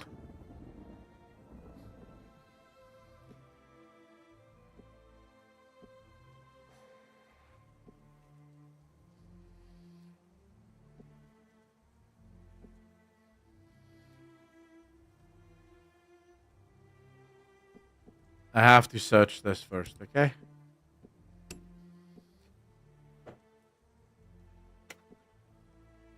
Sandy Hook was the school shooting, no?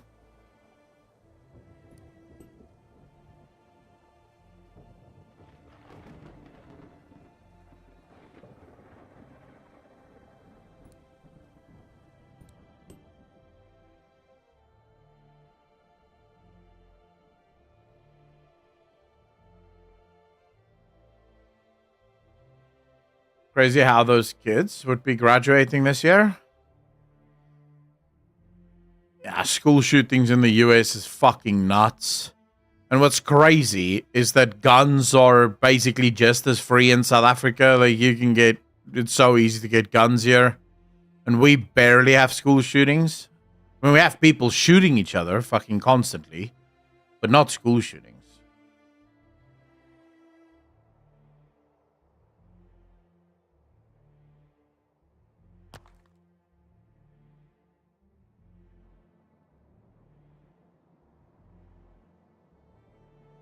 What is crazier is the FBI typically knows about them ahead of time, but take no actions to prevent it. Jumbo, this is the thing that sometimes makes me think that there might be some political bullshit behind it.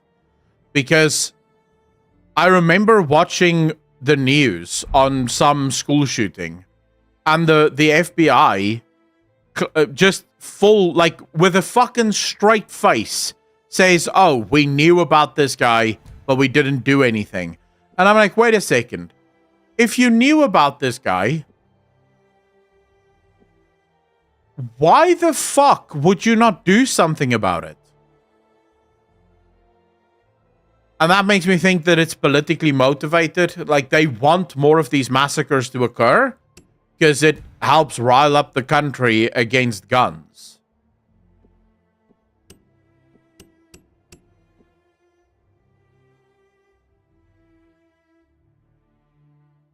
Although I must admit, if you're in this chat, you need to know one thing. I am a fucking gun nut. I like guns. I like guns. Huge fan. In fact, if I had my way, every human being on the planet would have a gun. Like, give everyone all the guns, and then no one fucks with anyone. Everyone is too scared, because everyone else has a gun too.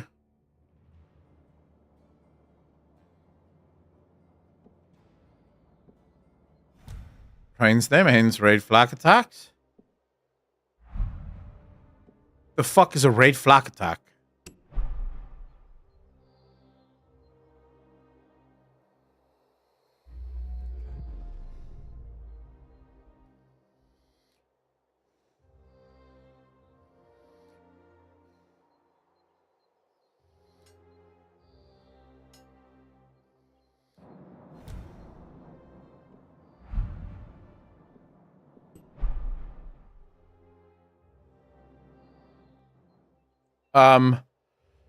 Frozen Solid, the point isn't to erase them. The point is to keep track of them. Right? No one said fucking erase the people. It's just, how about you keep track of the people? And then follow them. You know? If the guy is typing on Facebook, tomorrow morning, I'm going to go into my school and bang, bang, then maybe you go, FBI agent, go to his house and follow that kid. He might go bang, bang tomorrow, right? Because he said he might go bang, bang tomorrow. Or some shit like that. Ugh.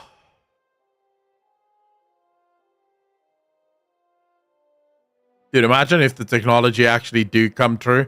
Like, the police would 100% use that technology, no? If the technology happened to exist that allowed the police to arrest you before you committed the crime because they have a reasonable belief that you may actually be committing the fucking crime.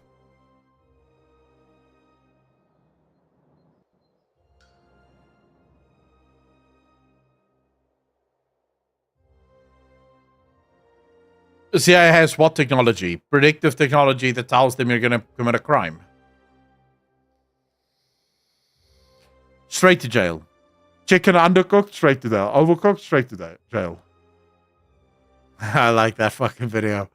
Lol.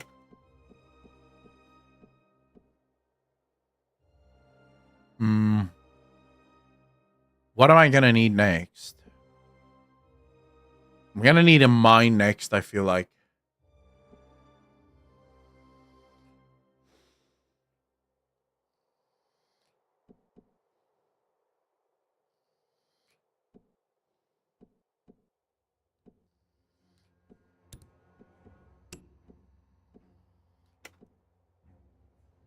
Minority Report, well, Total Recall had the same thing, no? Or something similar, at least.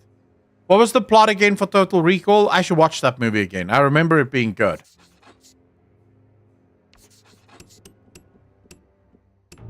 No, I don't have enough paper. Fuck me.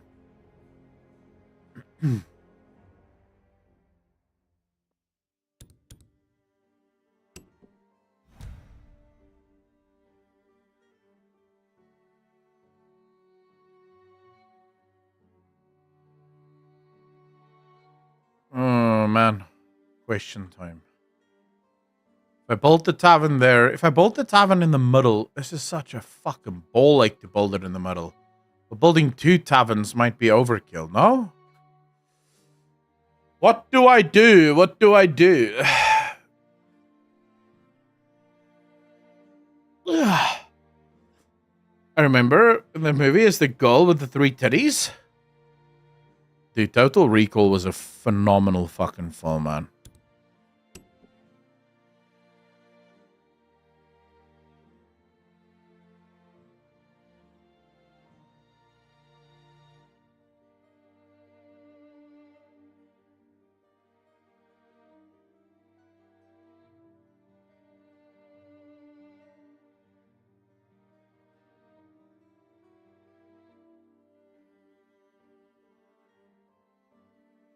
I think I have a plan. I'm not saying it's a good plan, but it is a plan.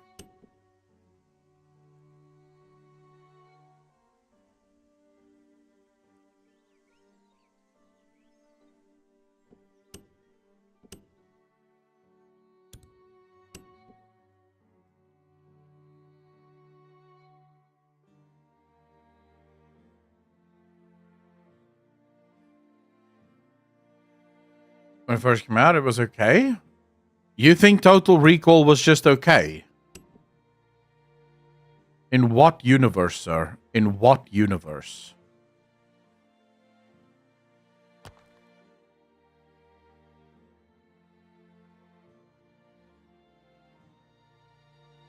Oh. No, wait. That's not right. Let's do this instead. Oh, what the fuck is this? There's a drilling layer here? Why didn't I see that?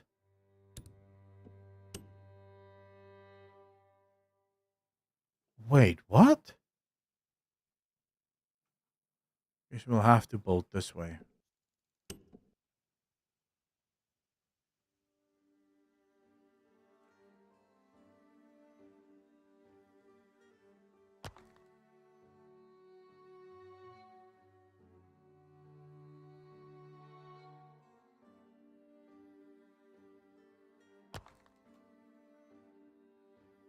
What would you do for a Klondike bar?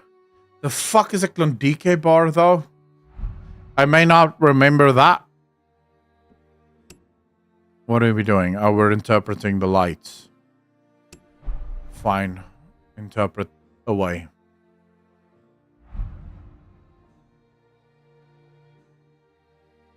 Right.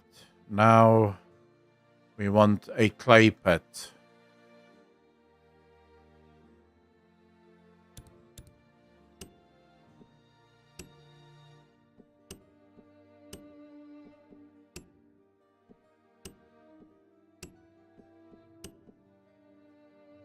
I wonder, maybe all the way back here for now? Are we building on something? Oh, that's, yeah, compound there. Compound there. Maybe we can build here for now.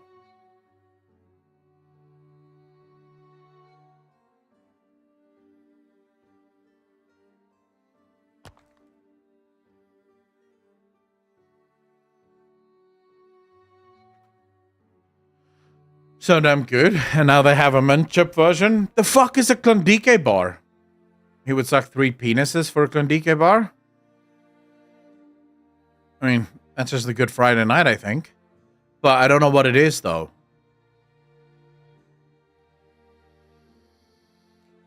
Klondike. Ice cream.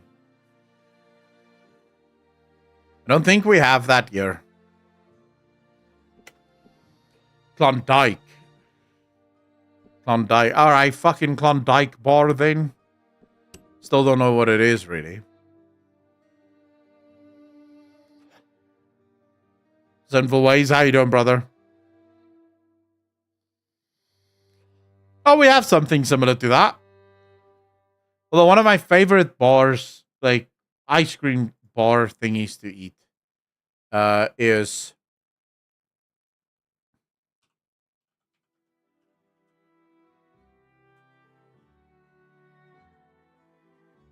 this shit is fire. This. It's an Oreo ice cream sandwich. Like, this shit is so fucking good, bro. Like, this shit smacks. Truly good. I can't remember what the other one is called, but it's something like a wafer bar. Something. Which is also like an ice cream, but it's 2 wafers and then ice cream in the middle. But it's very basic. Very fucking basic.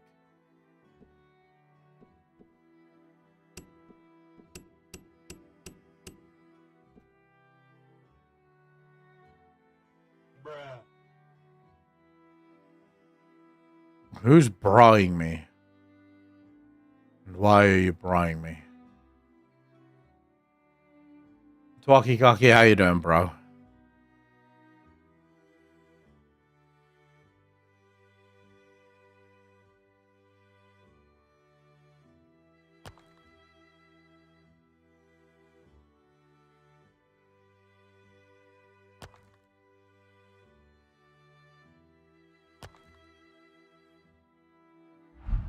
Hey pal, you just blowing from Stupid Town? Oh, that's not nice. I like that you guys aren't taking my feelings into account, but, you know.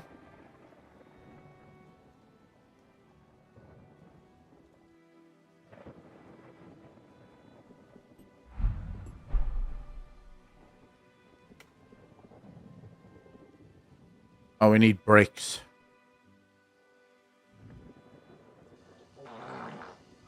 Dangerous. What is going on?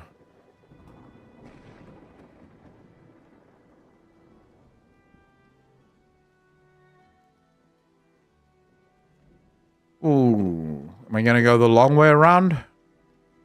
Yeah, I'm probably gonna go the long way around. What obstacle? Oh. What fucking obstacle does it hit?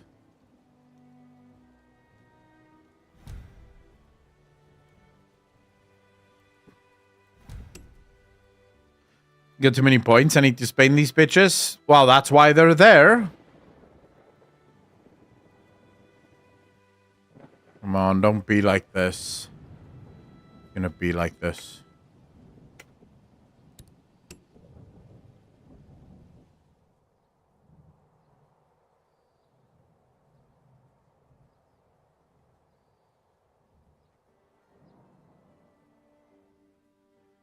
There's a tiny rock in the way. Yep. That should annoys me to no end. Okay, so we have a bit of electricity here. We need to build a kiln. I don't know how to pronounce that. Kiln? Something like this. Wait, where am I building?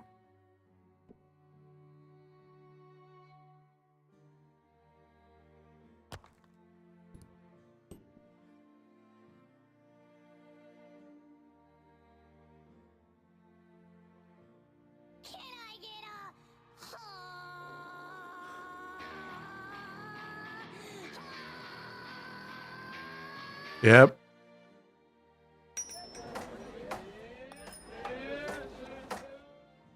How many people? Oh, shit. Wait. Do we have enough houses? No, we do not. We need more houses, people.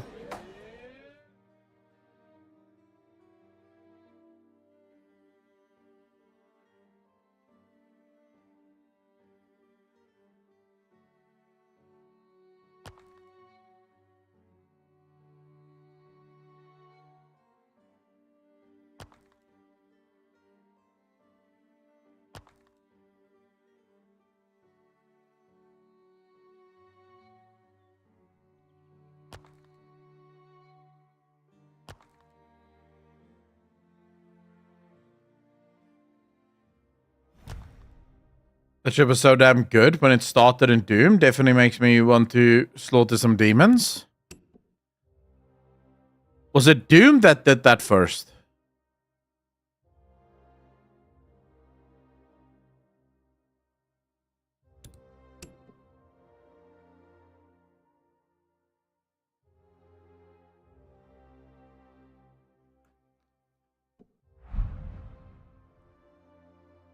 The 3 sexes at the top. Man, glasses, and woman.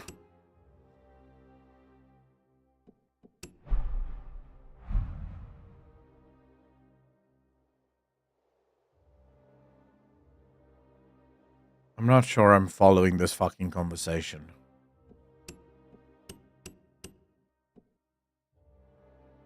All the memes with when the Doom music kicks in. All right, I've never played Doom. Is it worth playing?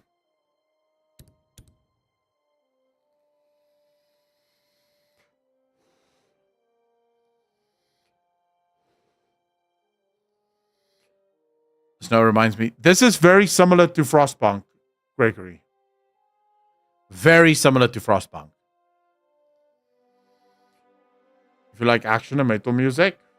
I like metal music. I don't really give a fuck about action. But I love me some metal music.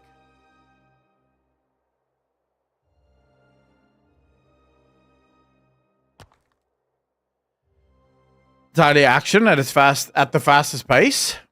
Yeah, but I liked Halo. And Halo was also just shooting. Just the whole time. So maybe I don't mind it that much. Maybe I will like it. You never know. Hey, I can play brain dead fucking video games sometimes.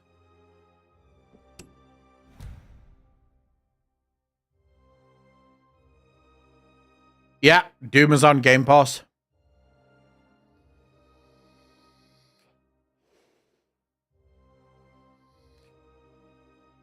I am always prepared, sir.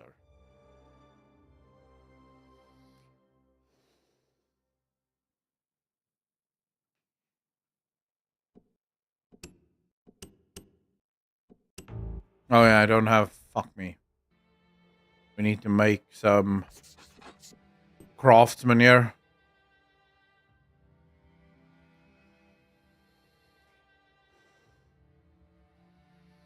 I'm shit at the game and I'm not that fast and I enjoyed it.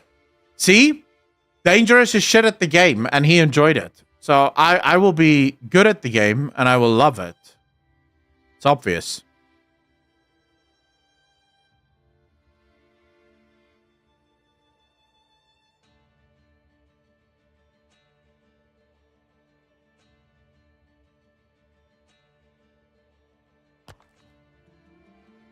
Damn, called out. Yep. Every once in a while, I have to get my own back, you know? Okay.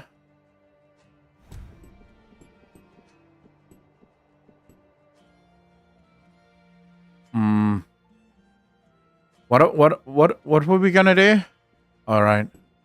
Make clothes, boys. There we go. So do you craft in this game, or is it just building? It is just building.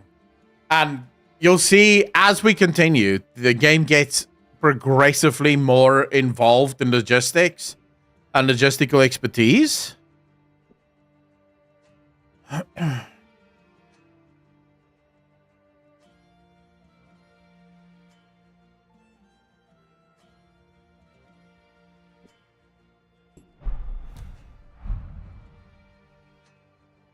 Yeah, it's more Frostpunk, Niara. Think less natural city builder and think more Frostpunk.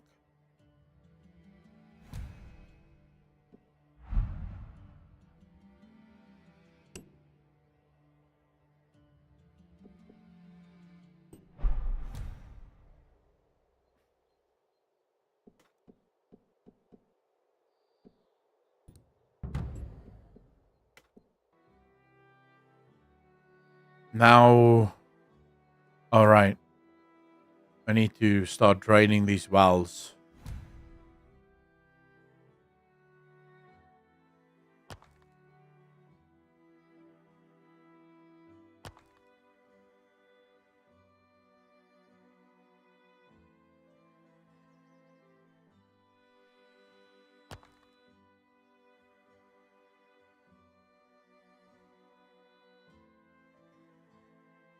Maybe build a well over here as well. Oh shit, what a good well.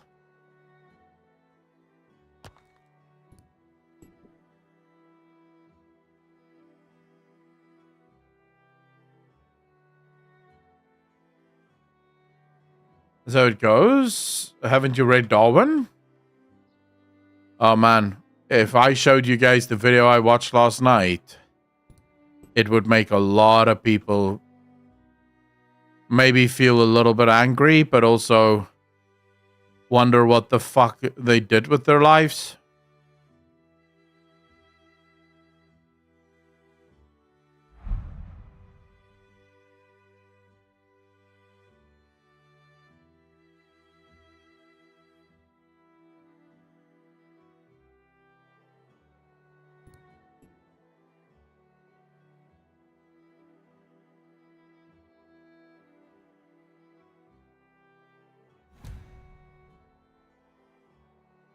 Good videos with those. It's 3 scientists that were talking about well,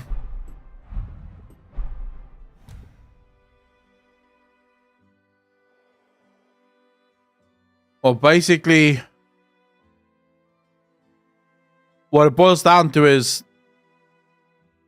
largely it is now accepted that Darwin was completely wrong. The Darwin's theory of evolution cannot explain life. It can explain small variants.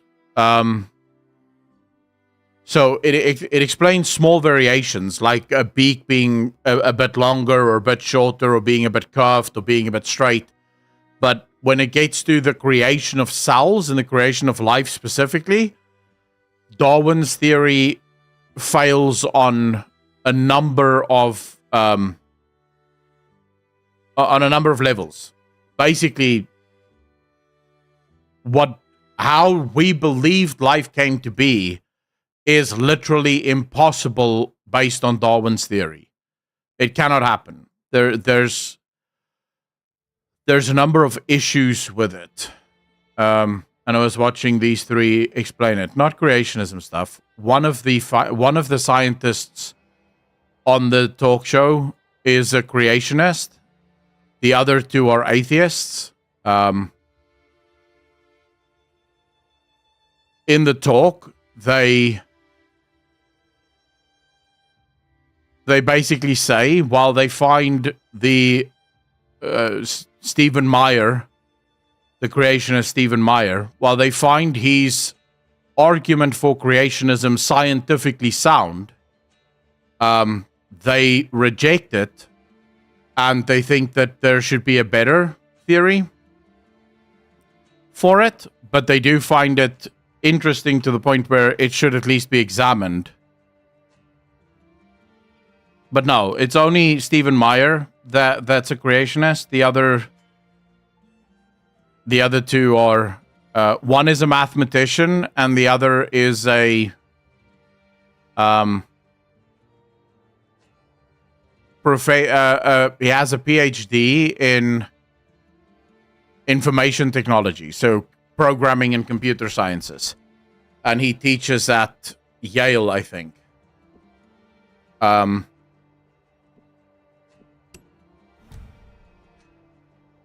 Like they are adapting, not evolving. Is there evolution, not creation, correct? Or am I misremembering? It's so the theory of evolution from Darwin's perspective says that all life started from a single organism, right? So a single cell organism, or called is it amoeba cell, right? So it's a single cellular organism, and then the idea was that this single cellular organism found itself in what is called a primordial soup filled with amino acids and proteins. And as the amino acids and the proteins started to bind with this amoeba or single cellular organism, it started to attract other single cellular organisms and so on and so forth.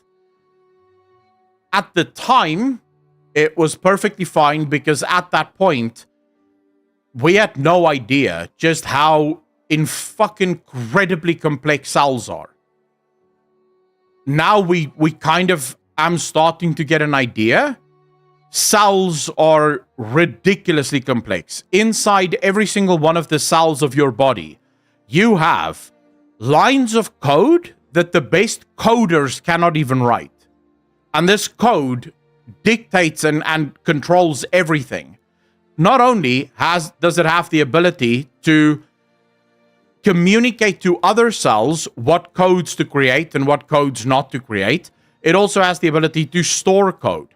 It has the ability to create new code based on, so there's not just so it was thought, at least in the early 19th century, that the cells just have a code that's randomly generated within the cell. I mean, every cell has a randomly generated number, and as these cells get together, they form better cells. But now, as we've had the ability to start reading and even programming some of these cells, we learned that actually no. Every single one of these cells have actual nanotechnology in it. It has like working computers almost inside of it that is dictating everything that the cell can and cannot do, and also dictating what other cells should do, how it should adapt what it needs to adapt. So it's a ridiculously complex system, and Darwin's theory cannot explain that. It's not possible in Darwin's theory. So that's the first problem. The next problem is time. So the ones who still hold on to the idea of Darwin's theory suggests that given enough time, you'll be able to, by accident, come up with these species. So if the random numbers just keep going and there's enough time, then eventually it will just automatically, by accident, come up with the right numbers to create some kind of species. The issue is there's nowhere near enough time. The entire existence of the galaxy does not allow for enough time for all of the known species that we have today to come into existence, based again on the fact that we know from the complexity of the system how long it would actually take. And the age of our galaxy is not long enough. There's literally not long enough time for even a single species to come into existence in that time. So that's another problem. Time. There's not enough time. And then we have I can't remember. They were talking about like some of the stuff they talked about is difficult to follow. But they were also, what's the other one?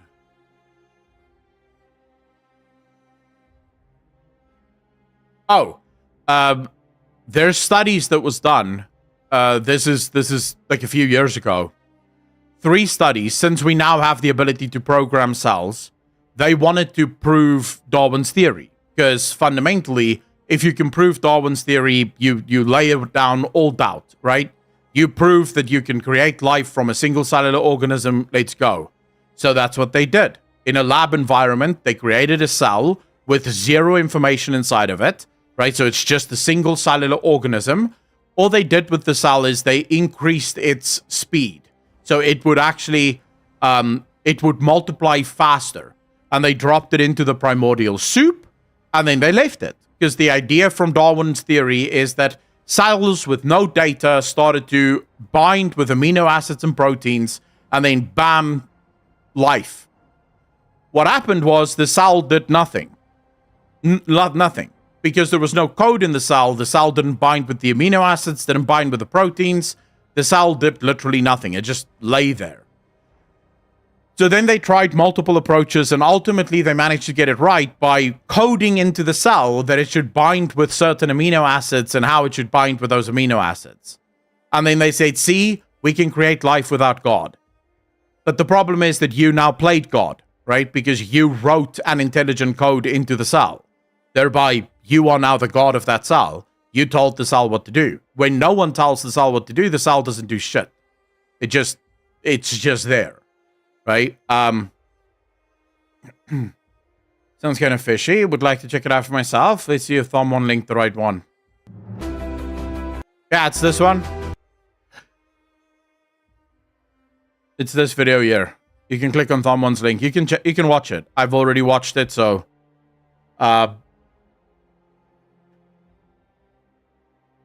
but so of these 3 men, the dude on the left there is he's a philosopher of science, Stephen C. Meyer. He's the creationist, right? So he believes in intelligent design. But everyone who has ever read his books, scientists included, all agree that he does not practice the God of the gaps arguments, right? So the arguments that he creates are not the God of the gap stuff. He explains scientifically why God is the correct answer. Why, and not God, not in the way that you might think of God, but a mind, right? So his argument is, if you look at the scientific evidence, it all points to a mind creating everything, right? And like the amount of science that this guy brings up, like when you talk to him or you listen to people he talks to, everyone, like people will say, yeah, but what about this? And then it's okay, you're referring to that study done by these 2 guys in this year. This is actually what the study showed, and this is how they came to their conclusions, and they even concluded this, this, and this. Like, I don't know where the fuck he gets all of his knowledge, but he just seems to know all of the science that's ever done. He's incredibly well-informed on scientific principles. But he's the only intelligent design guy on this panel. The other 2 guys are nowhere close. They don't believe at all.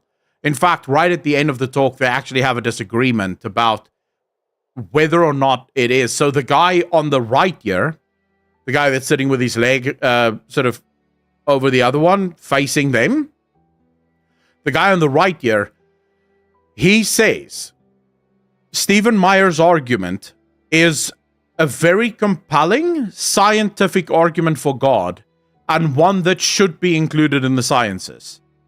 He believes that it must be included in the sciences because by not including the argument for God in science, science is doing a disservice to itself by neglecting possible answers or possible explanations for answers, thereby missing the actual answers. So he wants God included because he believes science will be better for it.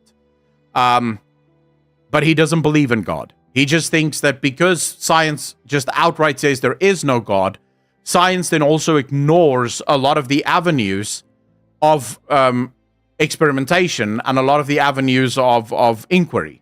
Sebi, how you doing, bro?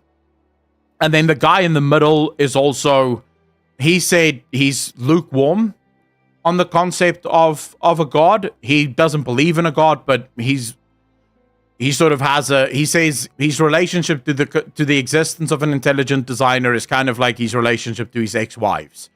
It's fine that they're there, but he doesn't want them there. So yeah, that was his argument.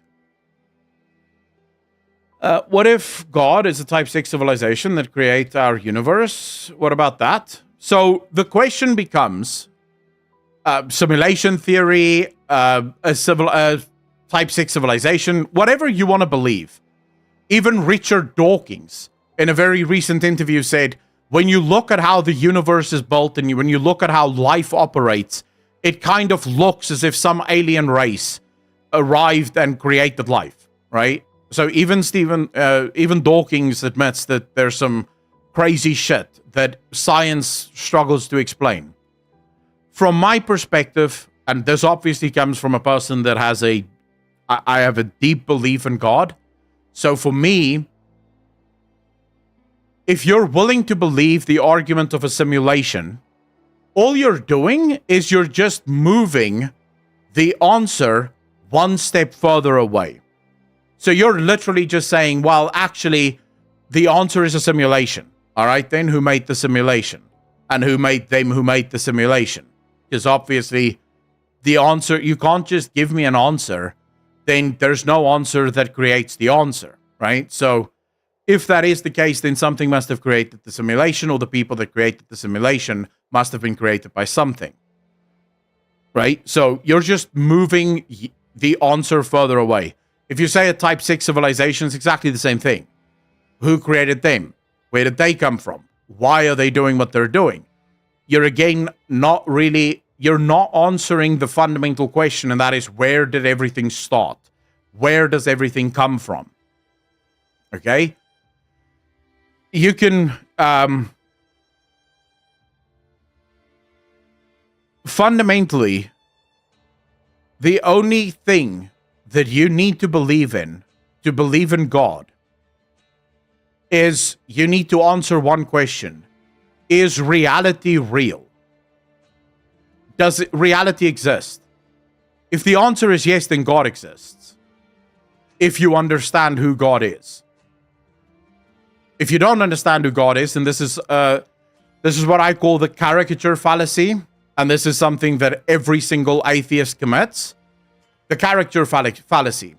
They create a caricature of what they think God is in their own minds due to the lack of knowledge and insight that they have about who God is, and then they judge everything in the world based on the caricature that they created of God rather than who God actually is.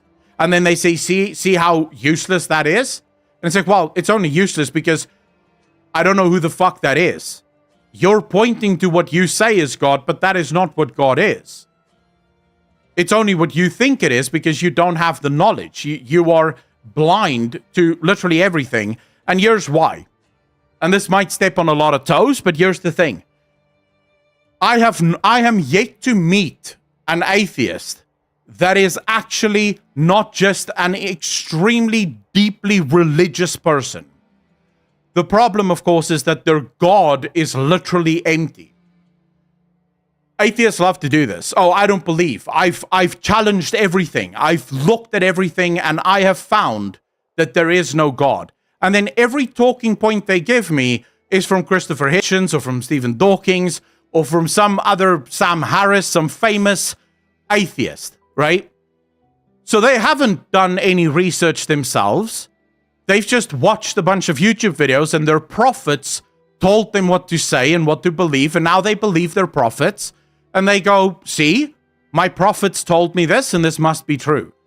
Then they go, I trust the science. Did you do the science? Did you actually go into the lab and test all of these scientific theories? Because if the answer is no, you're just believing in your prophet. There's a scientist somewhere that told you this is what happened, and you go, yeah, I believe him because he wears a white coat. But you didn't actually taste it. You don't actually check it. You're believing a prophet that tells you that this is what it is. And then you say, well, but other scientists tested it. That's why it must be true. Yeah, the other scientists that also form part of your religion, your preachers, in other words. So the preachers hear from the prophet, tell you what to believe, and you believe it. The very same thing that you say religious people do is exactly what you do. You just think that you're not doing it because your people wear white coats. It's the same level of nonsense all the way down. You want to know how to prove whether or not there is a God?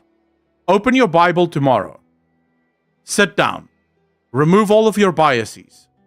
And ask one simple question. Scientifically. Do it with no bias, no nonsense. Go with the scientific approach. Just say the following words. Say, God, if you are real, if you are actually real, show yourself to me. Prove it. And then start reading. And if by the end of that read, you find that nothing has changed in you, nothing is open for you, you have not found God, then you are more than welcome to go on your merry way and continue to believe. But you don't want to do that, because that would actually require you to keep an open mind and to actually follow through on your scientific approach. You don't want to do that. So you come up with all sorts of nonsense excuses as to why that's not what you're going to do, and you don't want to be part of some cult or whatever the case may be, because you're not actually a non-believer because you know. You're a non-believer because you believe, and your God happens to clash with mine, which is perfectly fine, but then maybe don't be so arrogant about it. Don't be so arrogant about it. Just admit, listen here, bro, I don't believe because I'm lazy. I don't want to know if there's a God because I want to keep doing the things that I'm doing, and I don't need to be held to account for the things that I'm doing. Cool. But be honest. Say what you believe and do it, you know? The Bible's not that long. It's actually a phenomenal book when you get into it, and what's really cool about the Bible, and I'm not trying to convert anyone here. The Holy Spirit will move if you need to be moved. If you don't, you won't, because not everyone that's born is meant to be saved. Jesus has a parable about this. He invited a bunch of his friends to a wedding, the parable of the king whose son has a wedding. And he invites his friends. His friends let him know that they're not coming. That's the Jews, by the way. The Jews didn't want to come to the wedding. And so he sends his servants to go get other people, to go meet, to find people in the town. And those people come, and the king says, no, this isn't enough. Send more people. And he sends more people. And those people, he sends his servants out to the highways and to the entrances to town. And they bring everyone into the hallway. And then when the party is going, the king walks around and he finds one man in the wedding that isn't dressed in wedding attire. And he walks up to the man and he kicks the man out of the wedding. And he says to him, you are not prepared, for I do not know you. And the man is outside of the wedding. So basically, not everyone can be saved or will be saved due to the choices that you yourself have made. You have made that impossible for yourself. But the point is, the thing that's so beautiful, and this is the thing that I never understood about religion, the disciples come to Jesus and they ask Jesus, why does he speak in parables? They want to know why he tells them, why does he tell the people stories? They say to him, you speak in parables to the people. Why do you not speak in parables to us? And Jesus says to them, because the treasures of the kingdom of heaven is not known to them, except for those who come to the Father through me. So Jesus is effectively explaining to them, the Bible is written in such a way that unless you seek Christ, you will not understand it. It will come across to you as silly or stupid or useless because you are not seeking Christ. You are only seeking knowledge. You're only seeking information. And it was written specifically in that way. Jesus spoke the way that he did to confuse the Pharisees and the Sadducees, intellectuals of the time who tried to reason with Christ, who tried to reason with God, who tried to reason themselves out of things. And the Bible was expressly written in such a way that unless you come to God through Christ, The Bible will not make sense to you. You will read something and you will think, this is bullshit. What the hell is this? Because you don't understand what you're reading. You're reading words and trying to be all smart and intellectual with the creator of the universe who knows your thoughts long before you've even had them. He knows how to deceive you because you're not ready to receive his word. So unless you do that, unless you sit down and you actually go do it, the Lord isn't going to open the way for you because you have to seek the truth. And if you're not seeking the truth, you're not going to get it. It's as simple as that. And then for those of you that's asking why Jesus? Why Christianity? The Bible is a book that's written over 1,600 years by over 40 different authors. These 40 different authors consistently live in 3 different languages. They speak and prophesize the message of God. Most of these prophets never interacted or met one another, and yet their books confirm one another. They say the same things, even though they've never met, they've never encountered one another. In the Old Testament, there are over 1,000 prophecies about Jesus and the things that Jesus will do on this earth when he finally comes. The likelihood of a person arriving on earth and even fulfilling half of those prophecies is less than 1%. Jesus fulfilled every last one of those prophecies. And before you go, well, he had the books, he could read it. The books of the prophets were not widely available for every single human to read. This was long before the printing press, long before the internet. So most of those books would only later be found and then eventually bound up into a single book so that we could see all of the prophets and how they spoke about Jesus, all of the things that Jesus ultimately ended up doing. This is the only book that we know of that does this. There is no other religious book on the planet that has that level of consistency. Not only that, but we know Jesus lived. This is not conspiracy. There's no worries about this. No one's guessing.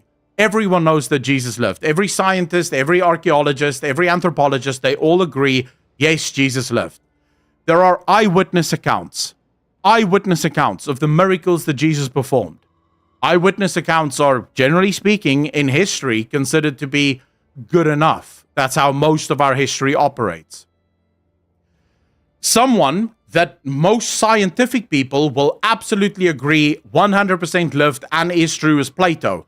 There are only 2 works in the history of mankind that references Plato. These books, the 2 references to Plato, 700 years after Plato apparently lived.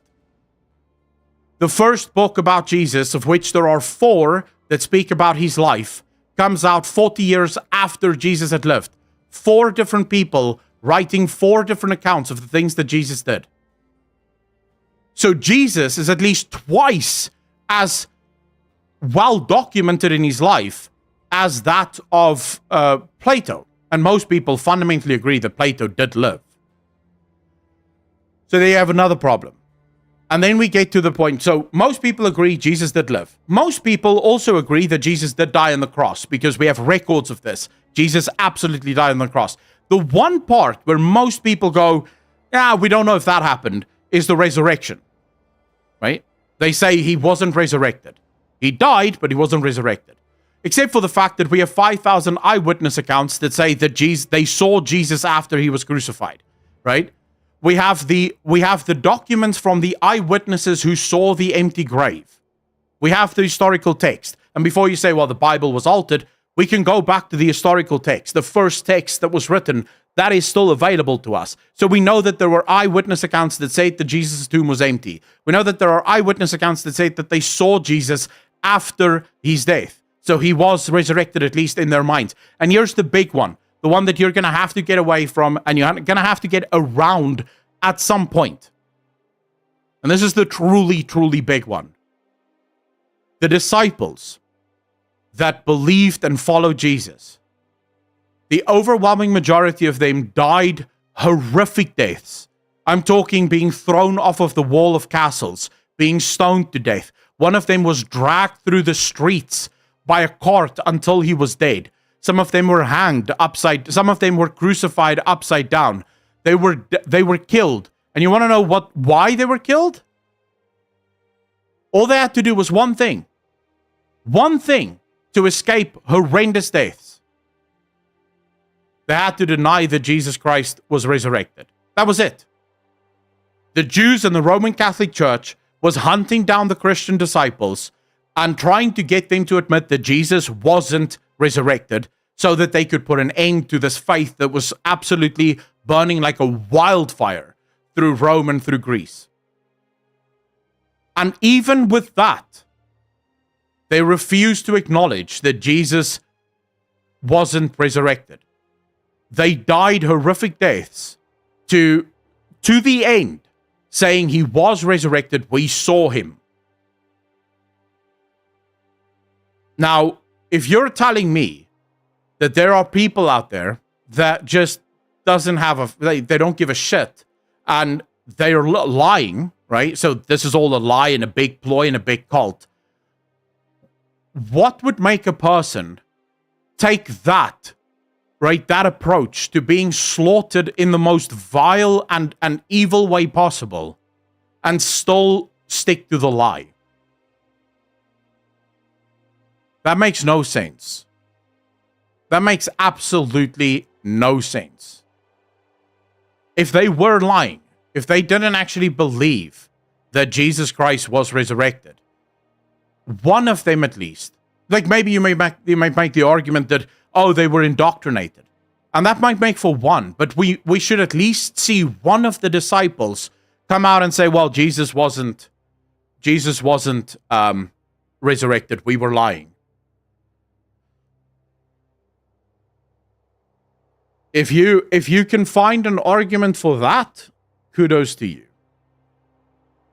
People have been dumb for ages. Yeah, one person. Maybe.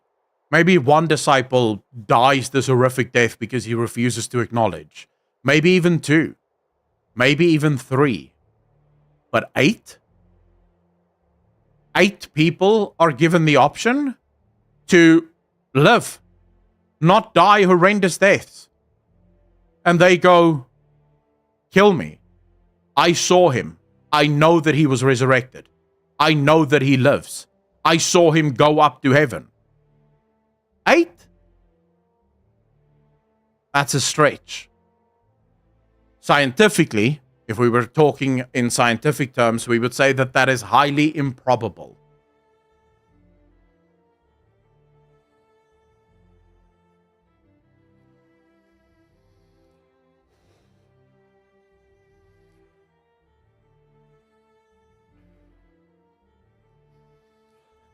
Yeah, a dude didn't do that, Epic Thulu.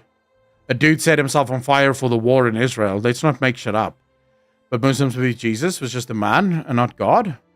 For more than 8, which even 8 is surprising, one would say they didn't, regardless if they did or not, just to get out of the torture. Jumbo, if you didn't actually believe, yes. But if you truly believe that Jesus is the Son of God and that he is the Savior of all men, then you would not.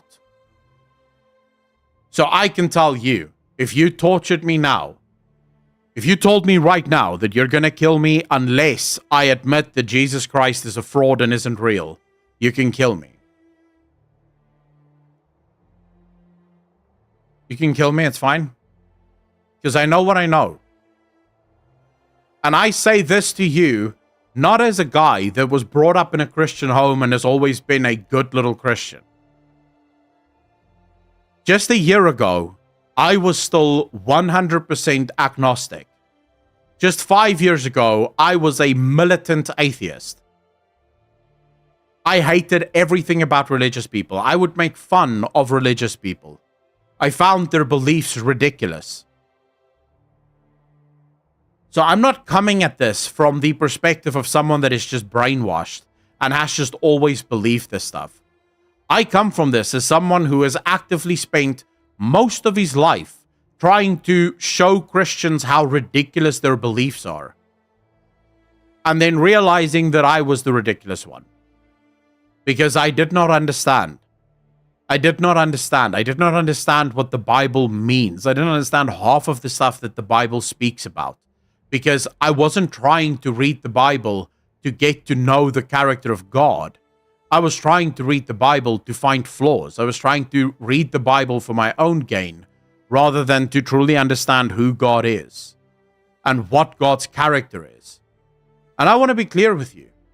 I am not a fan of these mega churches where people go and they clap hands and they throw their hands in the air and you have these pastors that touch people on the head. I don't believe that that bullshit is real. I don't. I think that all of those churches are major business corporations that make a crap ton of money. The church that I'm in, we stand, we do 3 songs, psalms specifically. We sit down and the pastor gives us a message. Our pastor is incredibly intellectual. It's one of the reasons I love him. It's one of the reasons I love going to church to his church, because he's knowledgeable about the time period. He understands the history, because he too, like me, comes from a background of not once believing. And so he did everything in his power to try and convince Christians that it wasn't real, only to come to faith. So you get an incredibly intellectually well thought out session every single Sunday with fellow Christians who, yeah, they have their flaws and they make mistakes and they judge and they do all of this shit, but they're trying to be better. They're trying to be good people. They're trying to form a relationship with the Holy Spirit, a relationship with God. And that's all you can hope for. And so my only challenge to you is a simple one. You don't have to believe. You don't. You can believe whatever the hell you want. But if you truly want to challenge God, then challenge him.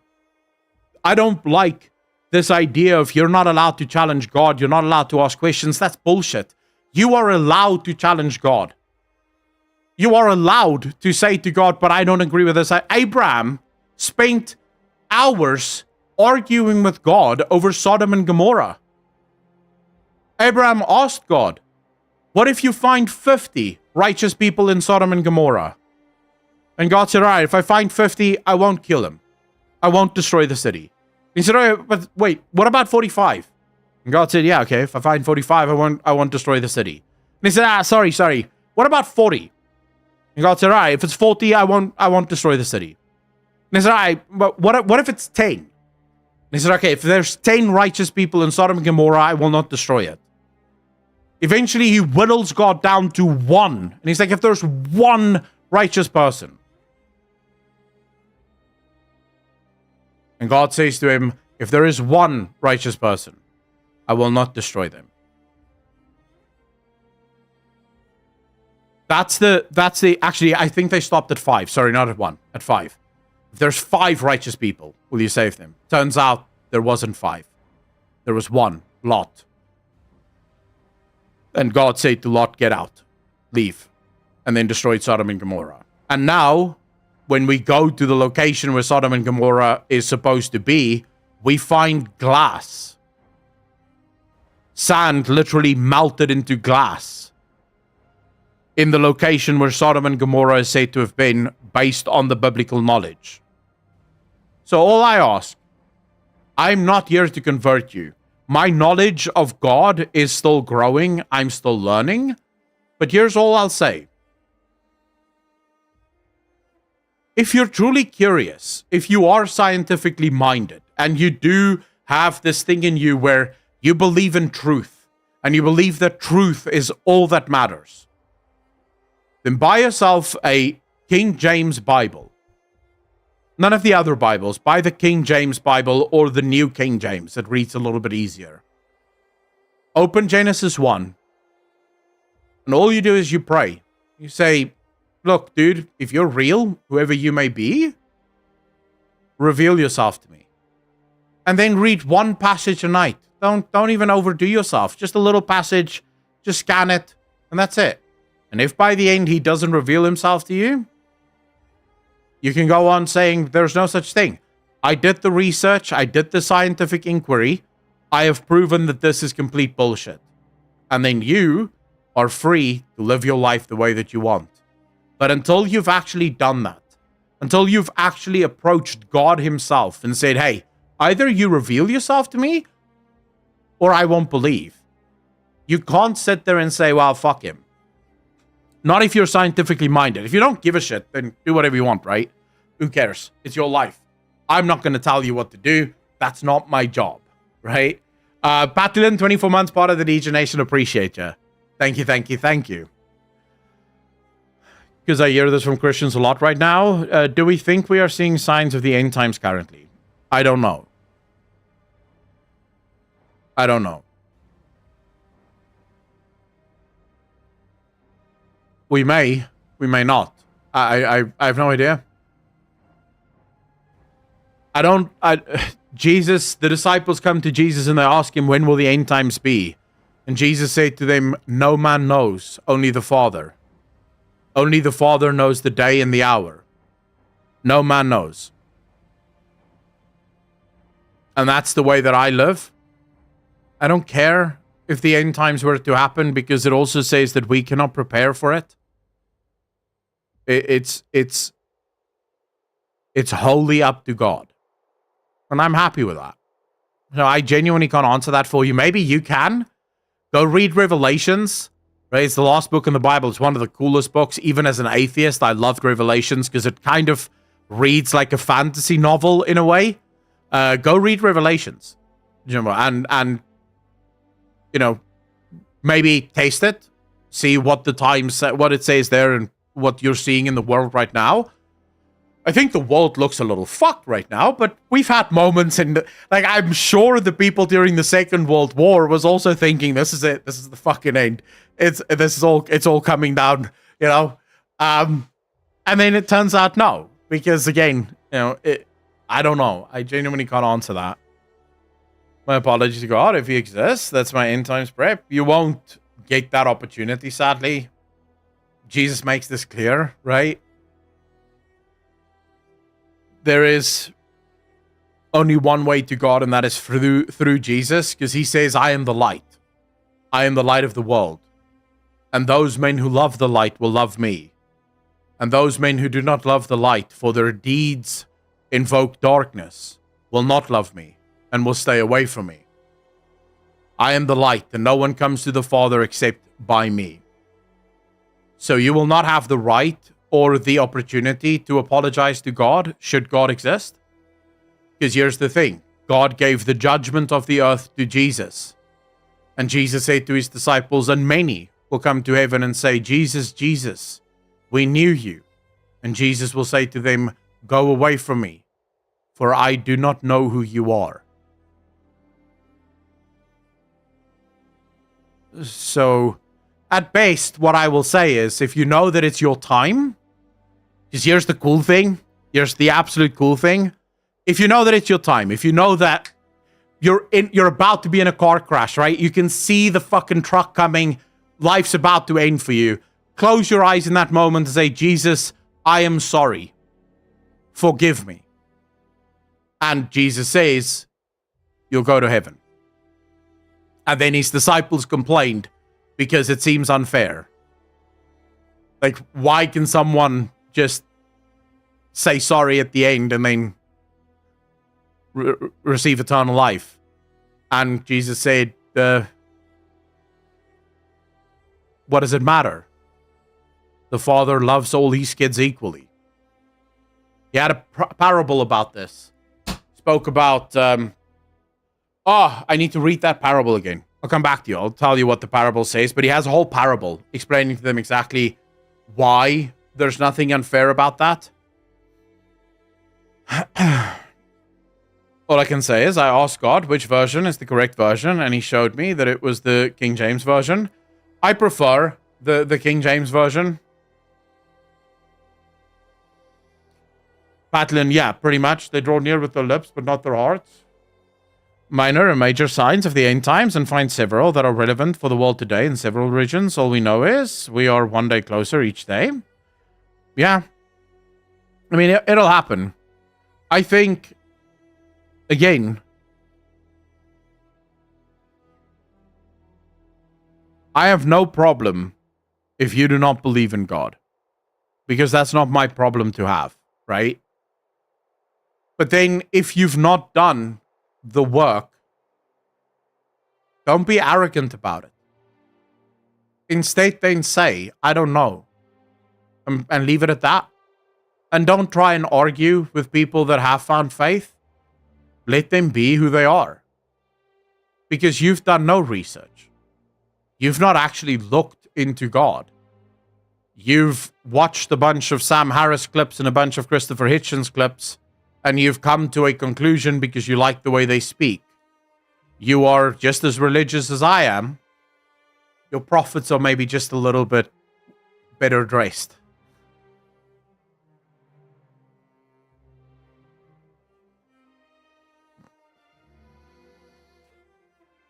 I'd grab a compendium to read alongside it. So I like the new King James version, Jane. I personally find the new King James to be really, really good, because it is, and I've tasted this. So I have this. Hold up, I'll show you. I have this. Most of you should know about this program. It should not be. It should not be new to any of you, but it's called eSword, right? So it's the online Bible, and so I have the new King James version. They have the King James Plus, and then the King James, right? So I prefer the new King James version because it reads easier. Like the King James version can be very difficult to read. So, for example, it says, "Verily, verily, I say unto you, he that entereth not by the door into the sheepfold, but climbeth up some other way, the same is a thief and a robber. But he that entereth in by the door is the shepherd of the sheep. To him the porter openeth, and the sheep hear his voice. And he calleth his own sheep by name, and leadeth them out. And when he putteth forth his own sheep, he goeth before them, and the sheep follow him, for they know his voice. And a stranger will they not follow, but will flee from him, for they will not know the voice of strangers." But then you read the New King James Version, and it is, "Truly, truly, I say to you, he who does not enter into the sheepfold by the door, but going up by another way, that one is a thief and a robber. But he who enters in by the door is the shepherd of the sheep. The doorkeeper opens to him, and the sheep hear his voice, and he calls his own sheep by name, and leads them out. And when he puts forth his own sheep, he goes before them, and the sheep follow him, for they know his voice." eSword, yeah? You've never heard of eSword? Yeah, it takes away all the difficult words, Saven. eSword is amazing. So eSword has, like, one of the things I love about eSword is, where's that? So you first have the ability to compare stuff. So if you want to see what different versions of different Bibles say about a specific passage, you can literally click on compare, and as you can see here, it throws out all of the different versions of the Bible for you on eSword. And then what's the other one? Oh, you can download to Bibles, and here you find every single Bible that exists. Some of them have a price tag to it, right? So some of them you have to buy, those that charge money. These guys don't make any money off of the Bible purchases, but some of them, they need licenses. But you'll see here, they have the Hebrew Bible, the Hindi Bible, Icelandic Bibles. They have every single language, every single interpretation. So it's actually pretty cool. The Dark Lord, how you doing, bro?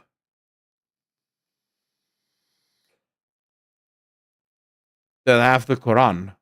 They won't have the Quran, Patlin. The Quran isn't the Bible, right? So, do you mean Quran with a Q? The Dark Lord, 17 rounds part of the DJ Nation. Appreciate you. Thank you, man. This would be amazing for all different books. True. Imagine if you had such a program for literally just different books that you wanted to see different stuff of. That would actually be super cool. But no, it won't have the Quran. But it does have the Bible. I just thought with religious books. No. So this is eSword. It's specifically for the Christian faith. It's all the different versions of the Bible. If you want the Quran, I'm sure there are different books. There are websites, definitely. There's this guy that I watch, or these guys that I watch on YouTube. Let me just see if I can find them. Hold up. I discovered these guys last night, and it is fucking phenomenal. This guy, Sam Shamoun. Sam Shamoun, dude, he knows the Bible basically off by heart. Like he has videos where he speaks to Jews. He has videos where he speaks to Muslims. Like his main thing is converting Muslims to Christianity. He knows the Quran as well as all supporting books off by heart. So he goes to Muslims and he goes, right, read this, every passage out of the Quran. And then he shows them how the Quran completely contradicts itself. And then the same with Jews. Like I was watching this video last night of him talking to a Jew. And he shows the Jew how Jesus is in the Old Testament. How Jesus literally is in the Old Testament. And the video basically ends with the Jew screaming at him out of anger because the Torah, the very book that the Jews follow, proves that Jesus was real. Muslims, if they come to Christianity, get cast out from family and can be dealt with severely. Patlin, the one thing that I can tell you, so I met a guy who does all of his, he does his entire missionary work under Muslims. And he says they are the most difficult to convert because of that fear, right? There's a lot of danger around, but they make the best Christians once they convert.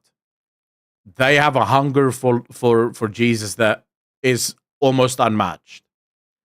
So yeah, he does, this guy does, and he goes about it very differently though.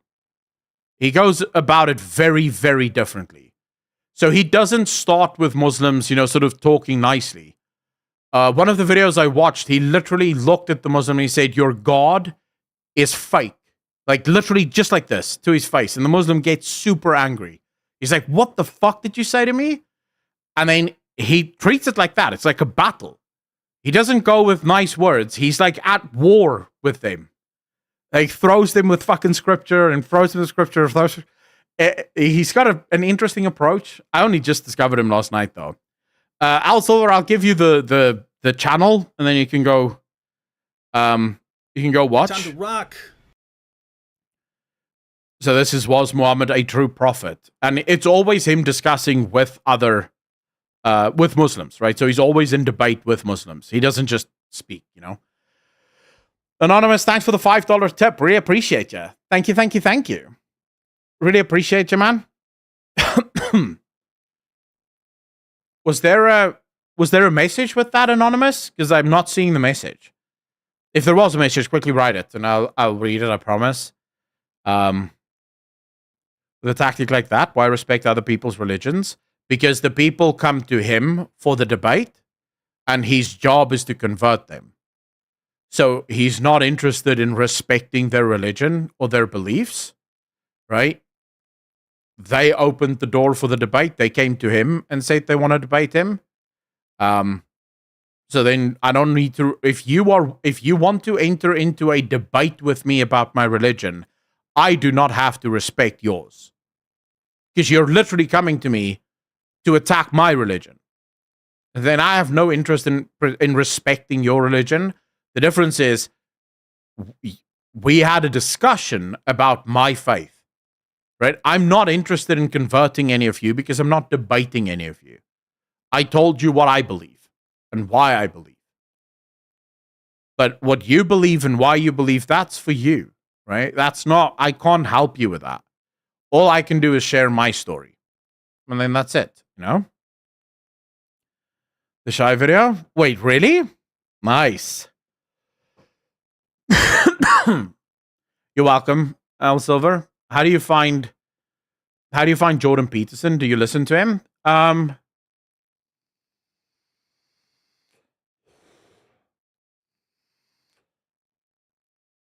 not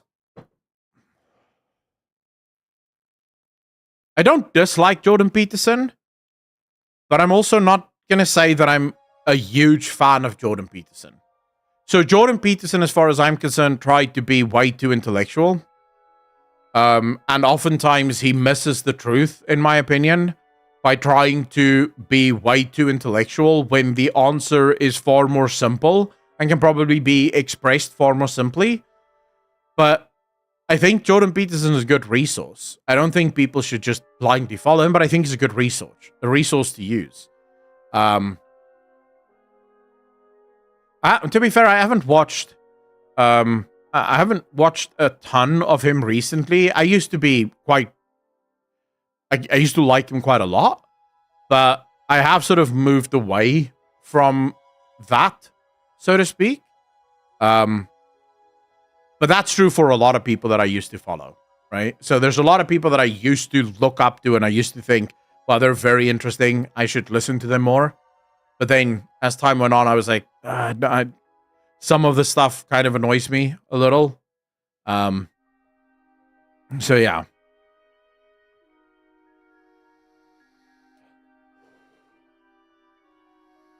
No. He's not like fucking, as they walk out of the mosque going, yeah, well, fuck your God or whatever, right? No. He has a YouTube channel where he does live call-in shows, right? So people can call him and they can debate with him. But then this video that I just linked, for example, I think it's an imam that challenged him to a debate, right? Based on one of the videos that he made. So then he accepts the debate and it's like, all right, let's go. You challenged me, so let's do this, right? No, he doesn't just go around fucking, song, I believe in freedom of speech for the morons too. Yeah, well, that's true. Don't follow the right God, and some people need it to be harsh to know the truth. He quotes their own scriptures faster and more correctly than they do, and they get frustrated. Yeah, the few of those debates I've watched were human decency, no swearing. Yeah, he doesn't swear or scream at people. That's true. That was my dono. It was a long message. Give me a second to recreate here. Clabby, another $5. I really appreciate you, fam. Thank you. But yeah, I will wait for your message.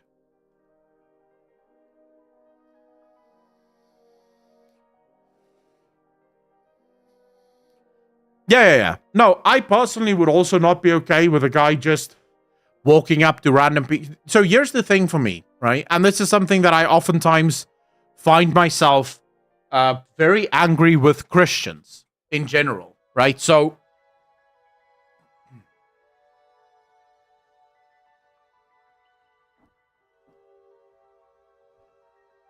let's take a fun sin. Right, that Christians love to cast judgment on. And I use the word Christian as a sort of blanket statement for all, even though I believe that there are many Christians who are not Christian. But let's take homosexuality, right? The Bible states that homosexuality is a sin. It's abhorrent, and you should not practice it. We can all agree that's exactly what the Bible says. But we should never forget that sin is literally the natural default state of the universe. Homosexuality is as much a sin as just about everything else. There's a wonderful passage in the Bible where the disciples are having an argument with God, with Jesus, and they're asking Jesus whether or not it's okay to divorce your wife. And Jesus basically says to them, no, it's not. And they're like, but Moses said that we're allowed to do that. And Jesus says to him, no. Moses wrote that in because he knew that you wouldn't be able to follow the word of God. And then Jesus goes and he says to him, it was said to the ancients, right? Now listen to this, because this is actually super powerful. Jesus says to them, it was said to the ancients that you are not allowed to fornicate with your neighbor's wife. But I tell you that you are not even allowed to think about fornicating with your neighbor's wife. So you are not even allowed to experience it in your head. And Jesus says to them, because if you have done it in your head, it is as good as if you have done it already. So what is Jesus trying to explain to them? Jesus is trying to say to them, whatever you do in here happens already everywhere. The problem that would be created if you actually slept with your neighbor's wife is already created even if you do it here. The sin is removing you from God, because sin is nothing other than the removal of God. God says, where I am not, there sin is. And I am not where sin is because I have no sin inside of me. So that's all sin is. Anything that removes you from God is sin. Homosexuality, drinking, beating your wife, doing all manner of things, gambling, it's all sins. Because all of that removes you from God. No sin is greater than another one. So how do we deal with sin? Let's for a quick second here, because Christians love to attack gay people for being gay and how it's a sin and they should stop doing it. Let's take a simple sin. Let's take a super simple sin, right? Drinking. You're not supposed to get drunk. And yet, a lot of Christians love a beer every once in a while, right? They love getting drunk. They love hanging out. That's sin. It's sinful behavior. So how do we deal with this? Well, Jesus tells us that if you can, you should try and carry your cross. So the common argument, and I have a lot of, believe me, I have a lot of empathy for this argument. The common argument is that I was born this way. And I am not one that will disagree with that. My brother is gay. And I can tell you, I knew he was gay from like fucking 1 year old. Like as soon as I saw him, I was like, yeah, this dude is not straight. Right? And what do you do with a gay person? I have this conversation with my brother now because he finds it very difficult to believe in God, because obviously believing in God means that who he is fundamentally sinful, right? What he doesn't understand is who I am is fundamentally sinful. Who literally every human being on this planet is fundamentally sinful, because we are sinful creatures. Our minds are so filled with sin. Paul says it in the Bible. I think about the good stuff, then I've already committed sin. Like, I can't even manage to just go 2 seconds without committing sin, because I'm of this world. And so Jesus says, what do we do with sin? Well, if we can, we carry our cross. In other words, you put that shit on your back and you walk with that. If you are an alcoholic and you struggle with alcohol abuse, you put your cross on your back and you brute force your way through life not drinking at all, right? You brute force your way through it. And then Jesus says, I will make your cross light. In other words, I will make it easy for you to carry that cross alongside me, right? But what if you can't? What if you can't carry your cross?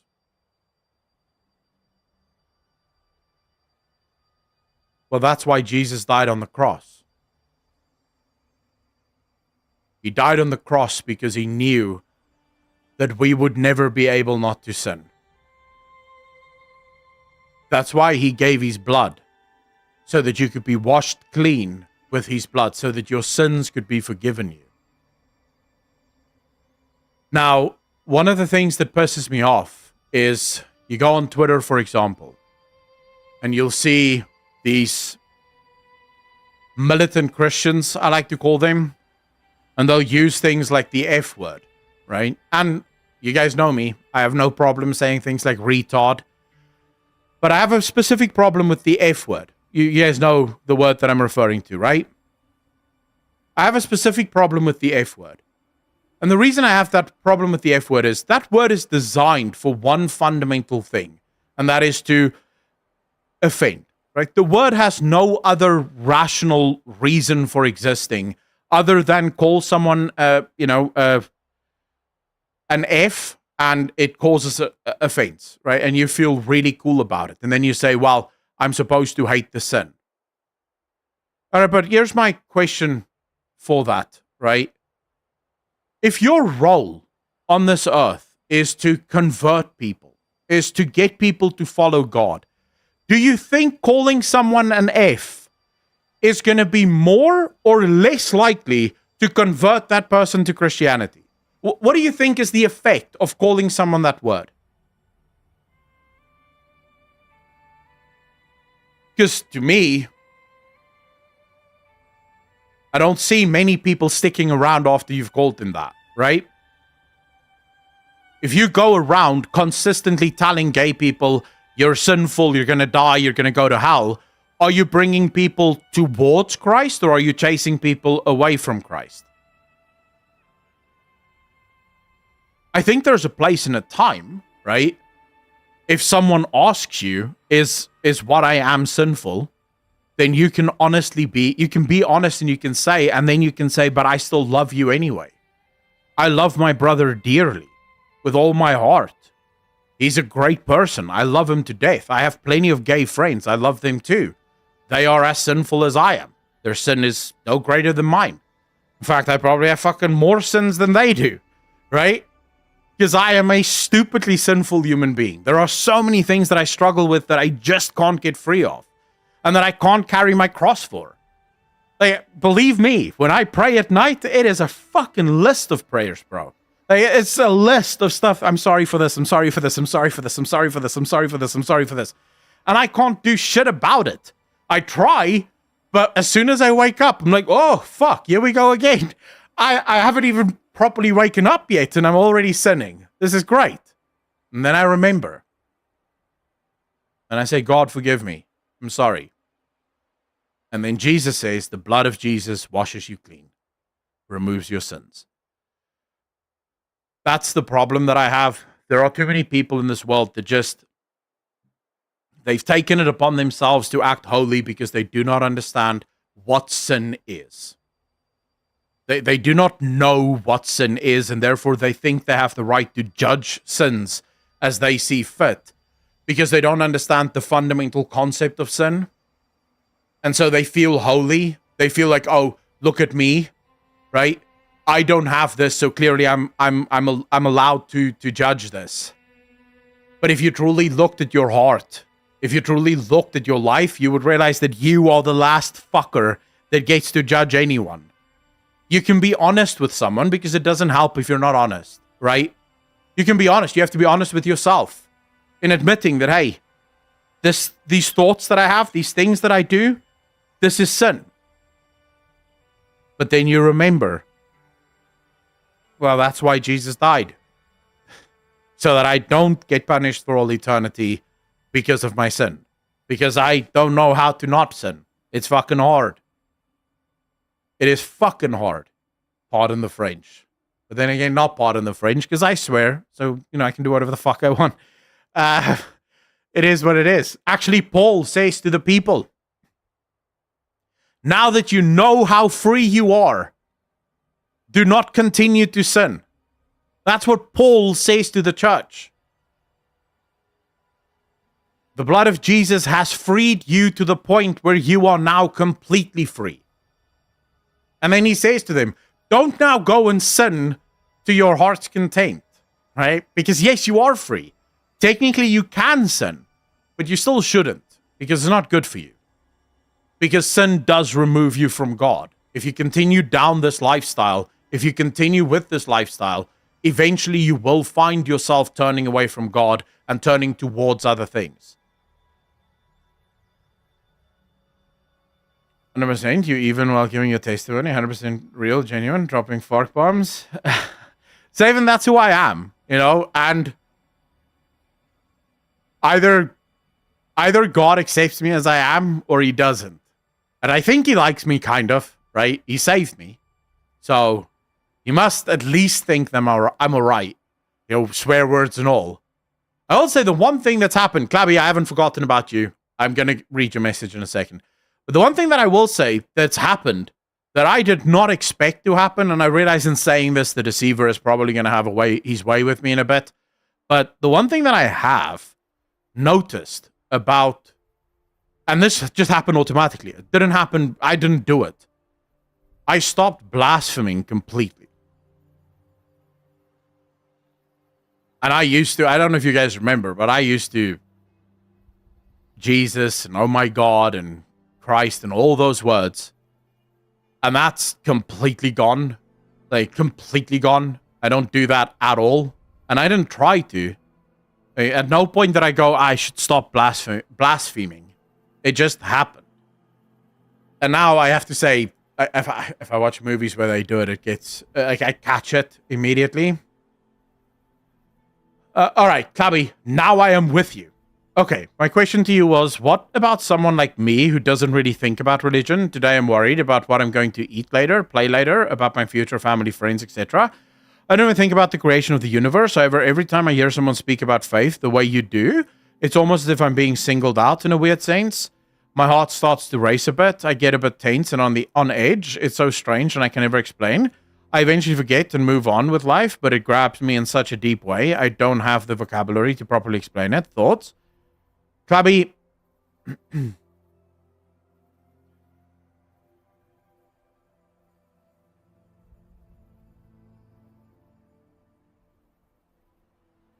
I'll say this. The creator of the universe. You might not think about the creator of the universe, but he thinks about you all the time, and he wants to know you. He says it multiple times in the Bible. He's desperate to get to know you.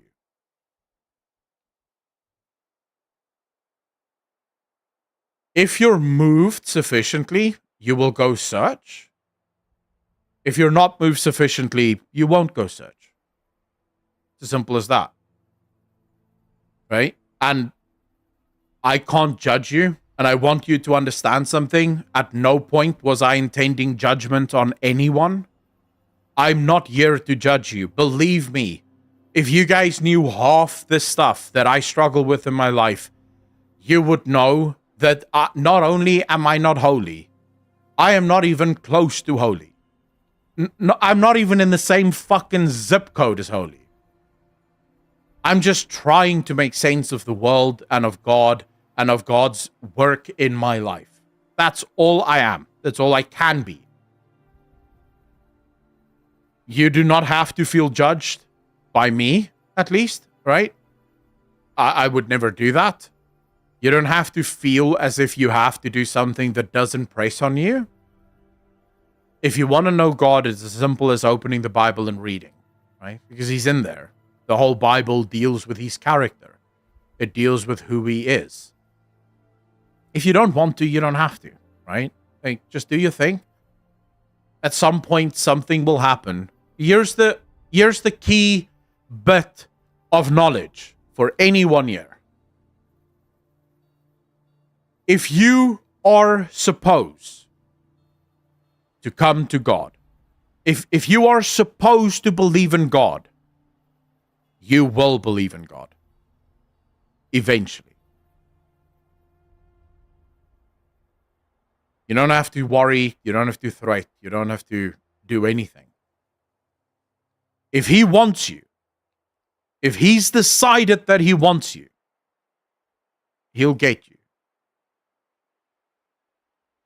And he's not going to interfere, but remember, he knows every decision that you make before you make it. Right? He knows every single decision that you make. He understands how you're going to be moving.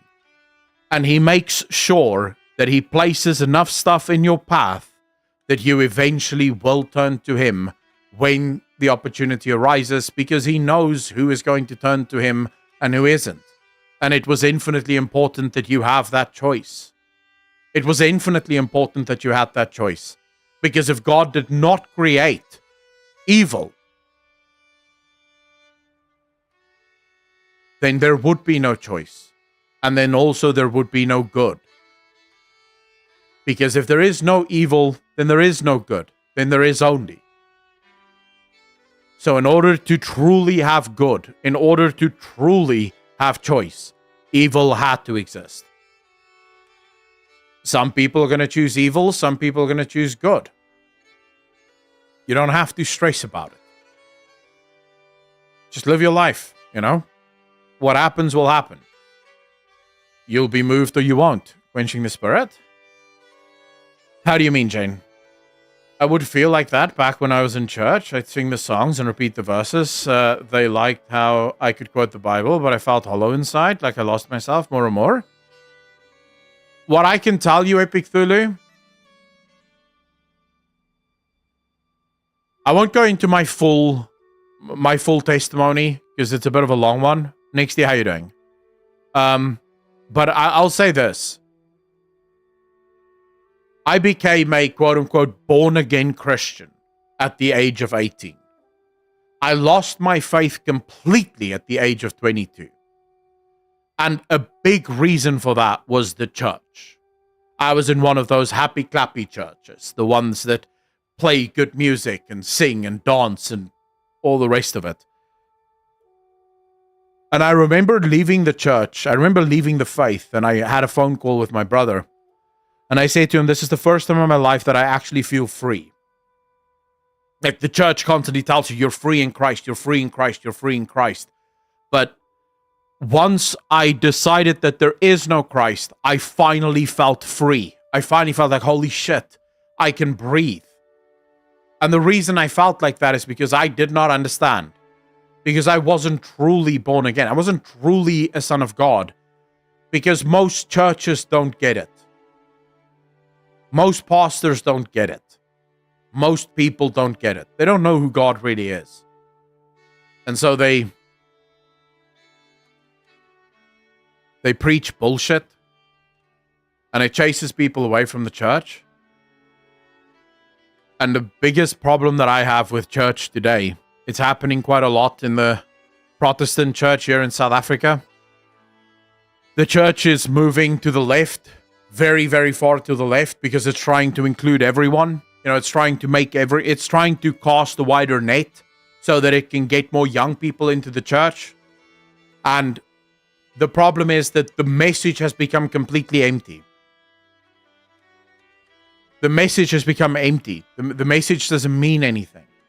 Because you've decided to basically recreate the religion rather than allowing the faith to change people, to make people fit. I have very little time for happy clappy churches.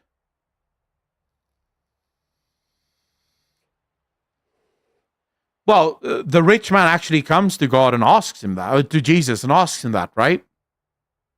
He asks Jesus, what should I do to come to heaven, or to get into heaven?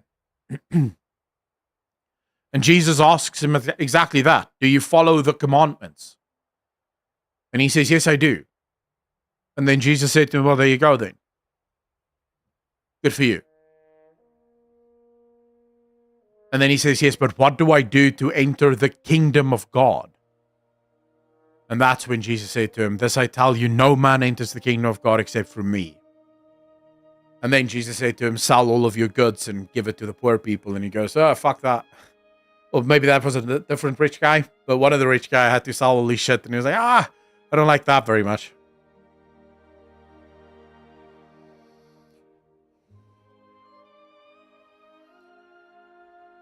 Jumbo, I would have said that that's true, but there is a renewal. There is a renewal that's happening. It's happening all over the place. There are more and more people that are, as the world gets more empty, there are people that is turning back to God. We're seeing the numbers. We're seeing the renewal, especially under young people.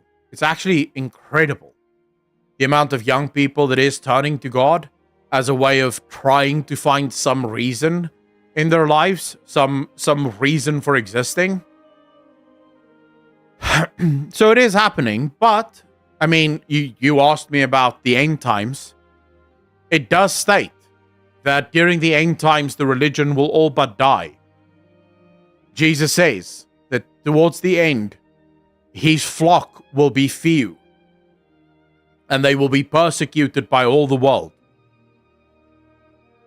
So, if you wanted an end time message, then that would be it, right? As religion dies out and as more and more people turn against the faith, it holds true to what Revelation says, that towards the end time, more and more people will turn away from God.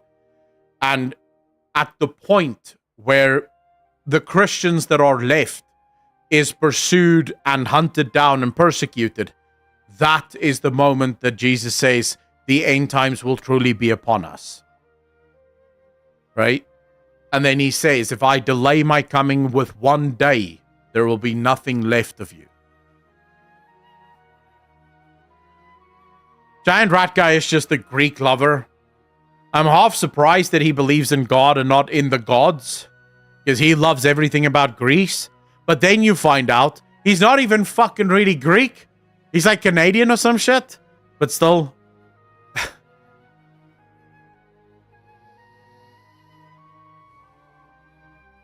Those damn Greeks. Exactly what I said.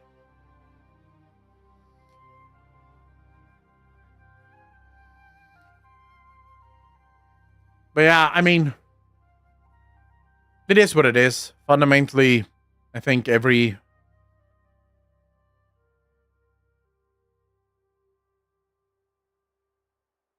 will do what they do, and it's up to you. It's your choice. With that, though, ladies and gentlemen, I am gonna go. We've been live for almost 6 hours, and I need to go fucking eat something, and I need to go relax a bit, and I need to pee. I don't follow God. I just don't claim religion. Perfectly fine. Pyromaniac, thank you so much. Al Silver, thank you so much. Thank you so much to all of you. To find any videos of Sam Shamoun debating any prolific scholars of Islam, you have to go through a lot. He's got a shit ton of videos. There's another guy that's also connected to his channel that also does debates with scholars, and they do it on both channels, so it's sort of like fucking, you know, it's all over the place. But don't leave us. This is going good. I have to go. I need to go pee, and I need to make food. And I have to go to a shop first to buy something to make. And it's already 7:45, and everything closes at 8. So I literally have like fucking 10 minutes, maybe, to do this in. But I'll be back tomorrow. I will be back tomorrow. This is what your podcast should be about, Echo. Someone, I wish it could be, but I genuinely don't think I know enough about God or about the Word of God yet to have a podcast about God. Just what I know right now is basically, man, I wonder if it's 5%. I wonder if it's 5%. I'm still learning, and there's still a lot of shit that I don't understand. Like, there's times I read the Bible, and I'm like, what? And then I have to leave, and I have to walk around, and I have to go, okay, so it said that, what does that mean? And sometimes I have that moment where it goes, oh, wait, that's what that means. And it's oftentimes when I'm not even thinking about it. I'm just sort of busy doing something else. And I go, oh, okay, that makes a lot of sense. But then other times it's like, there's still things that I'm like, I don't know what this means. Like, I don't understand where this comes from. The Discord section so we can chat about this. Dangerous? No. I don't have a religious section on my Discord. And the reason for it is, religion, unless it's done incredibly respectful, can cause ridiculous fights. Right? A lot of people take this shit very seriously, and they do allow their egos to get involved in it. And I am pretty much not interested in that. I'm not interested in having my DMs full of people complaining, this guy said this to me and this guy said that to me. That's why I don't engage in debate about religion, because that will always turn into a fight. I'll tell you what I believe. But if you think about my streams, how often do I talk about religion in my streams? I think this is the first time we've really gotten into it. Maybe 2 or 3 times prior, I've said some stuff, right, about what I believe. But fundamentally, I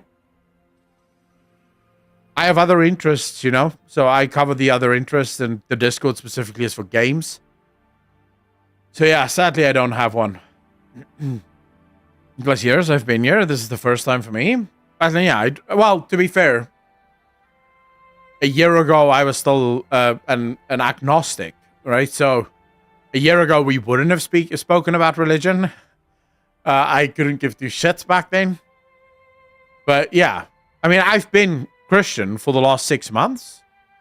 Giant Rat Guy, I believe that Jesus, I believe in the Trinity, right? So I believe in Jesus, I believe in God, and I believe in the Holy Spirit. And yes, I believe that Jesus was crucified, died on the cross, and was resurrected for our sins.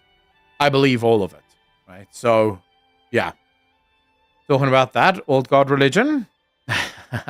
Matt, we can talk about old God religion tomorrow, let me go. Let me go grab some food. Ladies and gentlemen, as always, thank you so much for joining me. Thank you so much for hanging out with me. I really appreciate all of you from the bottom of my heart. As always, be kind to each other. Be good to each other. And I will see all of you in the next one. Peace!